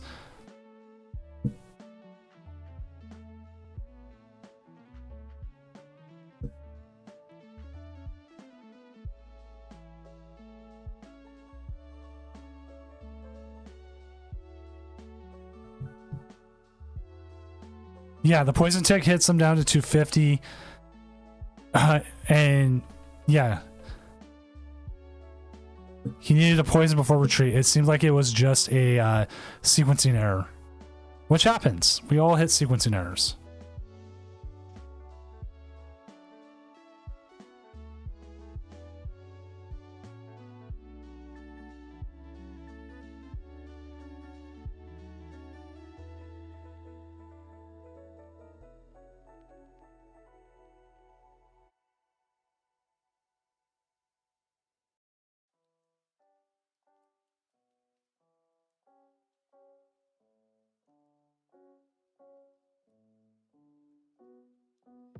No, the problem here is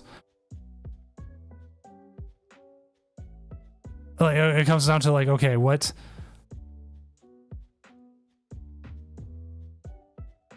How does the Klawf win this? The Okidogi does a lot. It hits a lot, almost everything they have for weakness, or has a way to take KO. The last time we watched this matchup, we did see this matchup earlier. Stevix, Steve, however you want to say it, the biggest issue they ran into was, well, they just didn't have they weren't able to close out the game. And they got hit with that Iono at the wrong time. It just happens.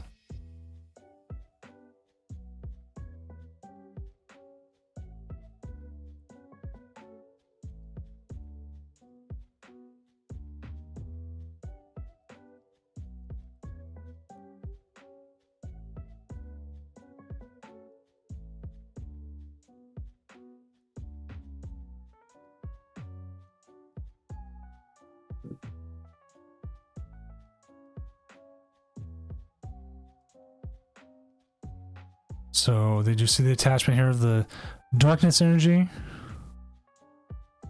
Feed me stall. There's the baby Klawf. Do you have access to the Arvin? Arvin, you're just missing the energy. And the trolley prize doesn't help either.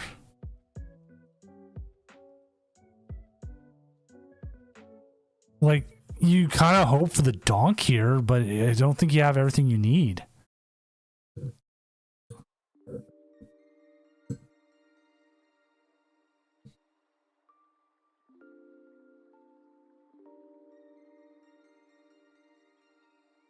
Like, I guess you could have risked it.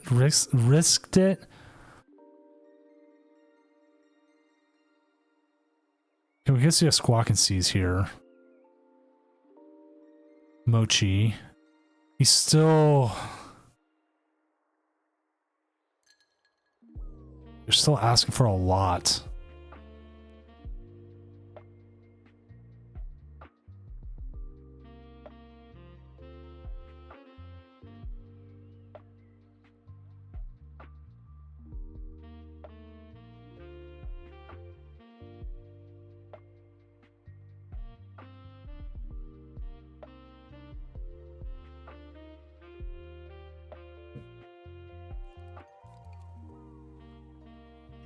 Yeah, there's not much more you could do here. If you had a way to poison the electrode and the Okidogi, you might be a little bit better. Then you get an Arvin. This is going to be harsh. This is where the tempo is going to cause an issue.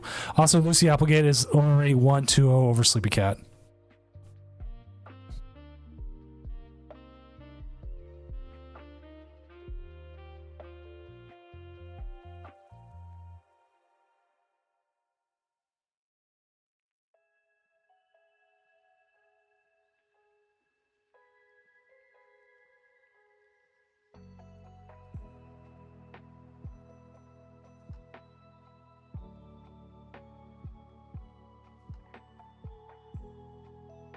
Ooh, this does not seem like a good Arvin. They're taking this long.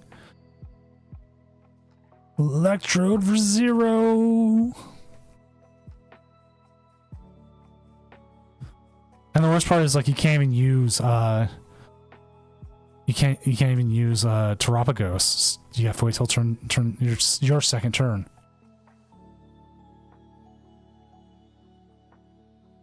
There's just nothing you can do about it.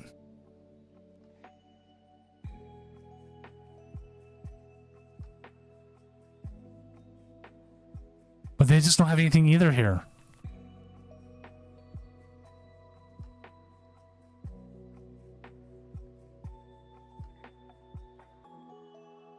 I mean, okay. How would you do this? You have access to the Forest Seal Stone.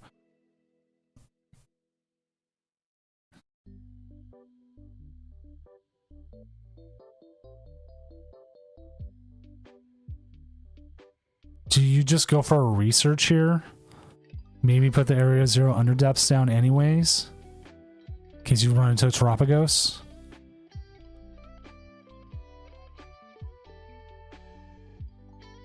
Are you out of researches? I don't remember how many researches they play.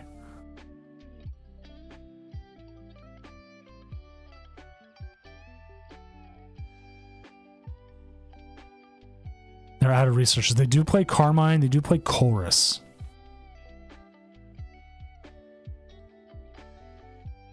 You don't want to give them it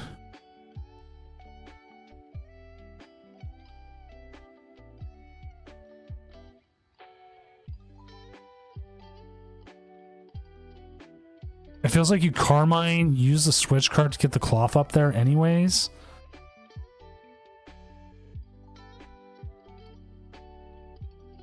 Just to make it easier on yourself. And then go from there. No, we see the Squawk instead. The Squawk, oh, you know what? The Squawk, I don't think it still eats a hit. Almost there! Oh!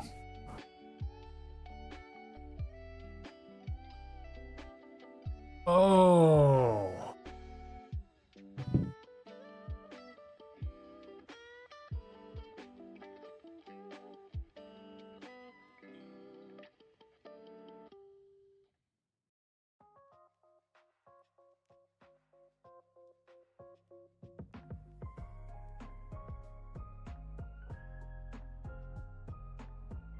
Just the wrong item.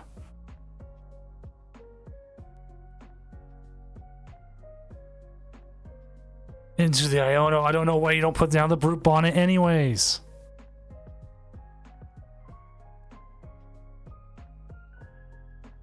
There's the Ogerpon. Ogerpon doesn't matter much to this. 140 onto the Squawkabilly. Squawkabilly still alive. So 11 kicking, but you can access the Arvin now. But the trolley being gone still hurts as well.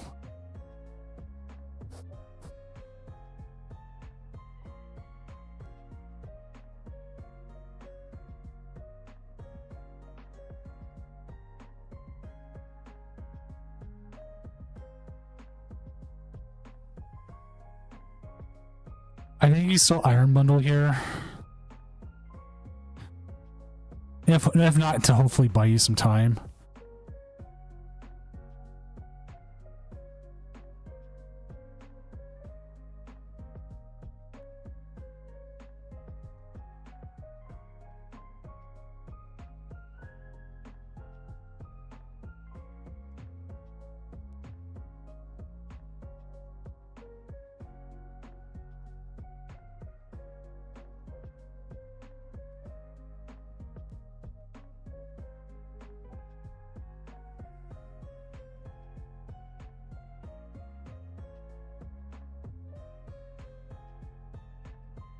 See the Pagos. Pagos go ahead and blows up the whole thing.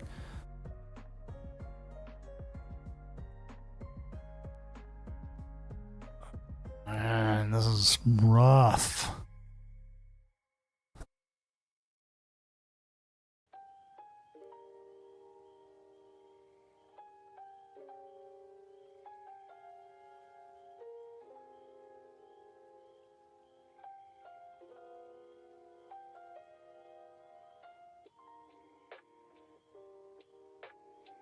See a fighting energy attach, retreat. No. Okay. Oh, there's a cart. Everything but the energy.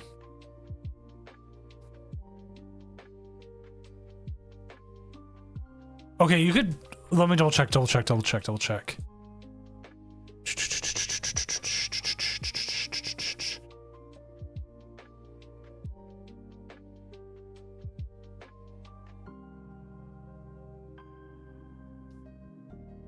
You could almost KO the cornerstone mass here with the electrode.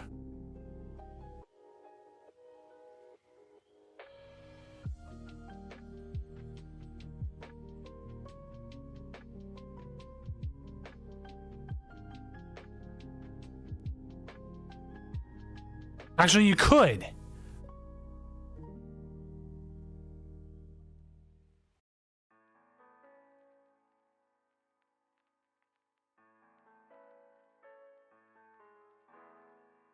I would just Ultra Ball away the Cloth and Monkey, grab what you need, which is the Brute Bonnet, put the bonnet down, attach the booster energy, switch card into it, poison it, hit it for 200, it gets KO'd by the poison, puts you up 2 prizes, you can get KO'd by the Monkey Dory.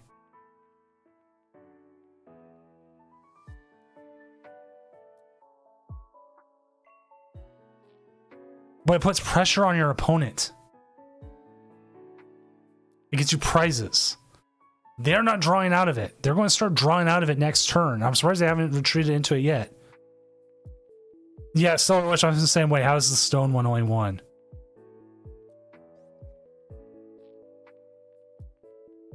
Switch cart. Come on.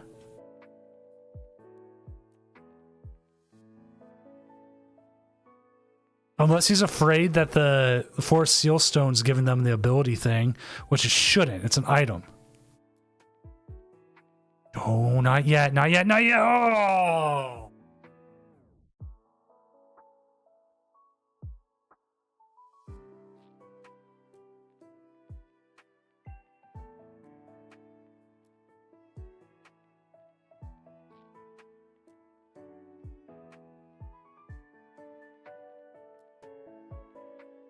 Yeah, I don't think they've seen it.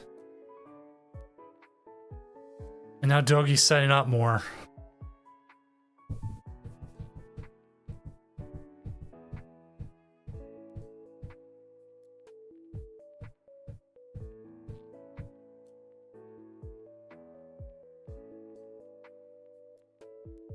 Dollar bills, y'all. Thank you for the 1-bit, Samson 26.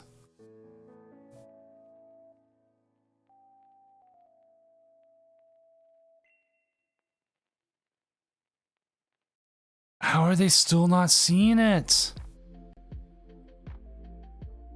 I want to scream. Electrode, KOs.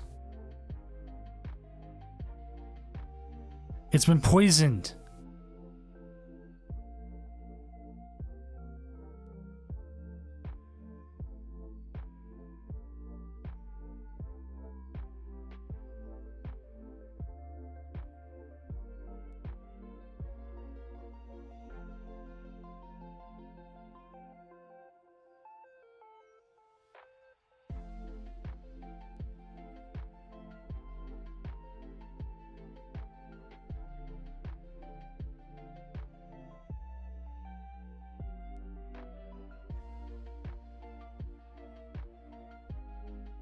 I'm sorry, chat. I'm sitting here in like awe, going, "Wow."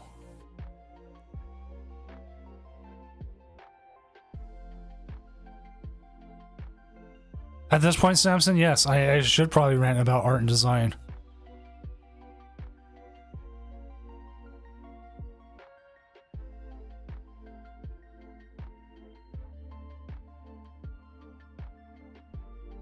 Lemon X has beaten Lily Sims 2-0. Let's see if they realize it now.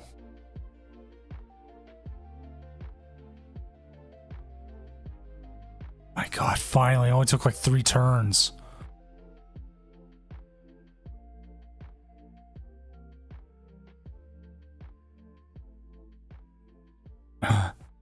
Okay, I'll also rant about Pokemon card art too. I'll combine them into the both.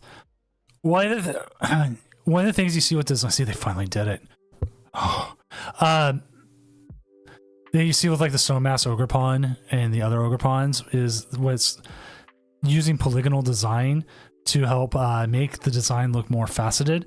And I don't exactly know how they put the shine to it. I didn't do a really good job putting shine on my Terapagos version, but I kind of didn't want to do that. I put shine on like everything else. It was a little bit more of a thing. And people take it like it's badly drawn.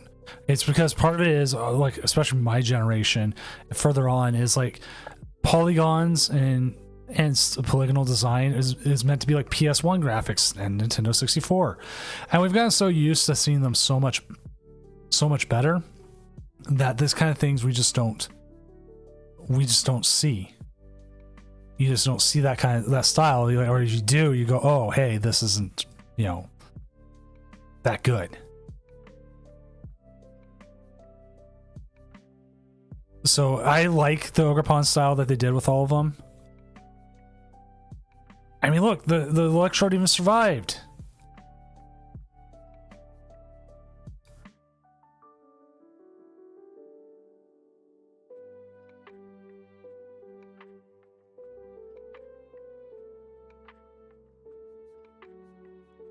Cornerstone Mask, whatever.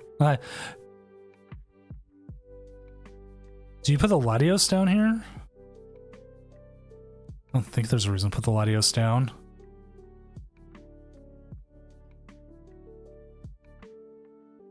It's Ogerpon. They're all Ogerpon. That's all they are. But still, the polygonal design is like that, and it's just something that doesn't come back and gets appreciated. Like,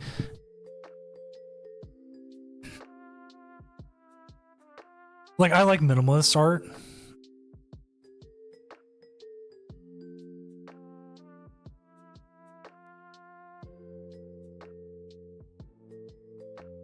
And one of the things I like about minimalist art is just like taking something and having a real design to it. But some people don't, or some things just don't look good minimalist. Like my job, like I've been trying to add gradients, something to it, because our stuff isn't minimalist. It's trying to be like super. It's not designed for having a single color behind it. And like the people who have the approval process and stuff I have to like get approvals through don't completely want that. They want something a little bit more exciting and stuff. So like instead of like Apple design, which is very minimalist, we're like stuck in a weird place. And like I think after them seeing Christmas stuff, they've given us a bit more leeway to be able to do things to make things more exciting.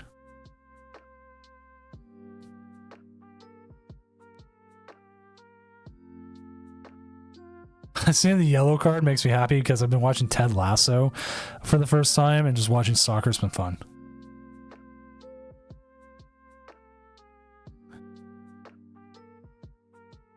I think you powder here and probably give him the cloth. You cannot give him 2 prizes here.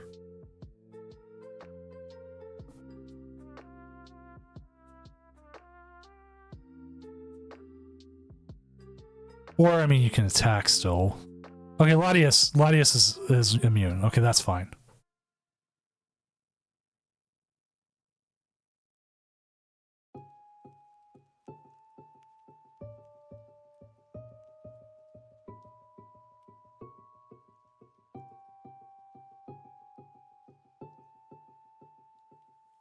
Actually, the Latias is probably the best. It's a good choice because you can still get hit. It is resistant to fighting type, so it's not going to get KO'd here. And since it's not poison, it's not getting poisoned either.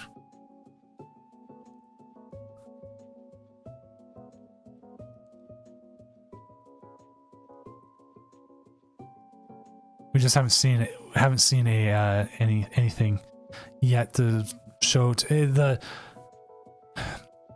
moving the damage though is going to really hurt. What the Cloth Pagos player needs, yeah, there's gonna be 2 prizes right there. Is a really good top deck.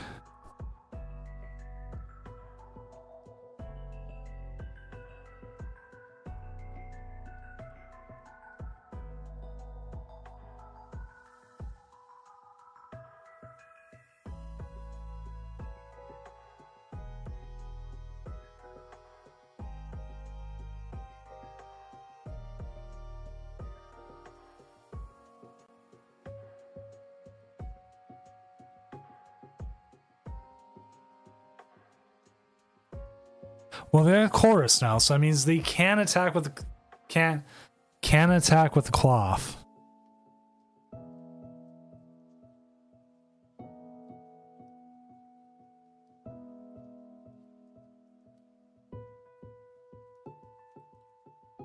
They're going to lose the cloth and only get 1 prize in return.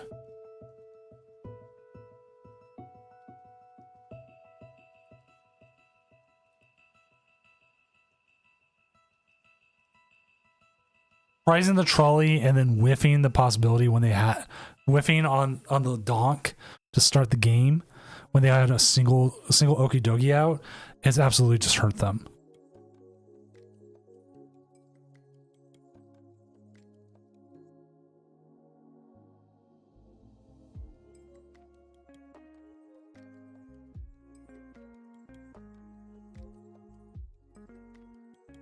And then having like the 3 turns where they didn't take the KO on the cornerstone also hurt them. Like, chat, you were sitting here too screaming about it. We're just like sitting here screaming, please, please, please do something. But the thing is, like, if Bryson comes through, he has like an unfavorable matchup going against both.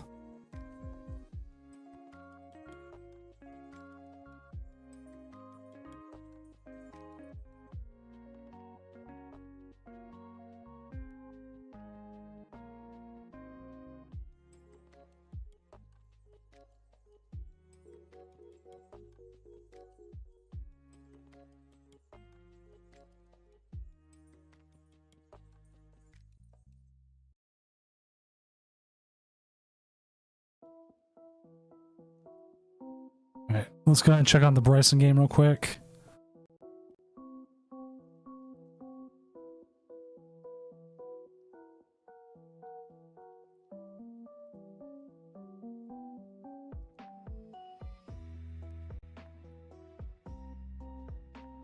Okay. They said they were unable to play Thornton. We had someone say in my chat. Oh, there it goes. I'll have the game up here in a second. That is the last game we're waiting on.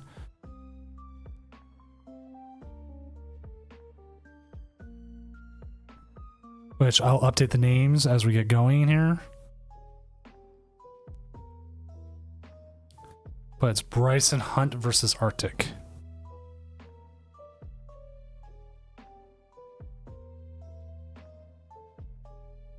Which Bryson is running a very different version of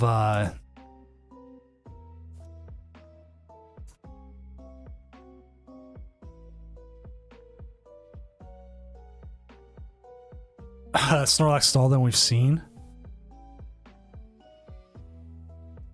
Which right now we'll have to see how this goes.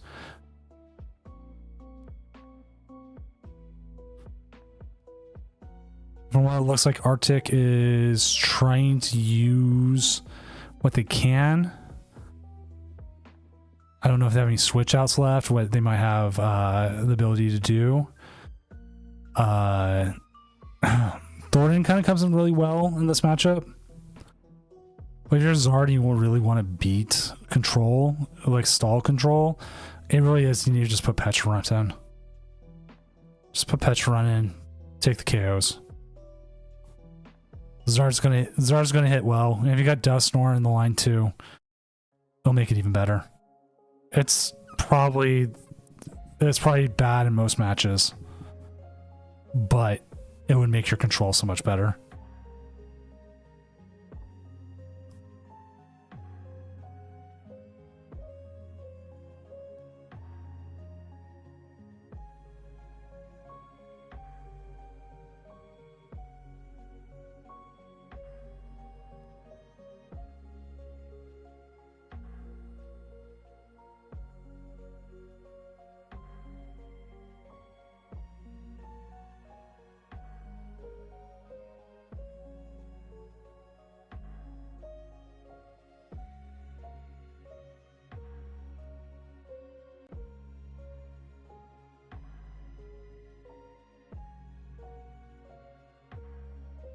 I'm gonna update the standings.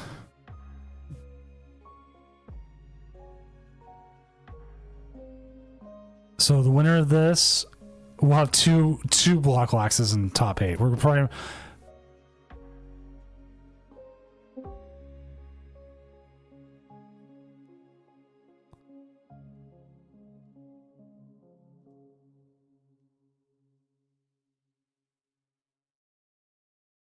I think your opponent disconnected.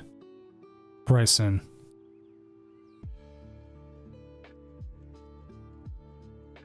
Let me unmute real quick, or undo my thing. Bryson, I think your opponent left. Did he? Okay. Well. Yeah. I believe your opponent left, so it'll probably time out here in a moment, so. He just clicked that he lost anyways. Okay, there we go. Cool, I want to remute, so. Okay. There we go. All right. It does, but you know what? That is a way to do it.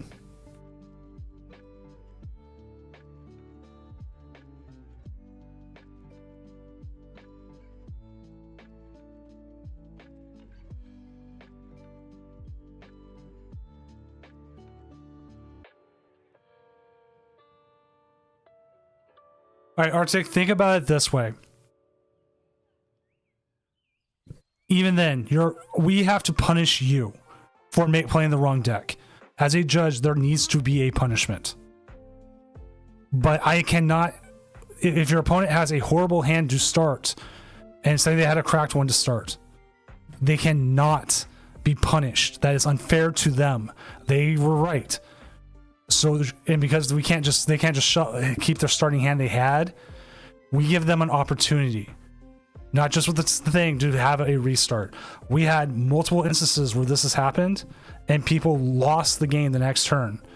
Just donked. So that's why we do it that way.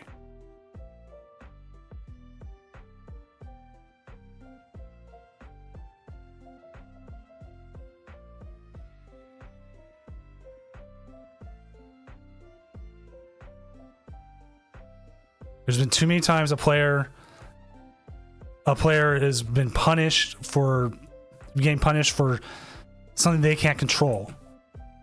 Like, if I could just give you a 2-prize penalty for selecting the wrong deck, I would, but I can't do that. And we tried that, like players trying to do it normally, but then someone goes like, oh, I have a screenshot this or do this. Like, it's the only way we can keep players honest.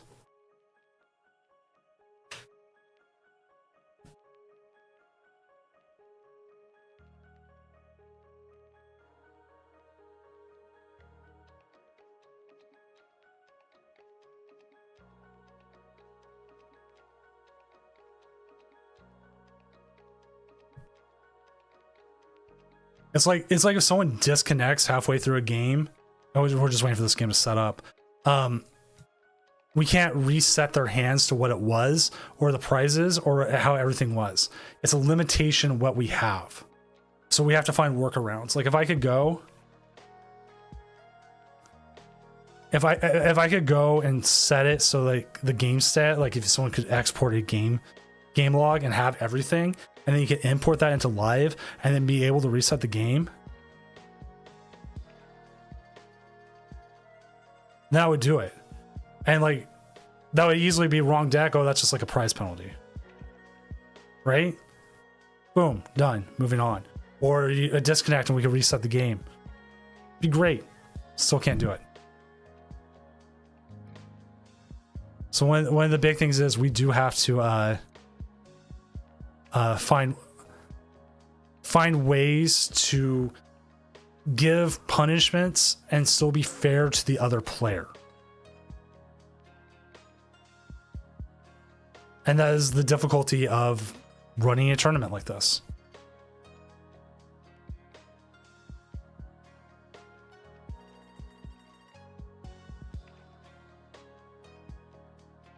It's like slow play, even. Like people will slow play, and the reason why I asked my tournament or judges and everything to watch it in action is so we can at least have them fix what they're doing beforehand, because we've had people rule shark it really bad with timers, and we've also had people Photoshop stuff. That has happened actually quite a few times.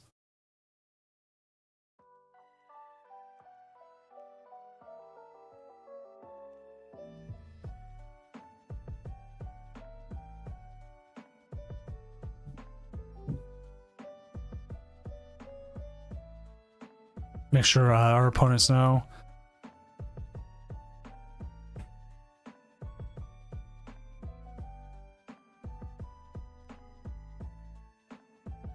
I did pair it, right? Oh, I did.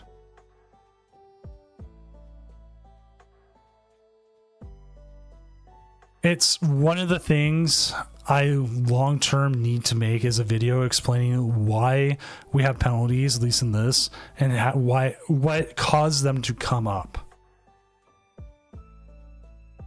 And where we try to be like, interesting enough, it was a double control match that forced us to find out about who wins.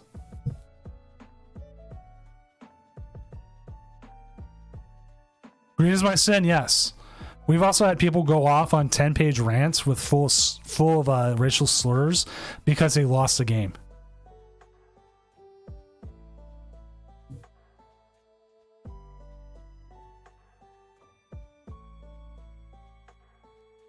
Raihan, are you anywhere?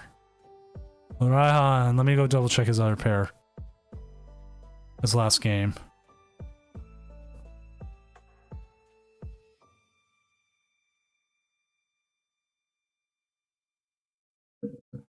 Correct. Highest seed wins if a game can't end. So if you're stuck in an infinite loop, highest seed wins. We learned that a while ago. Or we also had another one where it was another control-less type deck. It was a Mewtwo V Union.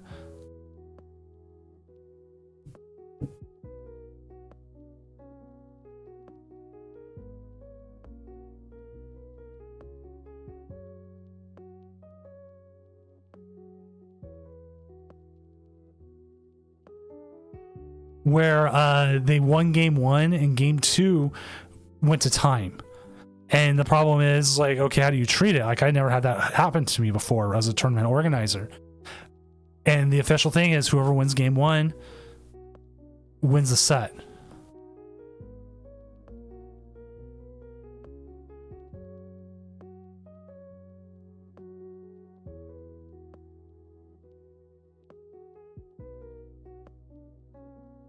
And to be honest, like, nobody likes playing against stall.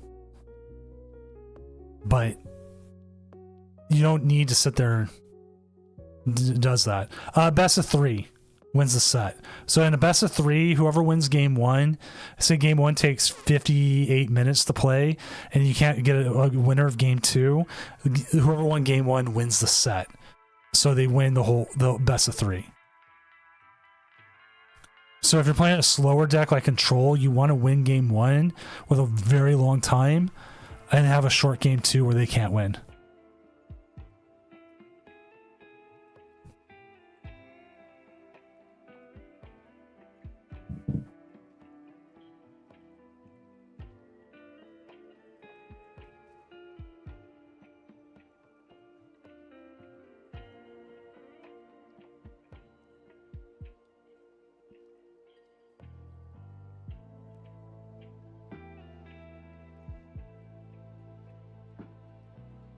So they're just waiting. They just needed some time.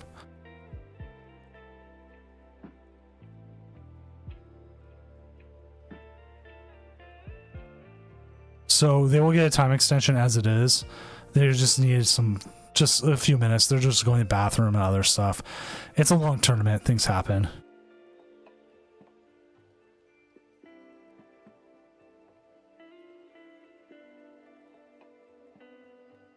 Yeah. We'll look at Ryan's deck real quick. The biggest things they're going to run into is not enough energy. So if they get hit with like a really good Erica's, they're hard hit. Their best thing is they're going to want to get like a single Snorlax out there, hit the Crispin, and just KO it.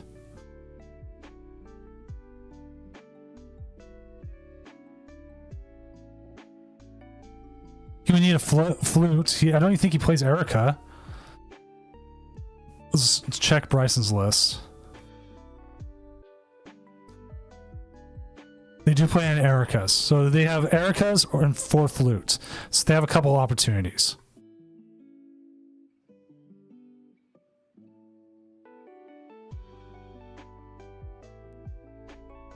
But they can also get oh. You're Bryson, okay, Poke Trainer.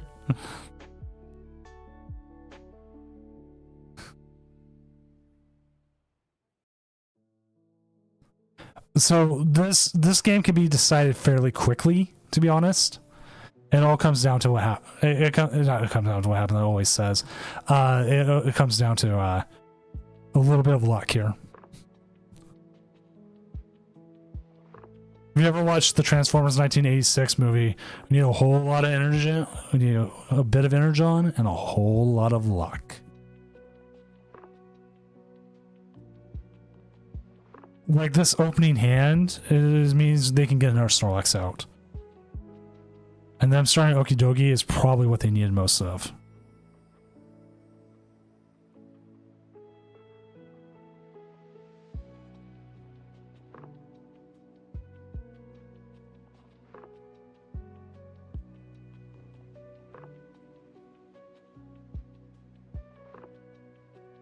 So they get off the Poke Gear here. Cold resist tenacity. Okay, that's good. And that guarantees you an energy.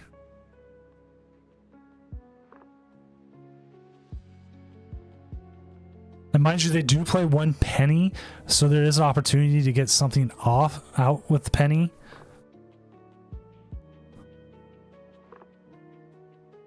It does feel safer to have the Pokemon in hand or on the bench.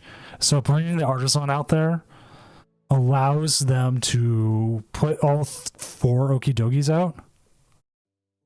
Correct, Poke Trainer. Also, I do ask you to have the stream on mute if you do, just in case you get any free advice. I'm not a great Control player as it is, but just asking. He can do more than that because of he's got the darkness energy on it now because of the legacy energy. As long as he gets enough fighting energy, he should be doing more than that. He should be one hit KOing. You can have the stream on, just have me on mute. That's all I ask, because we're seeing from your side anyways. And on top of it, chat, do you ever give good advice to a Control player? No, I'm horrible at it.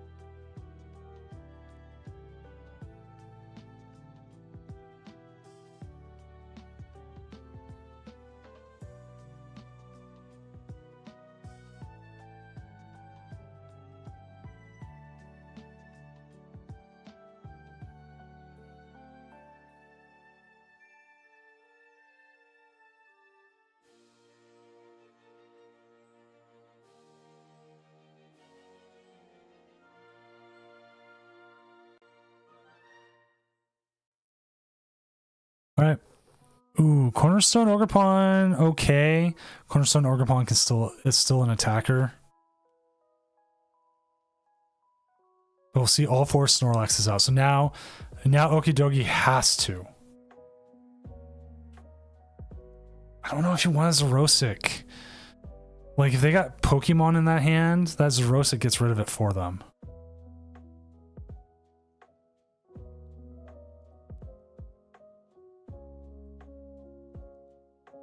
Not going to get rid of the gear. Okay.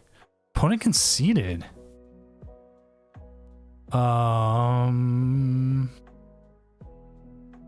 Okay.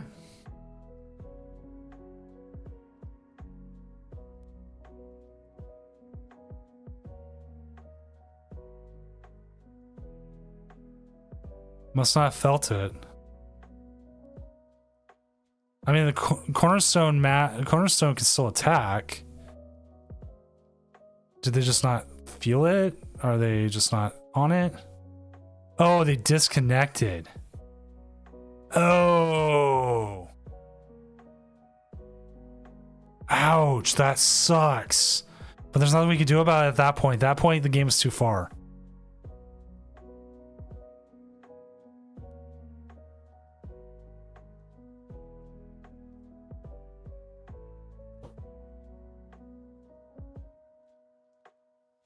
So that was just bad luck.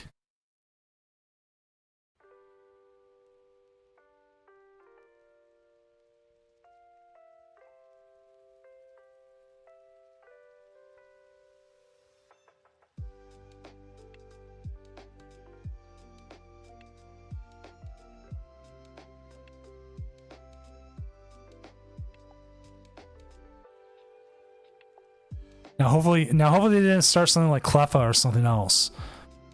Because like Cleffa's just gonna hurt them.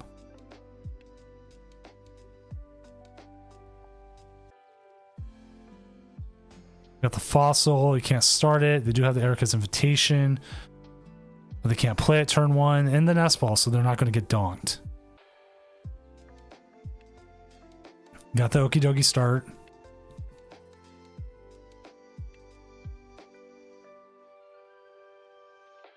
All right.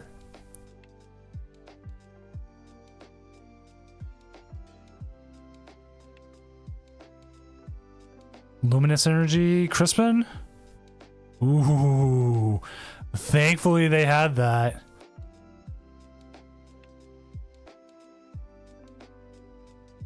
That gets them a big 340. It's that extra 100 damage that comes from the Luminous Energy. Now, okay, here's the question. Do you play the Arvin, try to make sure you get another Snorlax set up here, or do you Erica's? You do have out with that. You can Erica's, see what they have. It could also be very bad to Erica's because it could just be another Okidogi in there. Oh! Now they've got to find their penny. They have to find the penny now.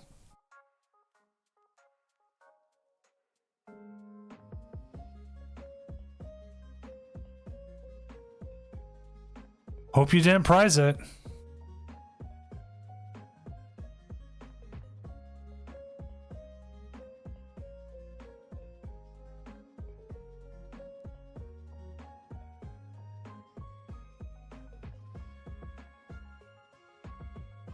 We see here the Iono, so we're not getting out of it this turn.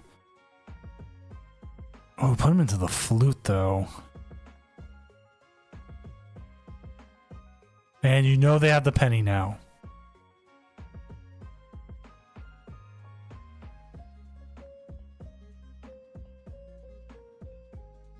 Double flute. Hit the flute.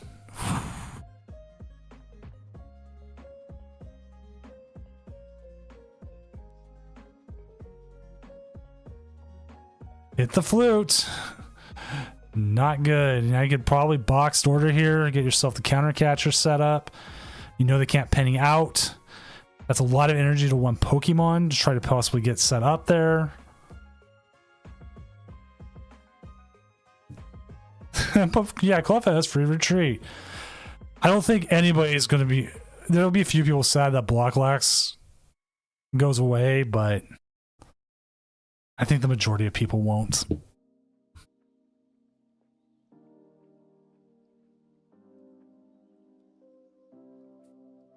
Dude.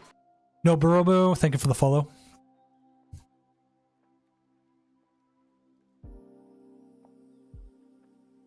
Oh wait, they do have cart.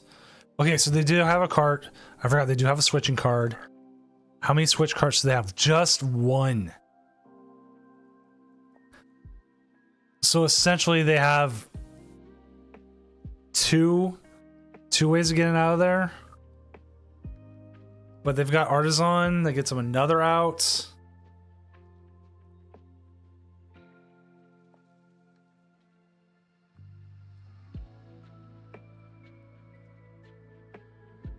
Another Snorlax down. I don't know if they have enough to get through this.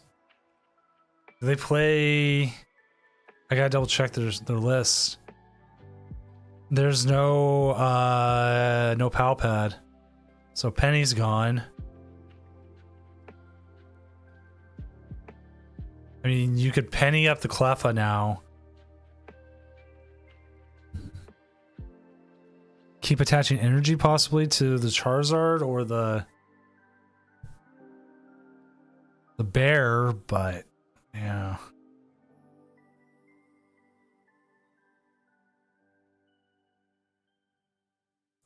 Let's see, 1, 2, 3, 4. Depending, they could power those up. I don't think they have enough energy though.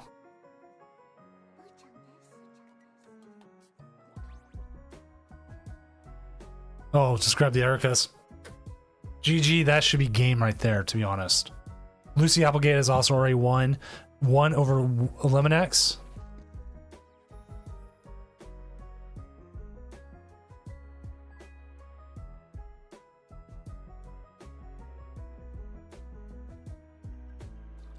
Yep, the concession there.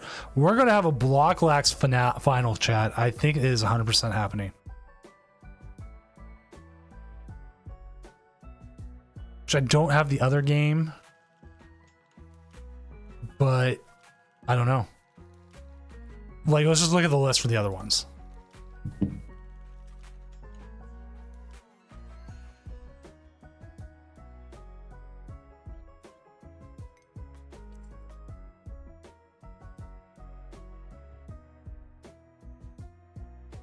The question is, can they both get an infinite loop?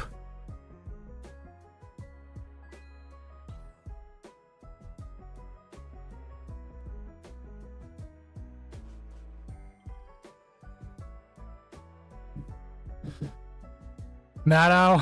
Yes. I'm saying the same thing. See, this one, at least they're both different Blocklaxes.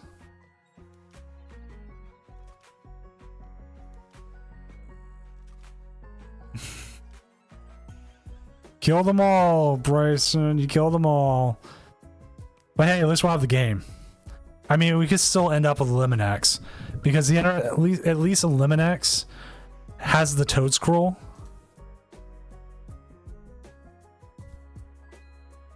But the Toad Scroll can get stuck.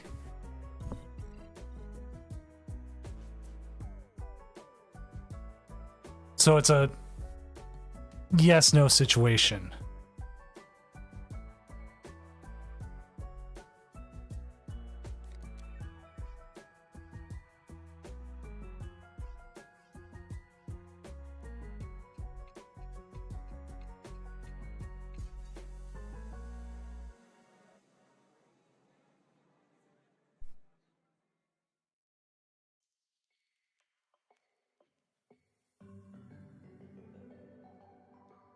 It will take some time. It'll be a milling game.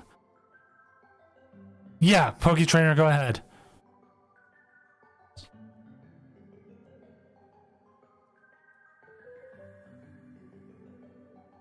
Your game's done. I just don't want. Just don't listen during your game.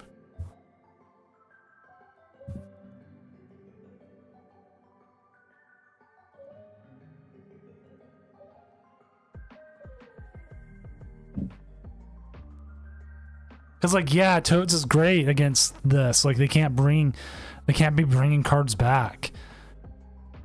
But at the same time, you can't attack with it.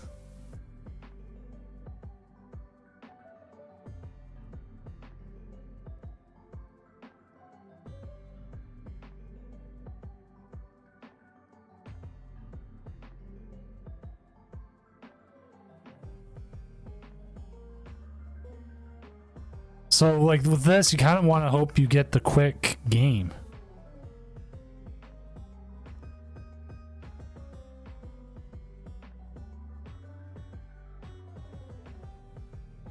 You know, if you both agree to it, I will let it go. I will just let it go. If you want to bring out like the same 60 mirror.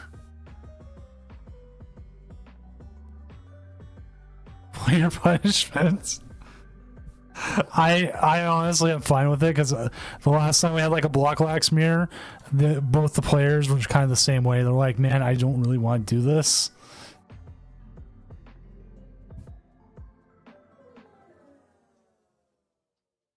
That is true. Bryson would be the higher seed in case of an endless loop.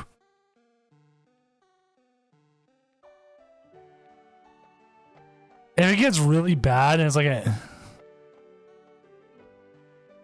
it's impossible to win.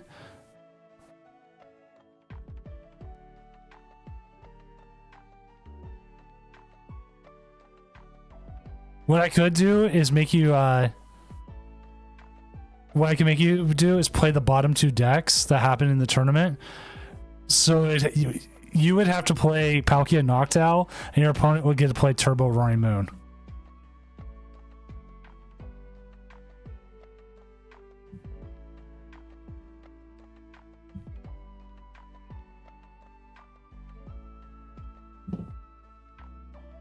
Okay. There is a ruling for that. We do have a ruling for that. If you time out, you lose. The chest collects are part of the game. You time out, you lose.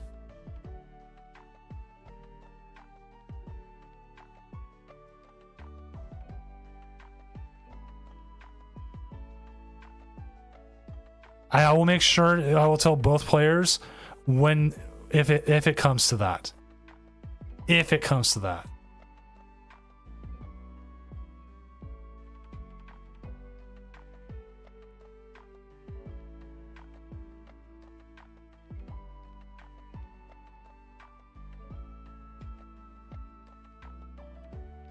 Right. The one game we had where it was an infinite loop is they both had Pidgeot, and one of them had Chi Yu, but it was stuck on the bench. They couldn't get it out of the bench, and the other one couldn't mill them because they were out of mill cards. So they were stuck in a loop of just Pidgeot every other turn or so. If the Chi Yu could get in the active somehow, they could have, but they had no way of it. That was how we ended up finding out about how to deal with infinite loops and spacing.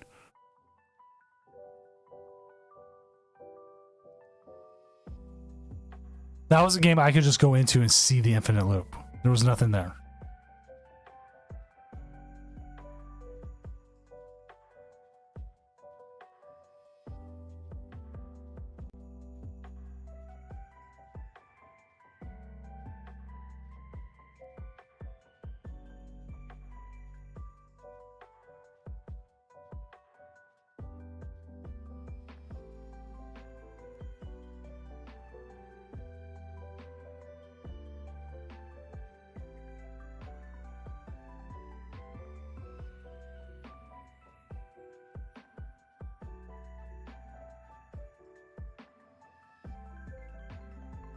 This is where it gets more interesting.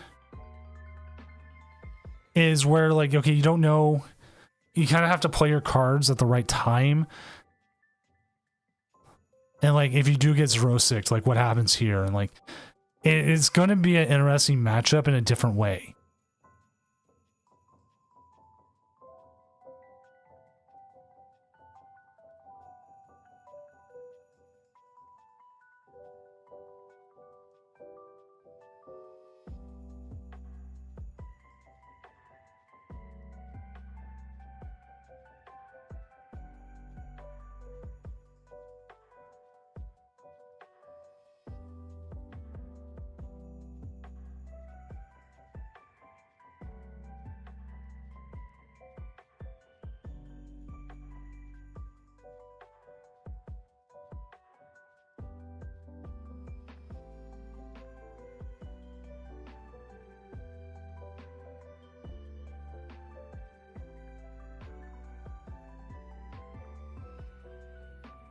Oh, dude, I have not played Fortnite OG yet, but what I remember from that time, I didn't play season 1. I got in like season 3.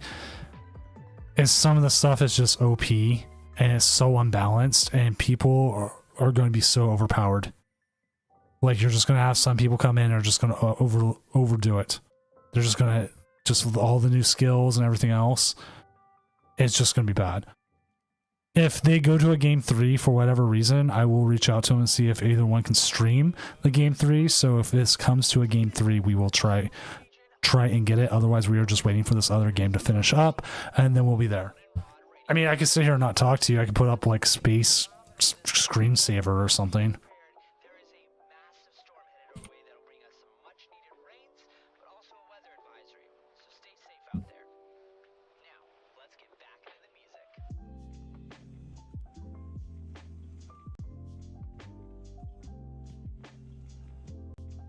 Like, here you go. We just sit here and watch space. Ooh, look at that. We're in space. You know, this is actually kind of easy to make in After Effects. It's just a couple particles and a slow push. And then you just take like a NASA photo, like in the background, and you can make this. Like, whoever made this didn't take that much to do. Like, even this sphere. There's the guy who made like one of the Star Trek credits showed how to like do all this. The co-hosts, they had to leave early because they have a cup in the morning. So they left earlier, and I'm just running solo for the rest of the night.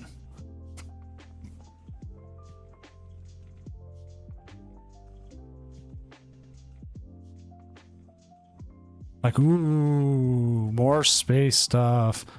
And like, even then, like, okay, I'm going to critique it.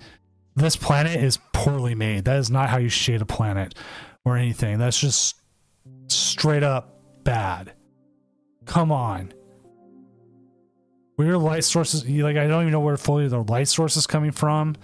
It's rotating super fast.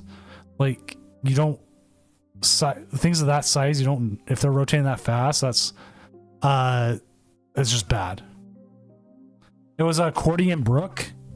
They've been on before. They're one of the few people that we have cast as a pair because they live with each other. It's pretty easy.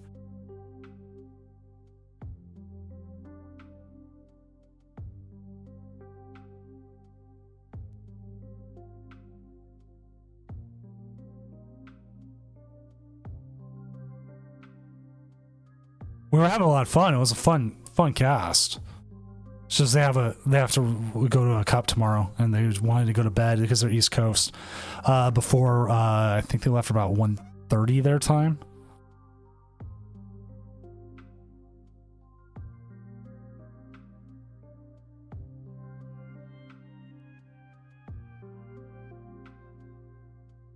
What was our most successful deck tonight? Okie dokie, even though it lost in the semifinals. Then Snorlax Stall.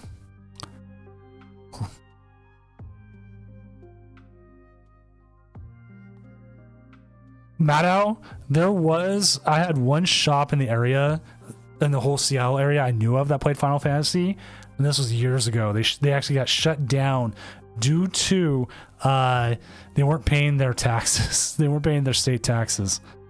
Like, I have it automatically set up on my shop that all state taxes are paid automatically.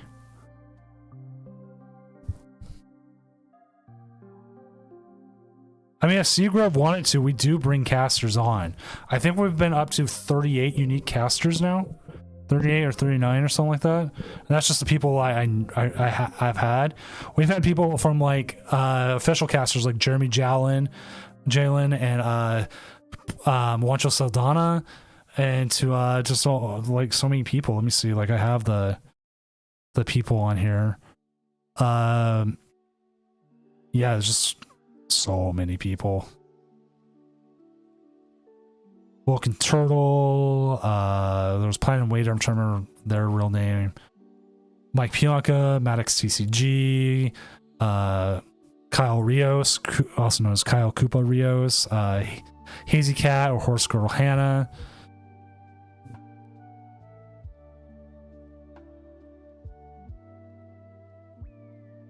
Eliza Sheetpost.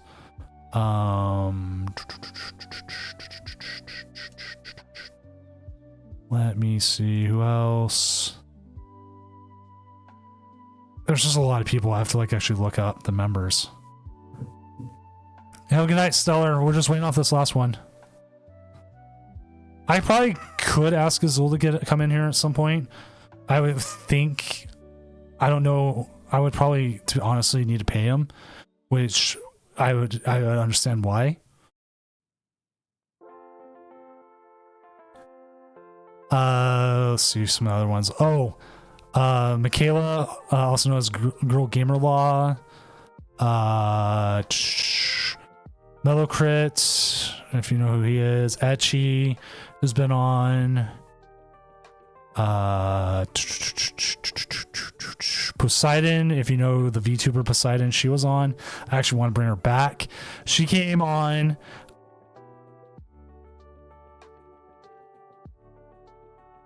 Oh, got a game 3.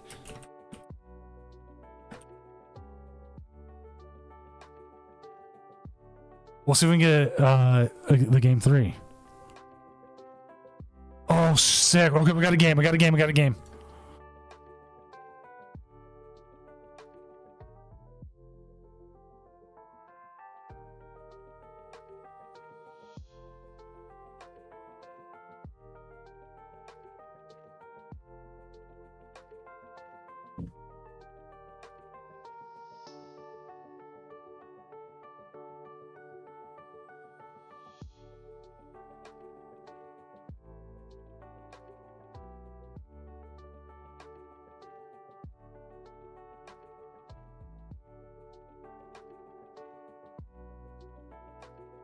Unless the other person already in here is who it is.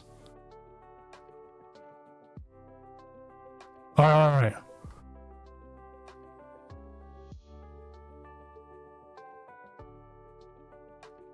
All right. Let's get this game up.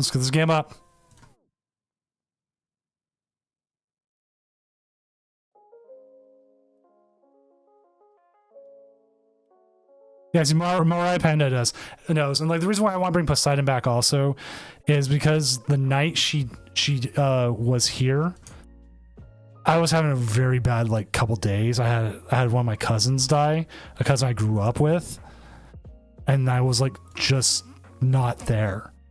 And I tried my hardest. I shouldn't have ran the tournament, but I really wanted Poseidon on, and I again could do that. Surprisingly, I could probably get Ursi, and I have talked with Leonhardt before. So I don't know if I could get Leonhardt, but I could probably get Ursi. But Ursi seems she's more in the pocket scene right now.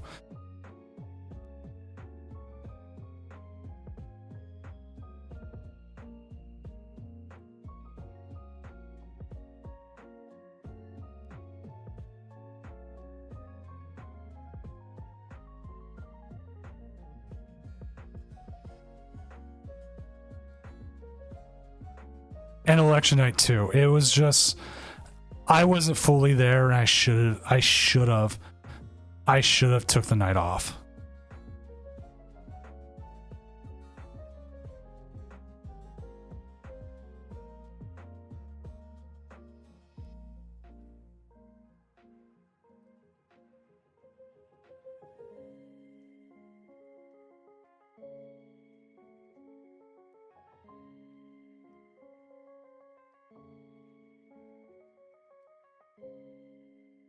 We're gonna see some damage, maybe. Probably not. A lot of Christmas in hand.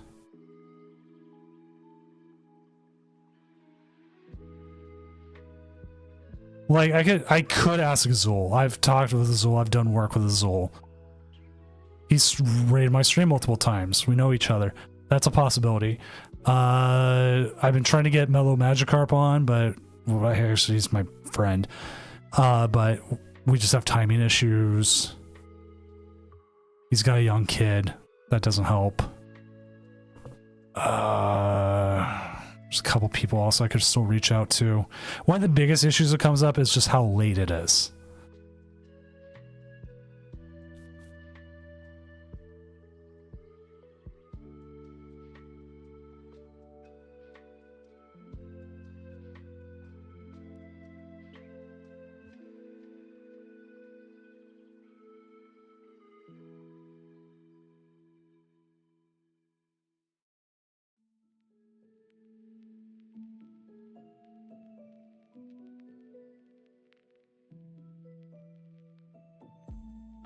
I do think the ranking system probably got away for a lot of people.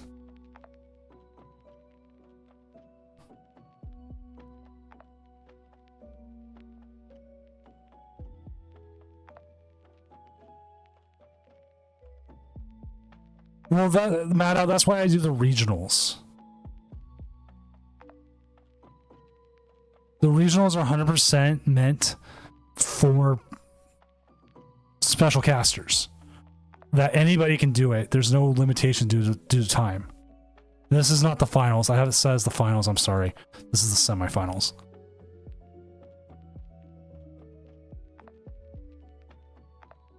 I don't know, Sheldon Warrior. Do you see the penny? Bringing back up the cornerstone. Need that Dragapult.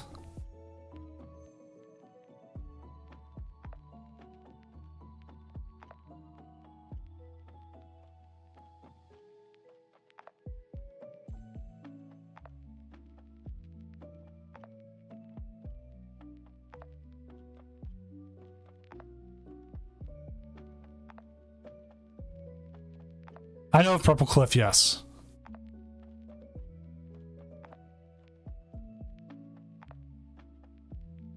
Okay. I'm loading up the bench here. Gonna see the Chose Scroll.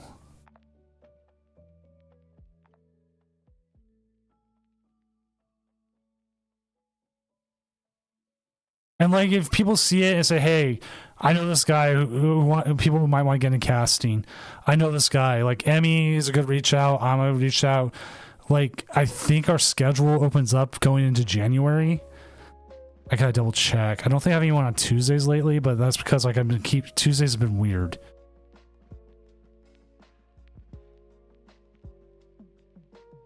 Let's see. Do we have? Yeah, we have the CJ, the Mint Mermaid on the 13th, and then after that, I have openings on the 20th and 27th onward. So if you want to, if you have a thing, like if you have a talk to Emmy, you can also talk to me about it as a possibility. I do ask that your microphone is pretty decent to good, because like we've had people come on with like really bad mics and it just kind of hurts.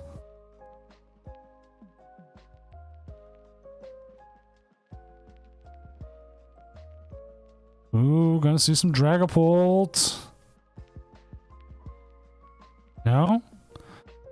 Dragapult can attack.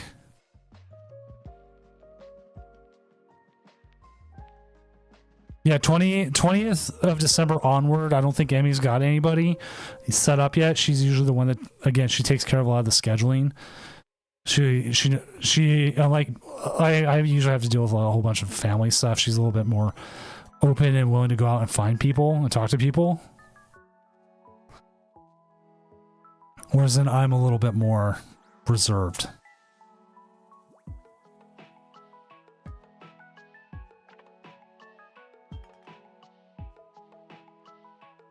Like, I'm trying to figure out what exactly they're doing here. Like, I kind of feel like you want to start attacking with the Dragapult here, but at the same time, I'm not sure. Like, technically, you could get a KO here next turn with the Radiant Alakazam onto that. Or are you looking for like a boss's orders, possibly?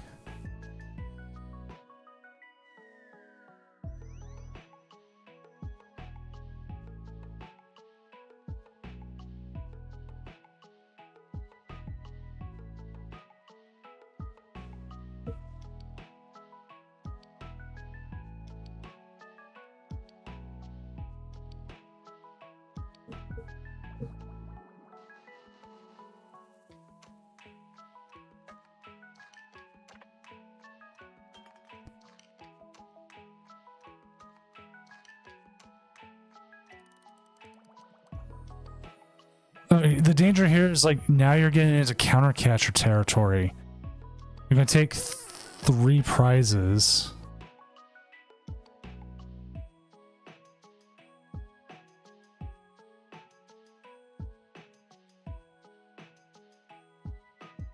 I know there's the Lorcana regionals, and then there's one in Australia going on, Perth. We do have Perth going on right now. But we have no idea what's going on with Perth because we don't have a stream for Australian anymore. And we don't have OCIC either.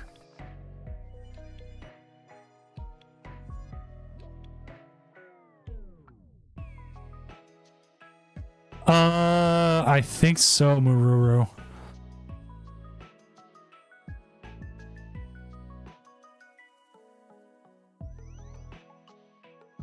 I don't think they have any outs to it. That's why I was like wondering what was up with the Toad Scroll. But also the Toad Scroll doesn't mean they lose either. Because they can't put cards back.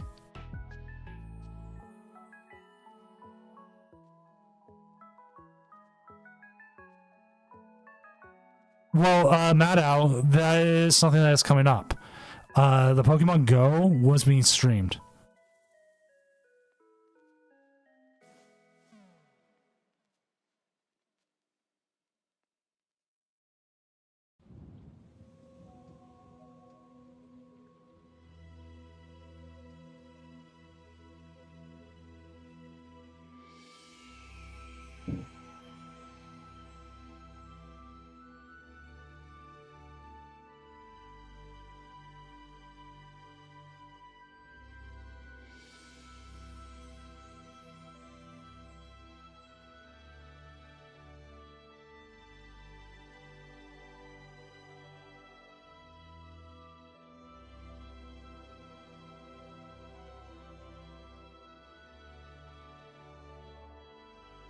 Right, it used to not just be community members.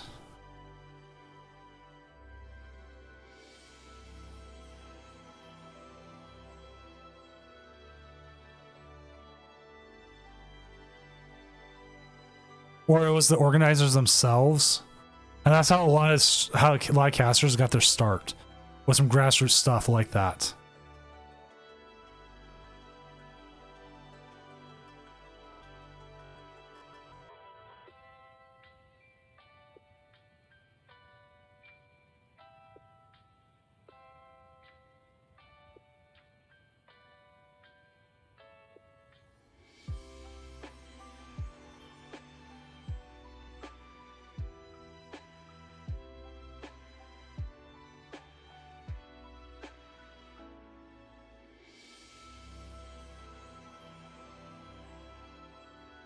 There's our Crispin.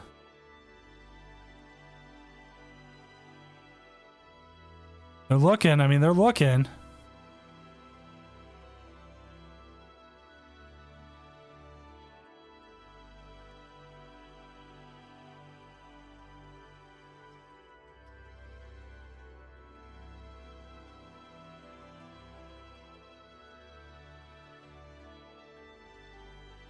He was. Again, like, you can find a lot of not just younger players, just a lot of the casters had their start there. You have to find somewhere to start.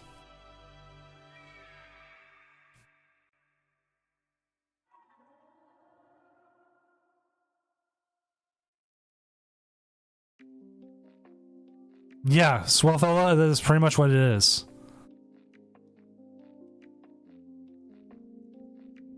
Like, there's the Kofu.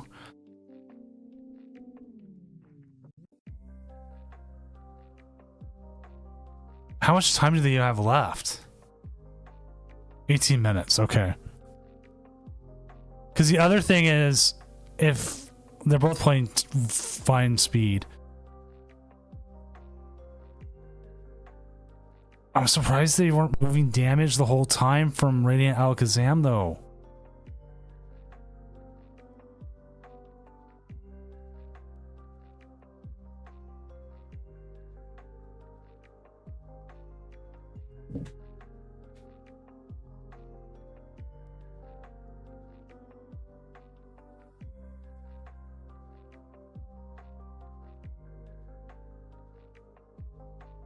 Because you could have been putting that damage, all 60 of that, onto like another Pokemon.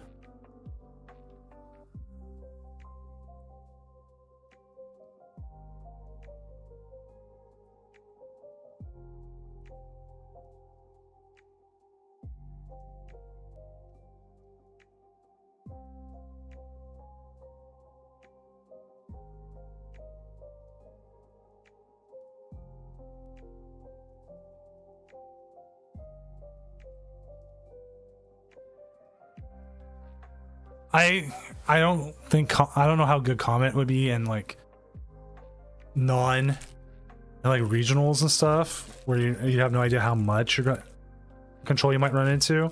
But for online tournament, maybe. The question is, do they have a counter catcher here? And what are they bringing up?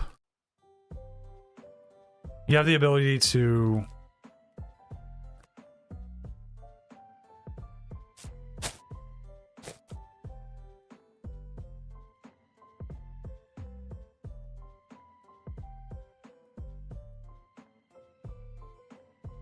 they have the ability possibly to win this next turn. Possibly. Xerosis Mechanician. So you can get rid of some of your Pokemon here.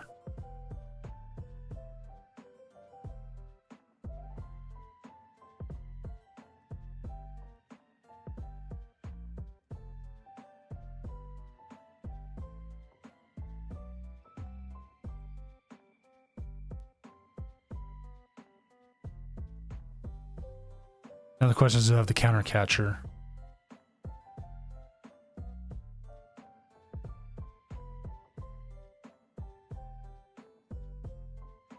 Company of Flute. Okay. There's the catcher. Okay. Can they Crispin an attack here?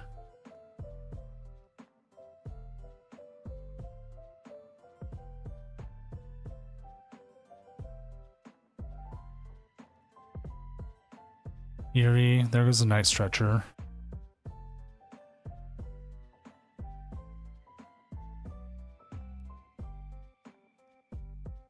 Boss's orders isn't going to do too much here.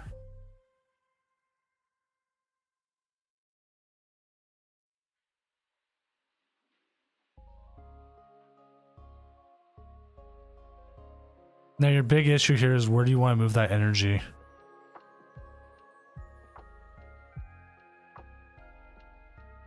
Can't attack with it.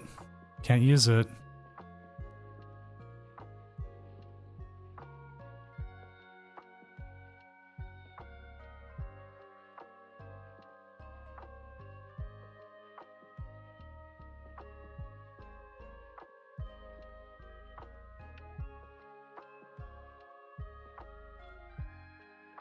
Attacking with the Iron Thorns is like really, really harsh in this matchup, and that Flute was kind of lucky, to be honest.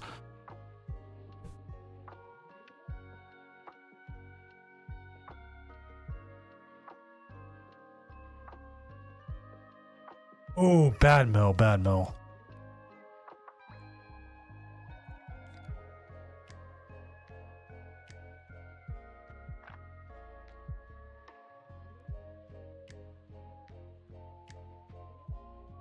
Good mill on their part. That Night Stretcher hurts. There's the catcher. Bringing up the other one. That's why I was like wondering why did you not move the lightning to the Iron Thorns?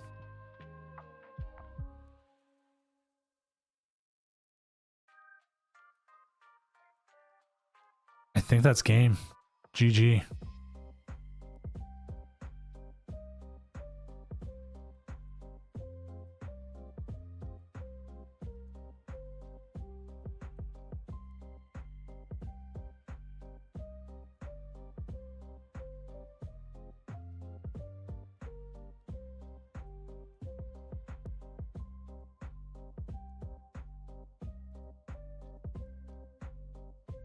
I don't know what more they could have done.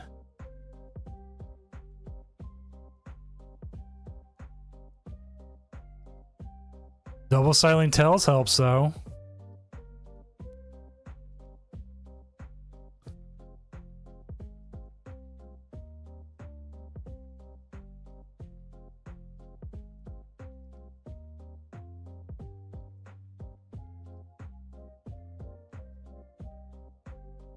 Like, there's a possibility if they have an Iono still left in deck, they could win off a deck out. If the Iono's still in deck.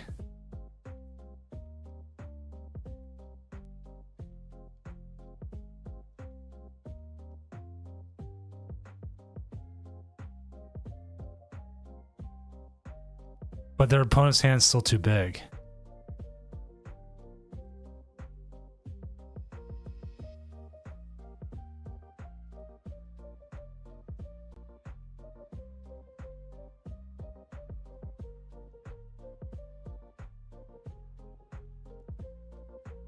Misfortune Sisters mills one, no more cards.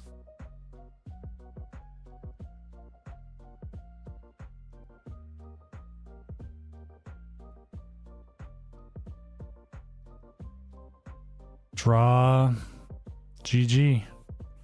Yep.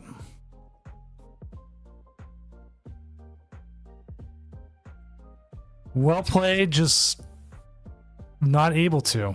It just didn't go their way. But in the round, Paradox round, here we go. The finals everybody was waiting for. The double Snorlax finals.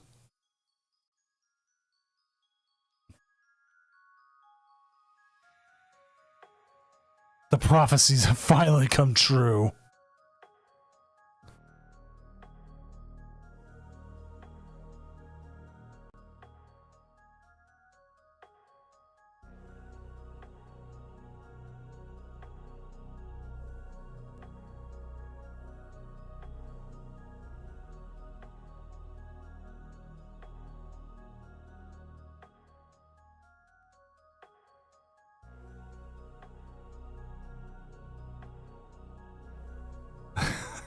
Morai, I don't blame you. Even the people in chat, in their chat, they're just like, yeah, I don't really want to do this.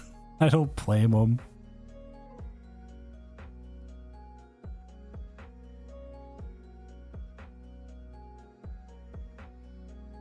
I would suggest to them just doing a best of one. That might be the best way to do it.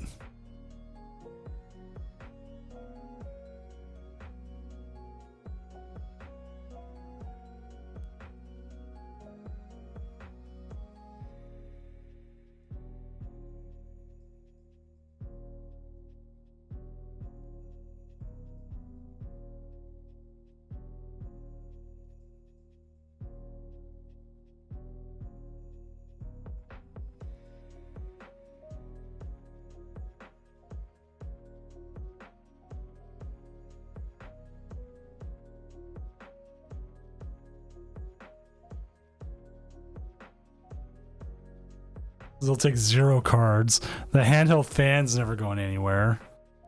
Pass, pass. It's like, how many times are you going to press pass?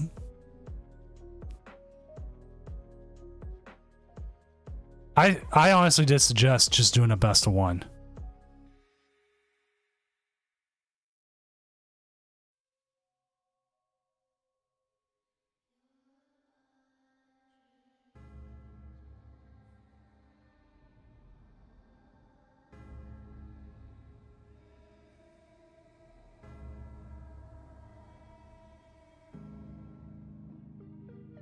Yes, the timer could come into play.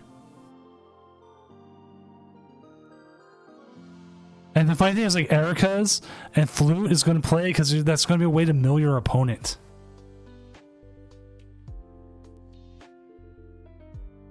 Honestly, I think the 4 Snorlax only is better because they can't get extra milled by the Flutes as easily.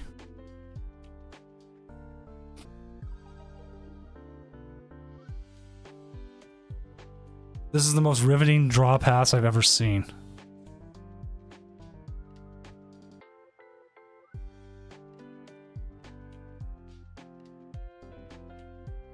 I also keep forgetting to like tweet out that like I'm live.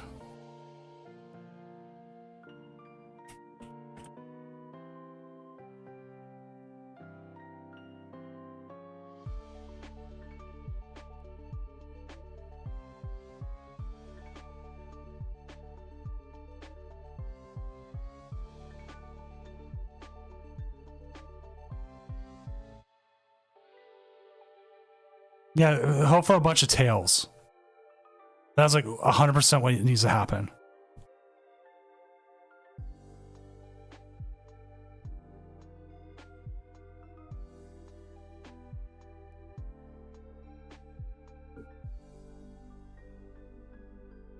Like, it's also going to come down to, like, who hits the Xerosic. There's no Pidgeot V in either deck. That's the other problem. There's no Pidgeot Vs at all.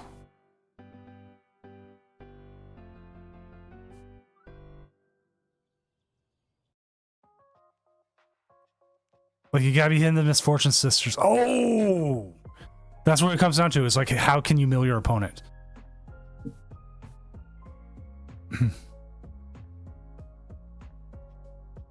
Like a Xerosic. I think one has Xerosic and one doesn't.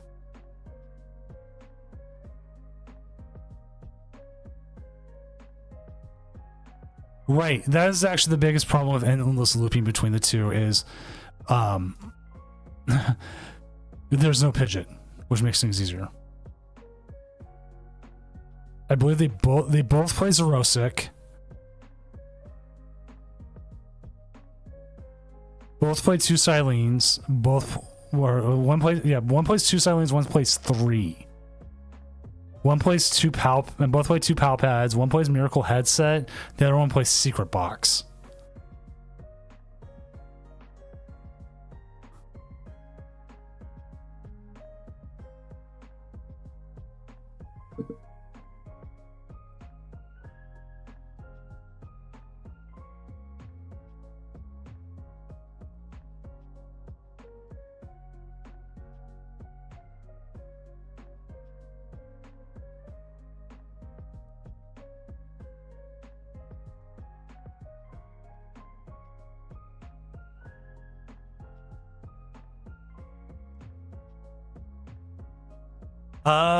Let me double check. I don't think either one plays Iono. Bryson does. They both play one of Iono.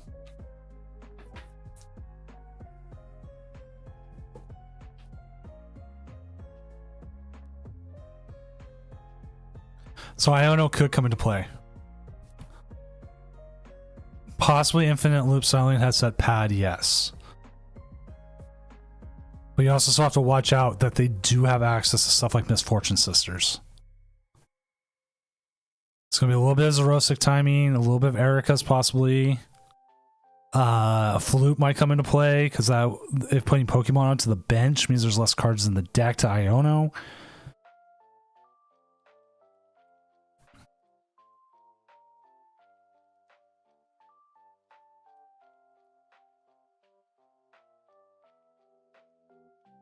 It's not infinite. Like there's still different ways of decking them.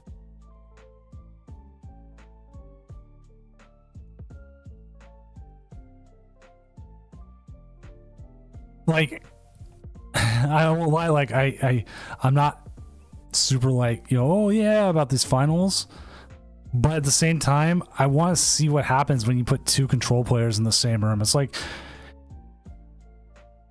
it's just like, hey, putting 2 like enemies in the same room kind of thing. Dang, look at that Misfortune Sisters.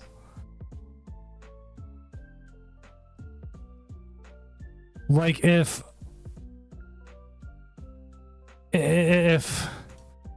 Lucy pries their Xerosic, that is going to hurt.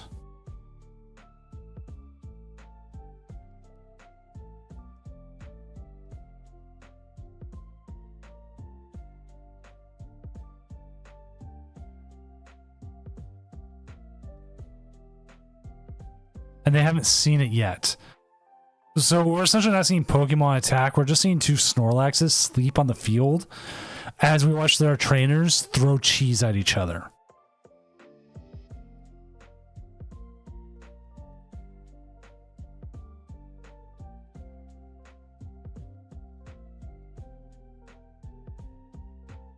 And you may be saying, oh, why cheese, Doom? Well, because cheese is funny.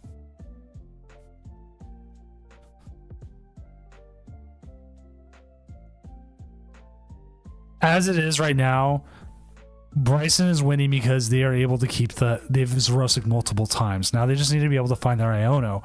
The question is, there's their Iono. Do you Iono now, or do you leave them the ability to Xerosic you?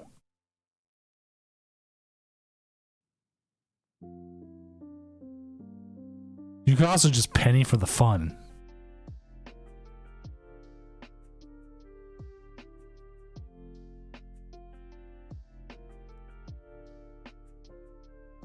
Bryson has more cards overall over Lucy, but Lucy has the time advantage right now.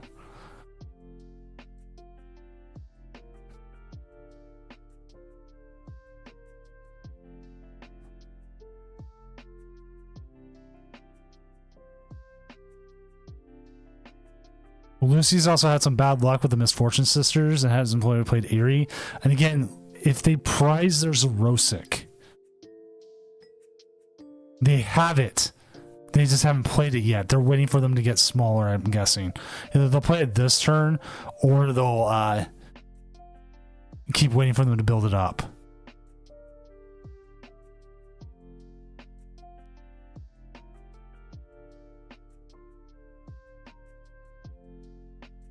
So Lucy's holding back this Xerosic till it hurts them the most. Whereas then Bryson's been more proactive with the Xerosics, trying to just hurt them as they're going.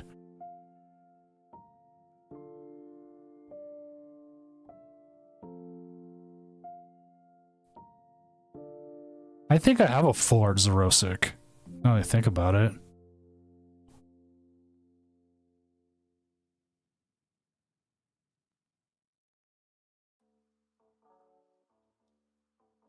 Double heads, keeping the dream alive.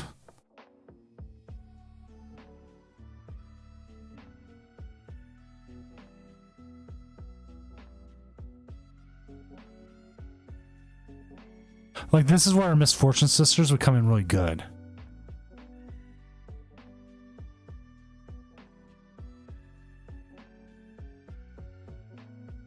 And you know they're sitting on that Xerosic. When is that Xerosic coming? Another pass. Is this the turn that you finally pull the trigger? I don't know, or not. This is where it gets interesting. This is where it's interesting. It's a resource battle. When do you pull the trigger? Because like you're almost playing chicken. Can I get resources back? Is there stuff I want out of my deck anyways? How many times can they Silene? How many times can you Eerie or come back? Like, I know we're not watching a normal Pokemon game here. We're watching a different Pokemon game. We're going to see this Xerosic again. But they're still behind on cards now, because if they get Xerosic, they're down to 15 cards, and their opponent is at 16 right now.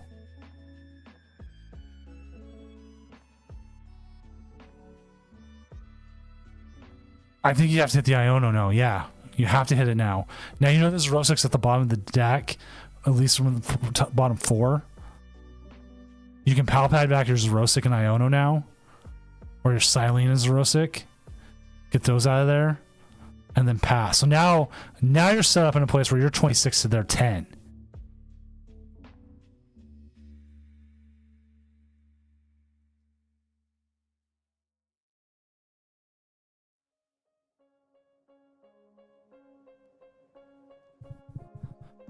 So I don't know if Lucy's just been holding back the Xerosic or what. Ooh. See Misfortune Sisters there with the pass. Iono's back.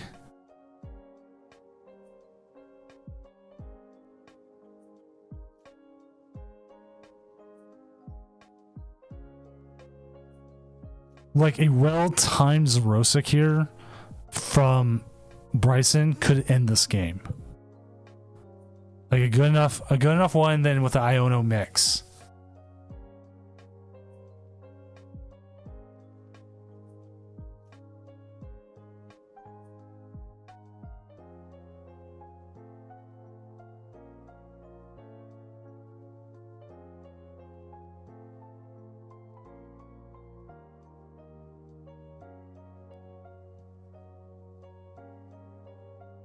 This is honestly kind of different.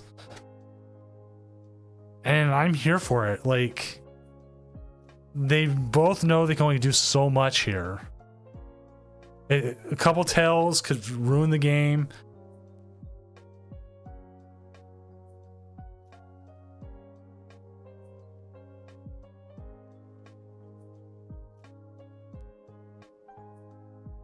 like again, well-timed Zrosic. It's Iono the next turn. We're seeing the Silene loop. You got to keep the Silene loop going. They know it. That puts 2 more cards back in the deck.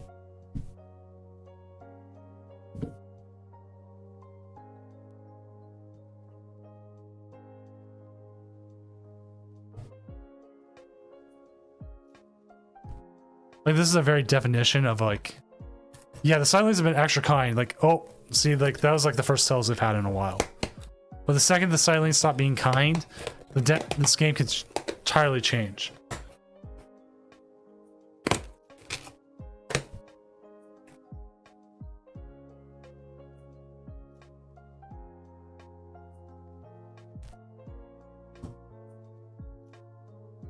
Like that. There we go. There's 2 tails.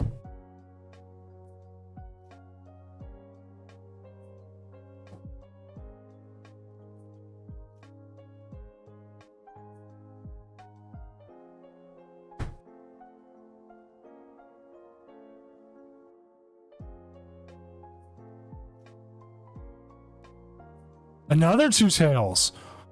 Ooh. Team Yellow's cheer. I mean, you could play that now. Could. You see the Arvin. Looking the Poke Gear out. Try and possibly get that Zrosic here in the next turn.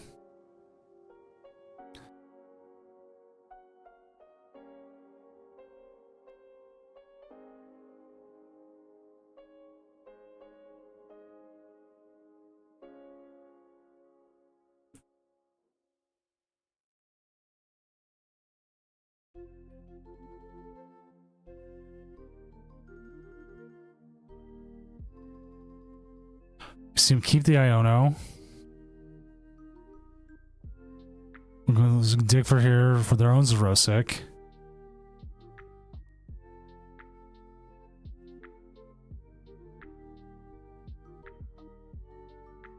See a couple Pokemon go there.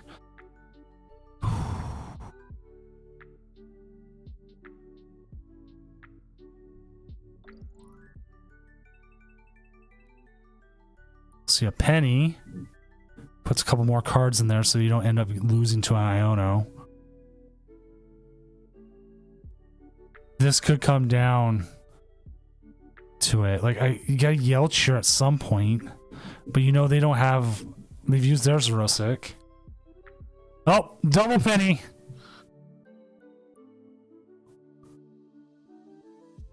Bryson has taken game 1. Lucy in the chat said, I ended it on my own terms.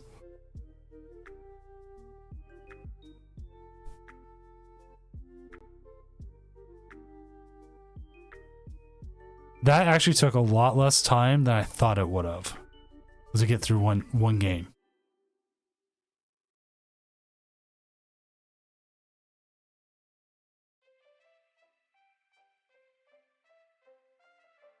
Yeah, anticlimactic at the end, but it seemed like they saw the writing on the wall and decided it was better.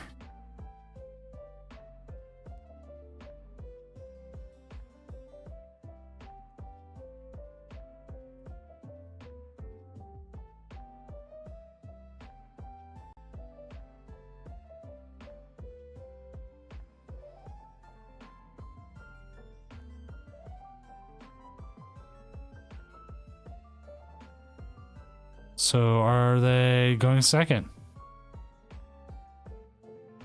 Nope. They are calling it there. So with that, we have Bryson taking the win. Lucy is going to go ahead and just bow out, take the 1-0 best of 1. Very anticlimactic, but here we go with Bryson taking the win here with the pure Snorlax. Nothing else to it.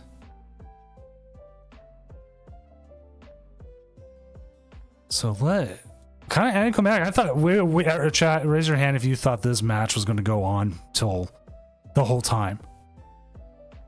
Not even.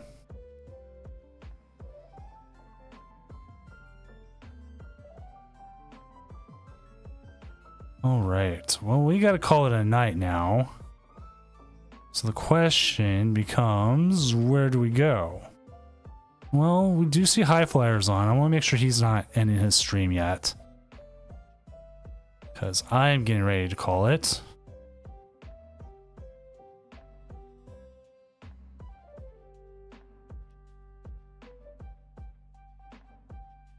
Let's see. I'm just making sure I gotta go through his ads first.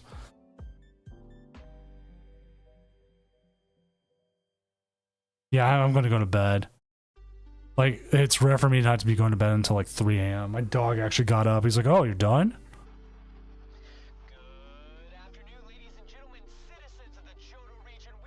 Yeah, it looks like he's still going. Let's send you off to High Flyer. Have fun with High Flyer. He's a great guy. I will be back Tuesday, I believe. So I will see you then.